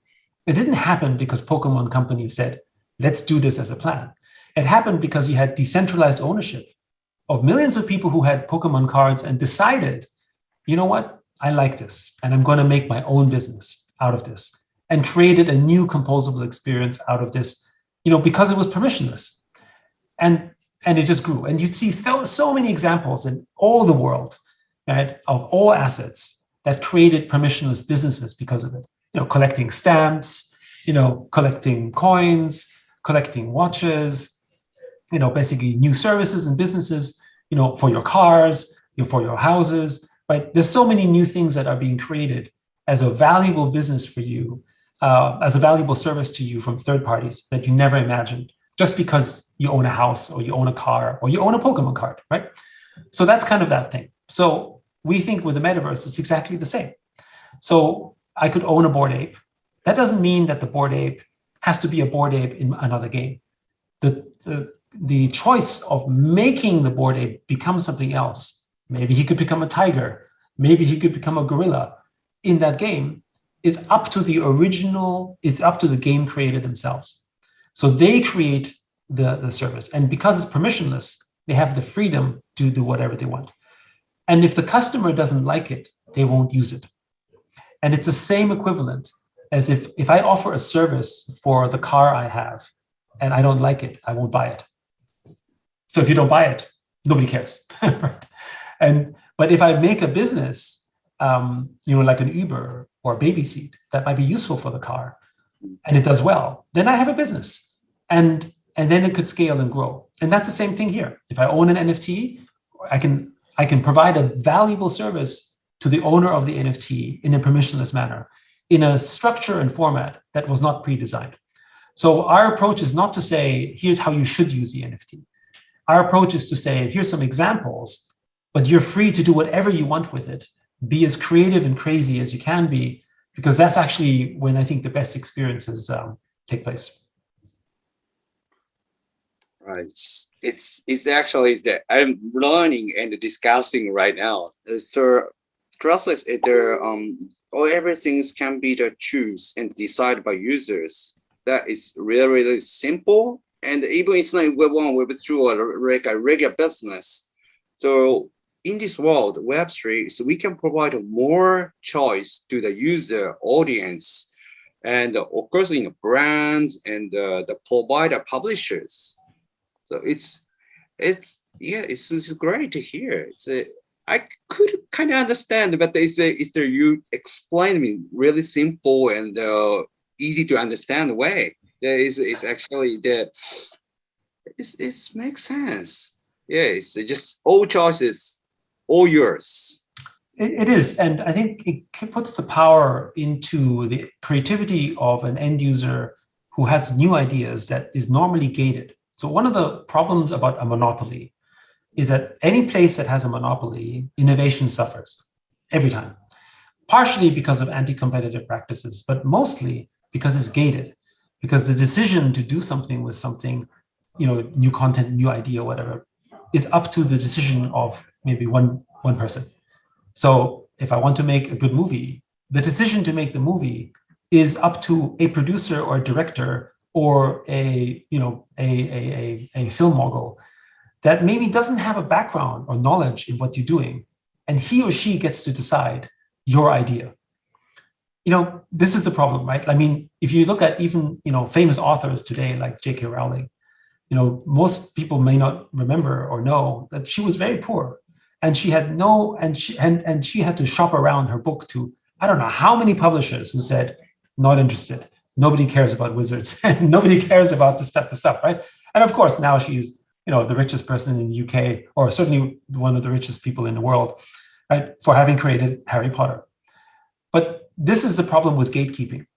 right? If you have a monopoly that decides whether you can or cannot, not only do they decide your fate, they become the tastemakers for the rest of the world. But we know that most of the world has different tastes. How do you emerge that? And the internet helped with that a fair bit. YouTube is a great example because when you think of, the movie industry in Hollywood, most people looked at YouTube in the early days and said, that's not going to work. How can you possibly, a person with a camera, one-man person, how can they compete with Hollywood production or with, Fox or with, I don't know, NHK, right? You just can't compete with that because they have the budget, the experience. And here we are watching video games, and most people, in fact, I think most people are watching Minecraft videos originally on YouTube and Twitch, right? As a completely new format, or people watching them eat food, right? Like crazy things that you couldn't imagine have become really, really mainstream things that again, a centralized approach won't happen. And what's great is that when you put it out to the world, you will then find sort of a kind of idea formation. Maybe only 10 people like it, fine. Maybe it's not popular. But every once in a while, a format comes out that millions of people like, and it just takes off. And you see this with NFTs. Some NFTs are really popular, and many NFTs are not. In some ways, you can't say, I know exactly why. Like, why is Bored Ape so much more popular than some other project? Well, maybe it was the timing of the market. Maybe it was the signaling at the time. They were one of the first ones to create this new business model around, commercial rights, for instance. But it captured something at that moment in time that was unique, that you couldn't compete with because people didn't understand it or so on. And now they created a format for other people as well. Sandbox with virtual land. Why is virtual land, such a big thing? You could argue that in a video game, I already can own some virtual land, or Second Life has done it before, right? You can't necessarily predict, in a very systematic way 3 or 4 years ago, that land and sandbox as a concept would capture people's imagination as much as it has. But here we are today, right? It's become a movement basically in terms of virtual ownership and the importance of digital ownership and virtual land and the metaverse, right? So the reason this works is because I can now present it to a global audience in this permissionless manner, and they become the judge as to whether they like it or not, which is not just a matter of I can own it and I have power, but I can also decide whether, as an end user, whether this should have power, right? I like this for this reason. I become a buyer, I become a member, and by doing so, I give it prominence, which means the end user has an influencing factor in it as well. He's not just a consumer. If I'm buying Nike shoes, or if I'm a consumer of products, I'm generally just a consumer, right? I don't really give power back to the platform or can share in that. I'm just a user, right? But in Web3, you are a participant. You become a co-owner. That is much more powerful.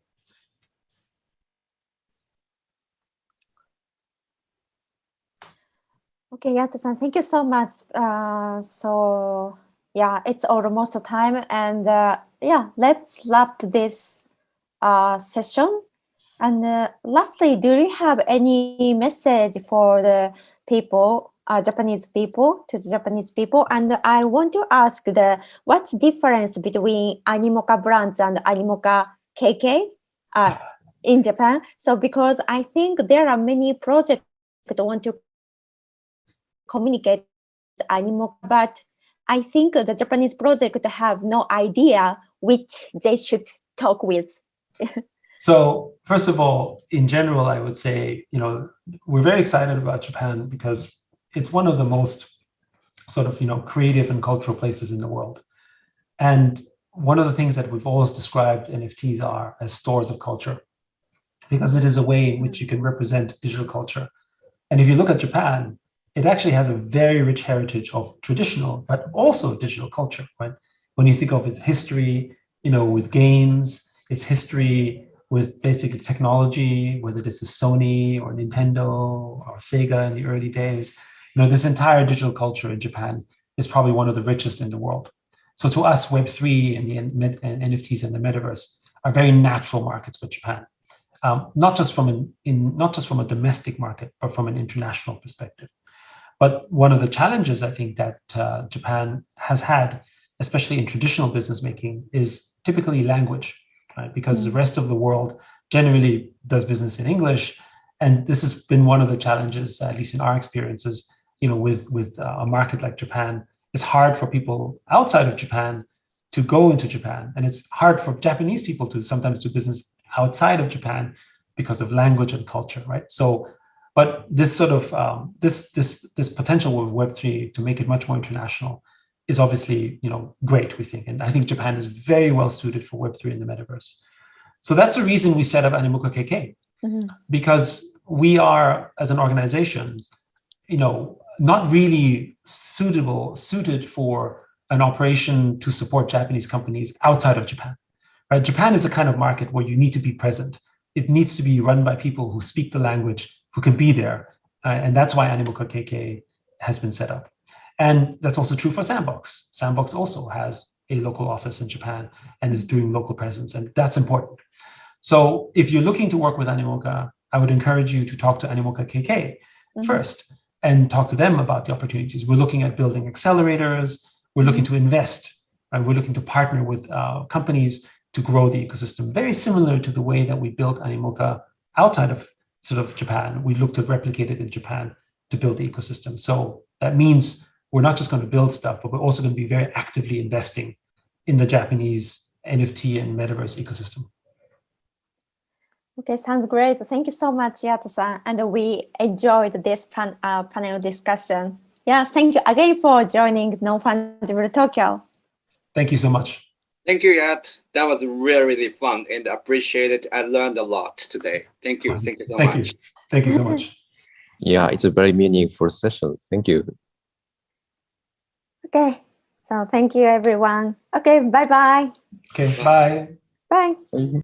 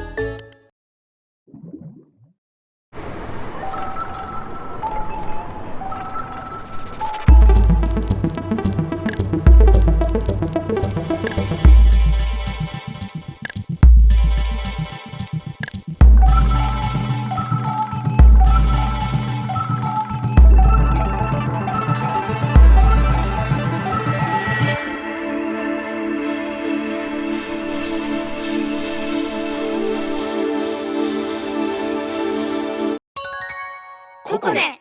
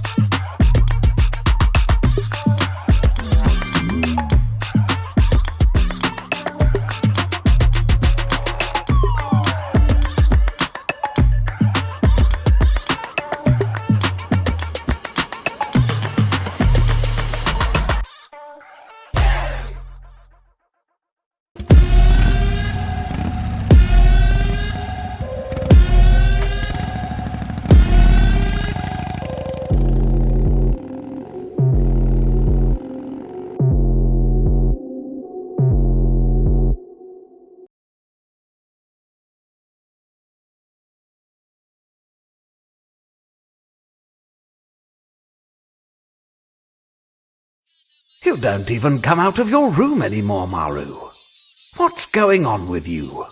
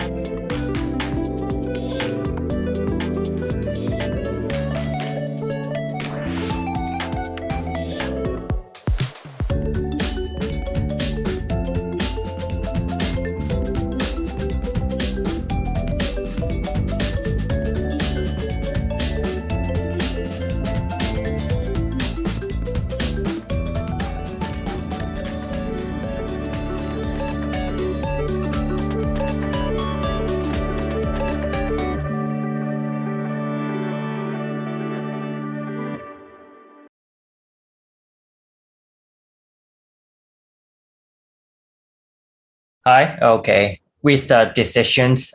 First of all, I introduce myself. I am Masahiro Takeda. I operate the Web3 media's name of New Economy. In this session, I am a moderator. You guys, thank you for listening to this session.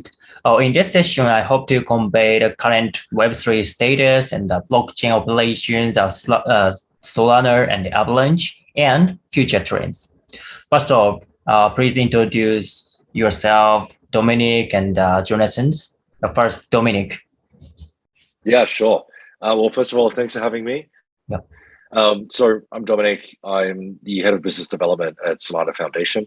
Been with Solana for about 4 years or so and kind of worn a few different hats over my time there, but mainly focused on growing out the ecosystem, generating developer adoption and helping new founders and developers kind of go from 0 to 1 when it comes from Web 2 to going to Web 3. Yeah, thank you. Jonathan, please. Yeah, John Nahas, Vice President, Head of Business Development at Ava Labs, supporting the Avalanche blockchain. Been with Ava Labs since September of 2020, so a week before mainnet launch, so a little over a year and a half. From the beginning up until now, I oversee the business development team, which focuses on 6 verticals, so institutional capital markets, enterprise, exchanges and wallets, GameFi, NFTs, and DeFi. And building out the ecosystem, just like Dominic is on his side, bringing in developers, projects, teams, and adoption across the board. Yeah. Okay. First question, you guys. You know that it is difficult for Web3 to developing so it's a difficult situation now, I think. How do you view the current market situation, Jonas? What are you thinking about this situation? I mean, I think anyone who watches the market is keenly aware that these cycles come and go. These very euphoric bull markets followed by a slower bear market, or what people like to call crypto winter. I think it's natural. I think I think it's cyclical. I think people get very excited when things are going really well and lose track of the fundamentals. And it's a wake-up call for people to go back to the things that matter, to focus on building real utility, real projects that bring real value. And Avalanche was born out of the last bear market. Some of the greatest projects come out of these situations when teams and founders and builders can really focus on building something that actually works and works well and brings utility. So it's not fun. I don't think anyone welcomes these situations, but at the same time, I think some of the best innovations come out of it. So, we'll keep our heads down and keep working as everyone else does, and come out of this thing better and stronger as an industry and as a protocol. Yeah, thank you. I'm sympathy with your opinion. How about Dominic? What are you thinking about this current situations? Yeah, I think John hits all of the right notes, and I think the other thing I want to add there, I guess, is this is also a great time to kind of weed out who's really building for the right reasons as well. It really tests the grit of the founders that are building through a bear market. Obviously, it's a lot tougher. Valuations are lower. It also, you're not going to naturally get adoption for whatever you're building just because the market's hot. You're going to actually drive adoption, you're going to have to continue shipping. You're going to have to iterate. You're really going to have to find something that genuinely attracts users and provides value to users to get any sort of traction in this kind of market, which is great. Like John said, like a lot of the best projects are built during a bear market. I think the other thing as well is it's also a great time for just education, and kind of going back to basics for not just people that are building, but like broader people that are curious about Web3 as well. During bull markets, there's a ton of noise. Everyone's kind of speculating. Everyone's trying to maybe give misinformation. There's a lot of information going around, and it's really hard for people new to Web3 to identify what's real and what isn't. I think when the markets have cooled off like this, a really great time for them to actually full of voices, for people that have been in the industry and trying to promote the right practices, the right ideologies, and the right approach to the space to really shine and to guide people in the right direction. So the next time when we do start to gain traction, people understand what it is we're here to do, what it is we're trying to, like, what's real and what isn't. So I'm excited to see that. Okay, thank you. Yes, you guys are now Solana and Avalanche is a very famous and a strong ecosystem. So how do, in your experience, what do you consider to be the key components in expanding the blockchain ecosystem? How about John? Dominic actually hit on something really important. And I think first and foremost, the most important thing is education. Education, when people say what's business development's key objective here, and I say it's education. One, it's educating Web2 companies about the potential for Web3. It's educating incumbents about a better future. It's educating developers and teams on why they should build on us, or Dominic, why they should build on Solana, right? And the benefits that we may have and the trade-offs that others may have, et cetera, et cetera. So it's education in the spirit of both friendly competition amongst the industry, but more so at a base level, whether it's Avalanche or Solana, educating just the broader public and the broader other ecosystems that live outside of blockchain and crypto about the benefits of the technology that we're building, the technology that we're trying to utilize here. Because at the end of the day, people only can use what they know about, right? People, to Dominic's point, right? In a bull market, it's a lot of noise and people don't know what the difference is. Our biggest job, first and foremost, is education, is educating people on the possibilities and the benefits and why we believe we're doing what we're doing. What do you think, Dominic? What is a key point? Definitely a lot of things John mentioned. I think the other parts are probably more infrastructure related or developer related. Well, in this particular call, the thing about L1s, will it be Avalanche or Solana? But at the end of the day, like, to me, L1s are kind of customers, are all the people that we should directly be interacting with, are developers or entrepreneurs, because they're the ones that are building. But we're in this funny situation where in crypto, your target audience is actually developers, but you also have to kind of cater towards the community because they hold your token and they want to be in the loop on what's going on.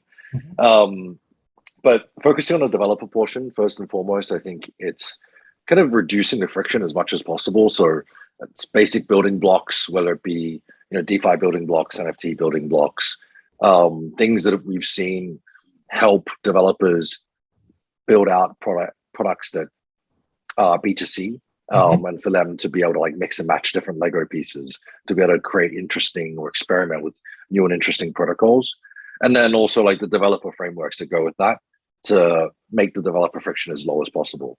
And then I guess the last part of it is really just having a support network.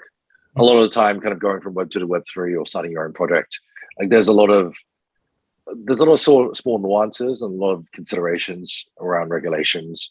And also, I guess, go to market that aren't very intuitive and they're very specific to crypto. I think being able to reduce the friction, not only on the developer level, but on like a business level, and helping these teams navigate that and do that as smoothly as possible, we found that to be pretty crucial.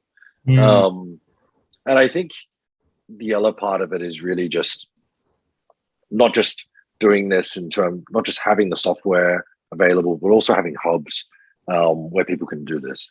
And during COVID, it was a nightmare trying to do this, right? But now that COVID's starting to settle, borders are reopening, people can kind of gather in public spaces again.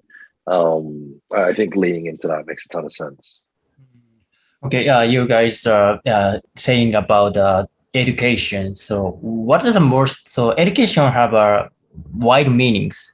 So what is education? It's a bit different question. So yes, in your experience, what was the most effective way to educate people who don't know and who are not familiar with Web3? Dominic, you want to start? Oh, sure, yeah. What's been the most effective way? I think there is no one solution that fits all. I think every region has a different level of maturity. But yeah, broadly speaking, I think we should be promoting positive discussion as much as possible. I think we see a lot of, that's why Twitter's fantastic. I think in many ways, it's an open forum where people can constantly discuss their ideas and openly try to figure out better solutions. Or if they see a bad solution, highlight that and share why they think that might be so. Sometimes it gets a little bit toxic and it's not necessarily positive for the space. But I think for the most part, there are people out there that approach this in the right manner and are always trying to share ideas and build on each other's ideas. And that shouldn't just happen on Twitter. I think education, for me, means that it happens not just online, but also offline. So through a lot of the meetups that we had during, say, even like the early Ethereum days, right? Where different communities within different regions would just come together and share a similar passion and discuss what sort of use cases would make sense, how they could be implemented, and what the risks were, and whether this was the right way to approach something or not.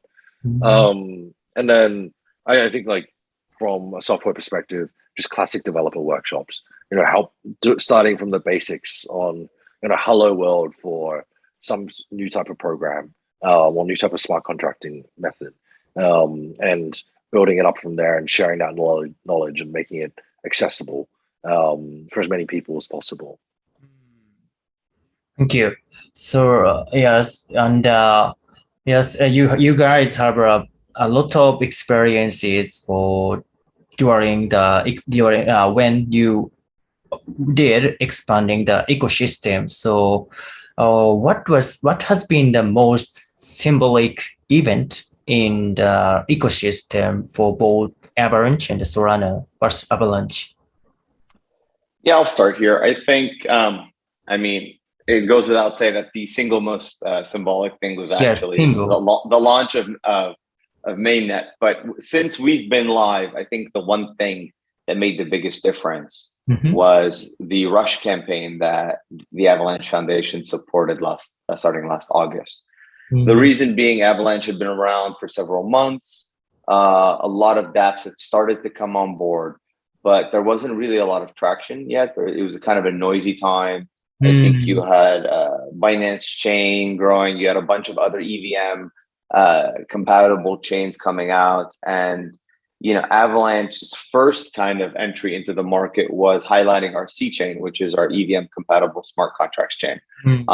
And the announcement of Rush also came with the announcement of the Avalanche Bridge, which to date has brought $50 billion back and forth between Avalanche and Ethereum.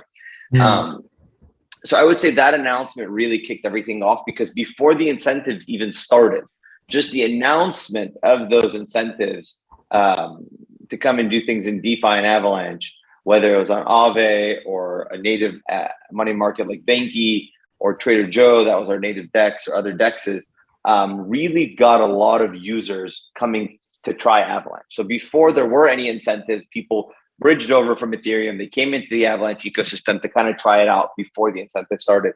And once people used it, they realized how much faster and easier and cheaper it was, and really stayed. And because of that, it was the beginnings of a really strong formation of a great community, both of users and developers building on Avalanche. And since then, we've built on it. I think Rush was kind of the highlight of that. It's what really started all the momentum that we've had since last August.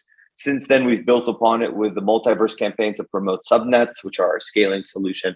But everything that we do now kind of is building on the shoulders of what we started with the Rush campaign. There's no single thing, but if I had to pick one, I would say I think that was the initial catalyst that got things going on Avalanche. Yeah, thank you. It is difficult for you guys to choose single things. Yes, but what is the most I want to ask Dominic the same question. What is the most symbolic event for Solana's ecosystem? Yeah, it is definitely a tough one to pick a single one. Yes, only one. Of course. I think one of the more symbolic events that's more probably widely known, I think, is when Serum was getting built on Solana.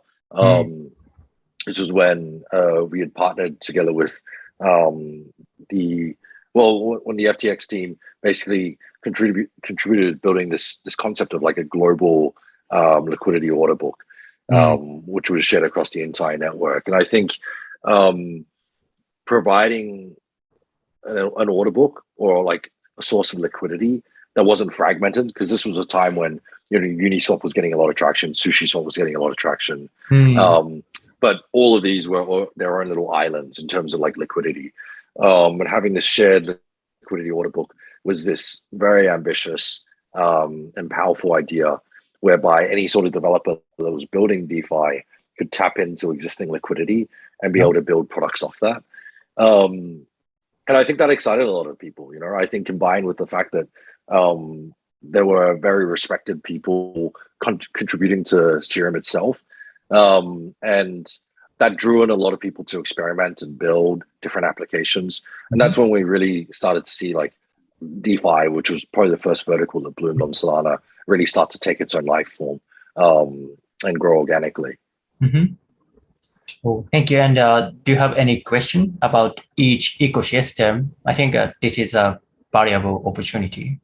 So, yeah, I guess like for me, the other one I was gonna say is probably like hackathons, but you know, I'm not sure if John, like you guys feel like hackathons have been as impactful as well.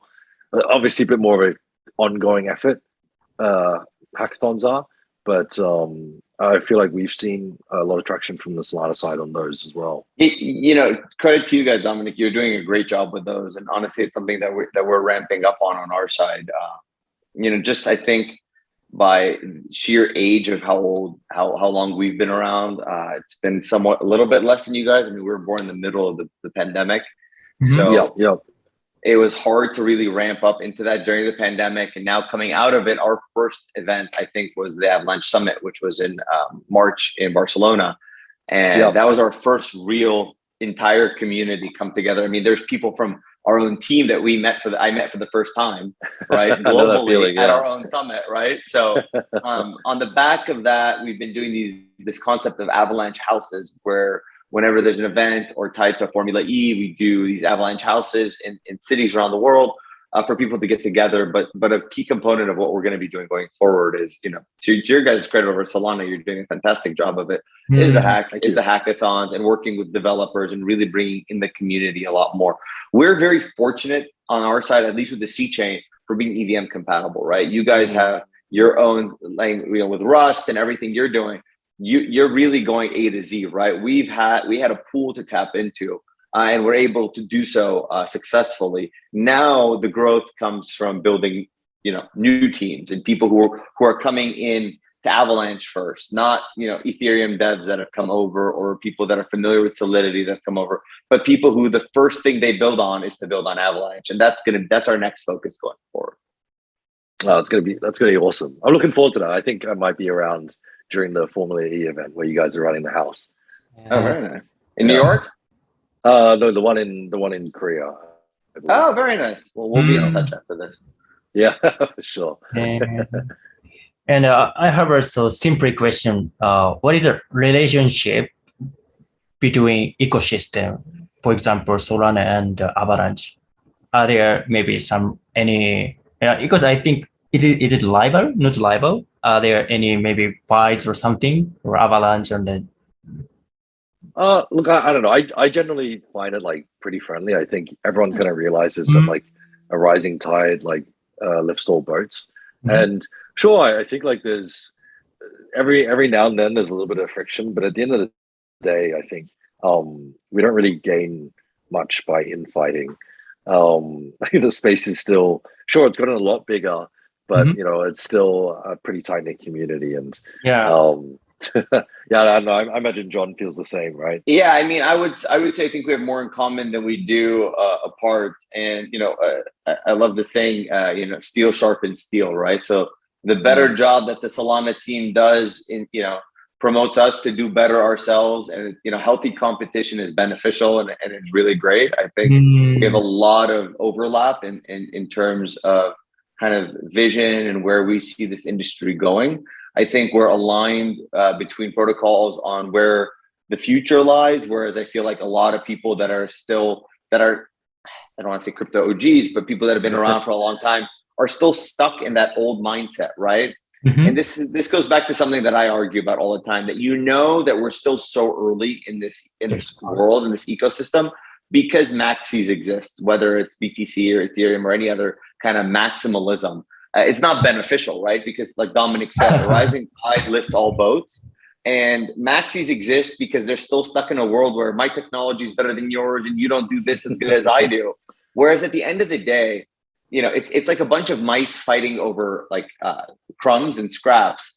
And if all of us at some base level work together, and you know, the Solana team and us get along great, but in general, as an ecosystem, if we all work together, there's billions and trillions of dollars for all of us to go after. There's more than enough to fill up all of Solana, all of Avalanche, all of every other chain, plus God knows how many more, if we achieve the vision that all of us have for where this industry could go, right?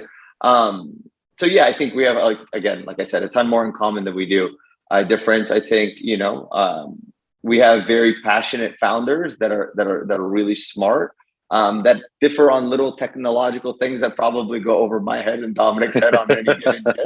Definitely. But yeah. Thank you. Oh, do you have a question, some opinions about John's opinions, Dominic? No, I think he's right on the money. Okay. Sure. Yeah. Okay. Yes. See, and we agree already. We agree on most everything already. Yes. And so yeah, the Solana and Avalanche have a lot of project, Gamefi and DeFi and some NFT project. Yes. What is the what are you thinking about the DeFi situation, current situation, especially? So NFTs are very good and very important for ecosystem, but I don't understand. I don't predict the NFT is very useful for ecosystem. So, but the NFT is very useful for developing and expanding ecosystem.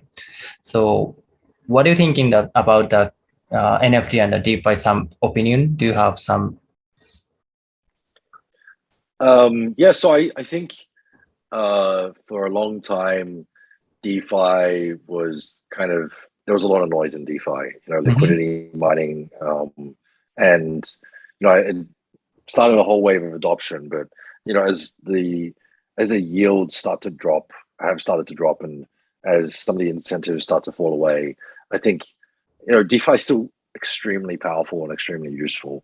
But I just think that a lot of people are there's not as much activity on there now because there aren't many reasons for people to be, say, swapping crypto to crypto, or there isn't much incentive for people to start, LPing in like AMM pools or anything like that, which is why we've seen like a massive drop off. But fundamentally, I think the ability for people to be able to do some of these things or to be able to borrow and lend money through a smart contract protocol without some kind of third party is a really, really powerful primitive, which is going to be useful for future applications, which are yet to be built or are currently in the process of being built.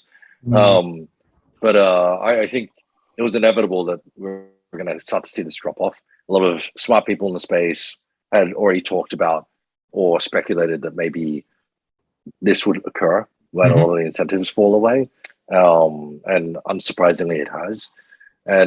But I still think it's a powerful building block, and we're starting to see more games come in, or some NFTs start to leverage different DeFi components. And it's still early, but we're seeing it really become quite useful there for people to be able to integrate different sort of like price discovery or value transfer mechanisms into something else that they're building. What do you think about John?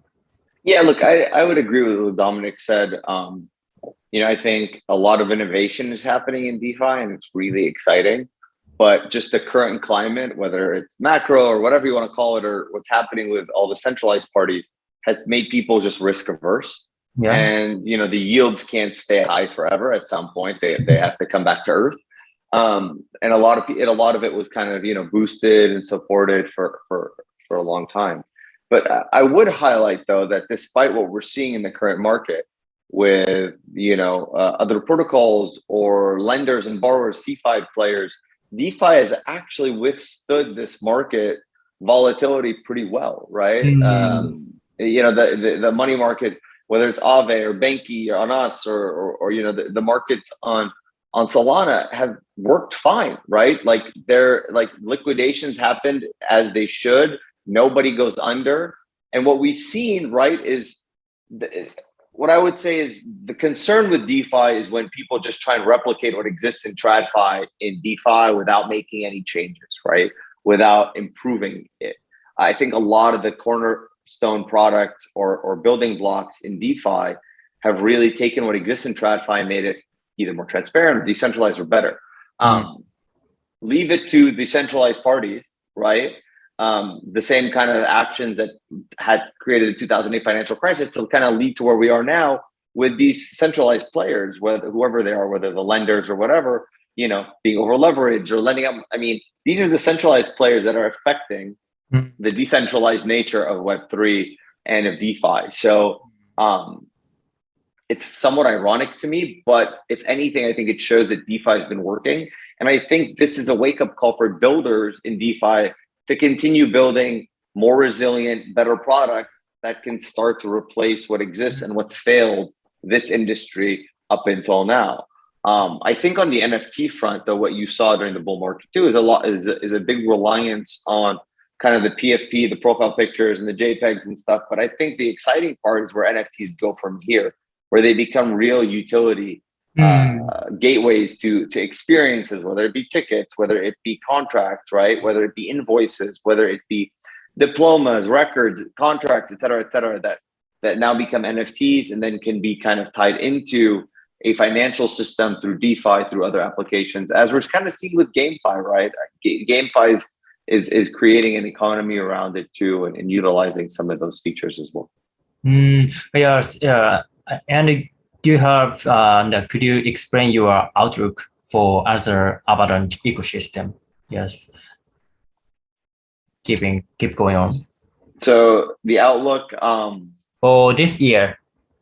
For the rest of the year, I think, yeah, so I think we've seen tremendous success, of course, in DeFi, as well as GameFi. It's been growing exponentially fast. I think we're starting to see a native community around the NFT ecosystem growing with some really cool new projects coming out and new use cases. But mostly, our focus is going to be around subnets, right? So at the end of the day, in our opinion, there is no one-size-fits-all blockchain. And certain applications, whether it's decentralized finance, whether it's enterprise, whether it's institutional players, need flexibility in the architecture that they use, or in the compliance structures that support it, or in whatever gas token they want to use or whatever. So subnets for us are application specific or business specific chains that run off the main network that have interoperability with the rest of the network. So that's a big focus of ours that you're going to be seeing between now and the end of the year, both across gaming, institutional and enterprise, a lot of subnets coming online and having interoperability with the rest of the network. Thank you. How about Solana ecosystem outlook? Yeah, I think there's like a few components to it, but at high level, we want to keep going with developer adoption and building out new verticals and new use cases. So there's a lot of experimentation happening. So I think within the NFT space, we're exploring this concept of executable NFTs. There's also other things that are being built that kind of allow someone without a wallet simply to be able to like scan and maybe generate and receive NFTs straight away with minimal friction. Basically, your mom and dad being able to pick something up, generate an NFT, receive it, and have custody taken care of, all within kind of 15 seconds. I think like trying to get to that next level of adoption, we're going to need infrastructure that allows people to do that and provides those kind of experiences. And similarly, in that vein, we're kind of taking some risk on by trying to jump into the mobile stack as well. So we recently announced that we'd try to build a Solana mobile stack, which is kind of like an operating system within like an Android phone that we're looking to launch sometime early next year. So going to be focusing a lot of efforts there. And the big driver there is, most of the crypto space kind of just lives off their desktop. And we've never really successfully made a great transition towards mobile. And realistically, like, I think it's fair to say that like almost everyone is already on mobile or shifting towards mobile. Like even people that are not as technology literate, like live a lot of their lives or do a lot of interactions by mobile today. and it's silly that crypto hasn't made that leap. So I think we're going to give it a crack. We might fall on our face and fail, but hopefully we push the space forward on that front. Yeah, beyond that, I think a lot more events in person, trying to do our part in terms of education and trying to convince more people to shift from Web 2 to Web 3 through online events and offline events as well. Thank you. So by the way, Avalanche, do you have a plan to develop and create a smartphone? No plans to build a smartphone in the near, medium, or long-term future. We did recently, though, launch at Ava Labs a core wallet, which is our own Avalanche native wallet. It includes a Bitcoin wallet so that you can bridge Bitcoin from non-custodial Bitcoin from the wallet to Avalanche. Oh, so nice. whereas Bitcoin exists right now on Ethereum, that's custodial, it sits at BitGo, and then you can bridge it over to Avalanche. You can now send your Bitcoin to the Avalanche core wallet, and then using the Avalanche bridge it over to Avalanche. So that's the first thing. We're going to be adding, of course, the Ethereum support as well as the bridge to Ethereum in there. But the most exciting thing is the two things that we're most excited about with the core wallet. One being that it's the first wallet really built to take advantage of Avalanche's speed, near instant finality. So it's really fast. Most wallets that currently exist today were built for Ethereum that utilize that run on Avalanche. So they're just not optimized to be as fast as the chain is. So most times when you have a delay using a MetaMask or anything else, it's because it's mostly the APIs that are slower than the chain itself to finalize the transaction. So it's super fast to use. And secondly, it has native support for subnets. So kind of like going to a website, you'll be able to click on which subnet you want to go to and hop between a game and the main network and other networks instead of like the drop-down menu that you're used to. So it's kind of a command center for all things Web3 and Avalanche that we've developed, and we're really excited. Thank you for new information. How about Dominic? Do you have some update of functional information or something? I wouldn't say so. I think the most recent one is really just probably some performance improvements on Solana. Like, I guess for some context, in terms of like adoption, Solana's kind of seen like 10x growth over the past year or so. And I think the amount of loads that we were seeing on the network from last year until this year have kind of been orders of magnitude larger. And as a result, like we saw Solana kind of go down a few times. And a lot of those issues were things that we've been aware of and trying to build towards like a more performant underlying infrastructure. And yeah, I think we finally launched that as of about a month ago, and it's been going pretty well. So I think that's probably the major update from our infrastructure side. It's just a shame that it launched into a bear market. The improvements happened, but the developers that are building have been pretty responsive and been pretty positive about it. So I'm excited. So that, because right now, I guess the way I see it is, means hopefully we're ready for even more room for growth and more room for adoption when the next wave comes in. Okay, thank you, you guys. New information.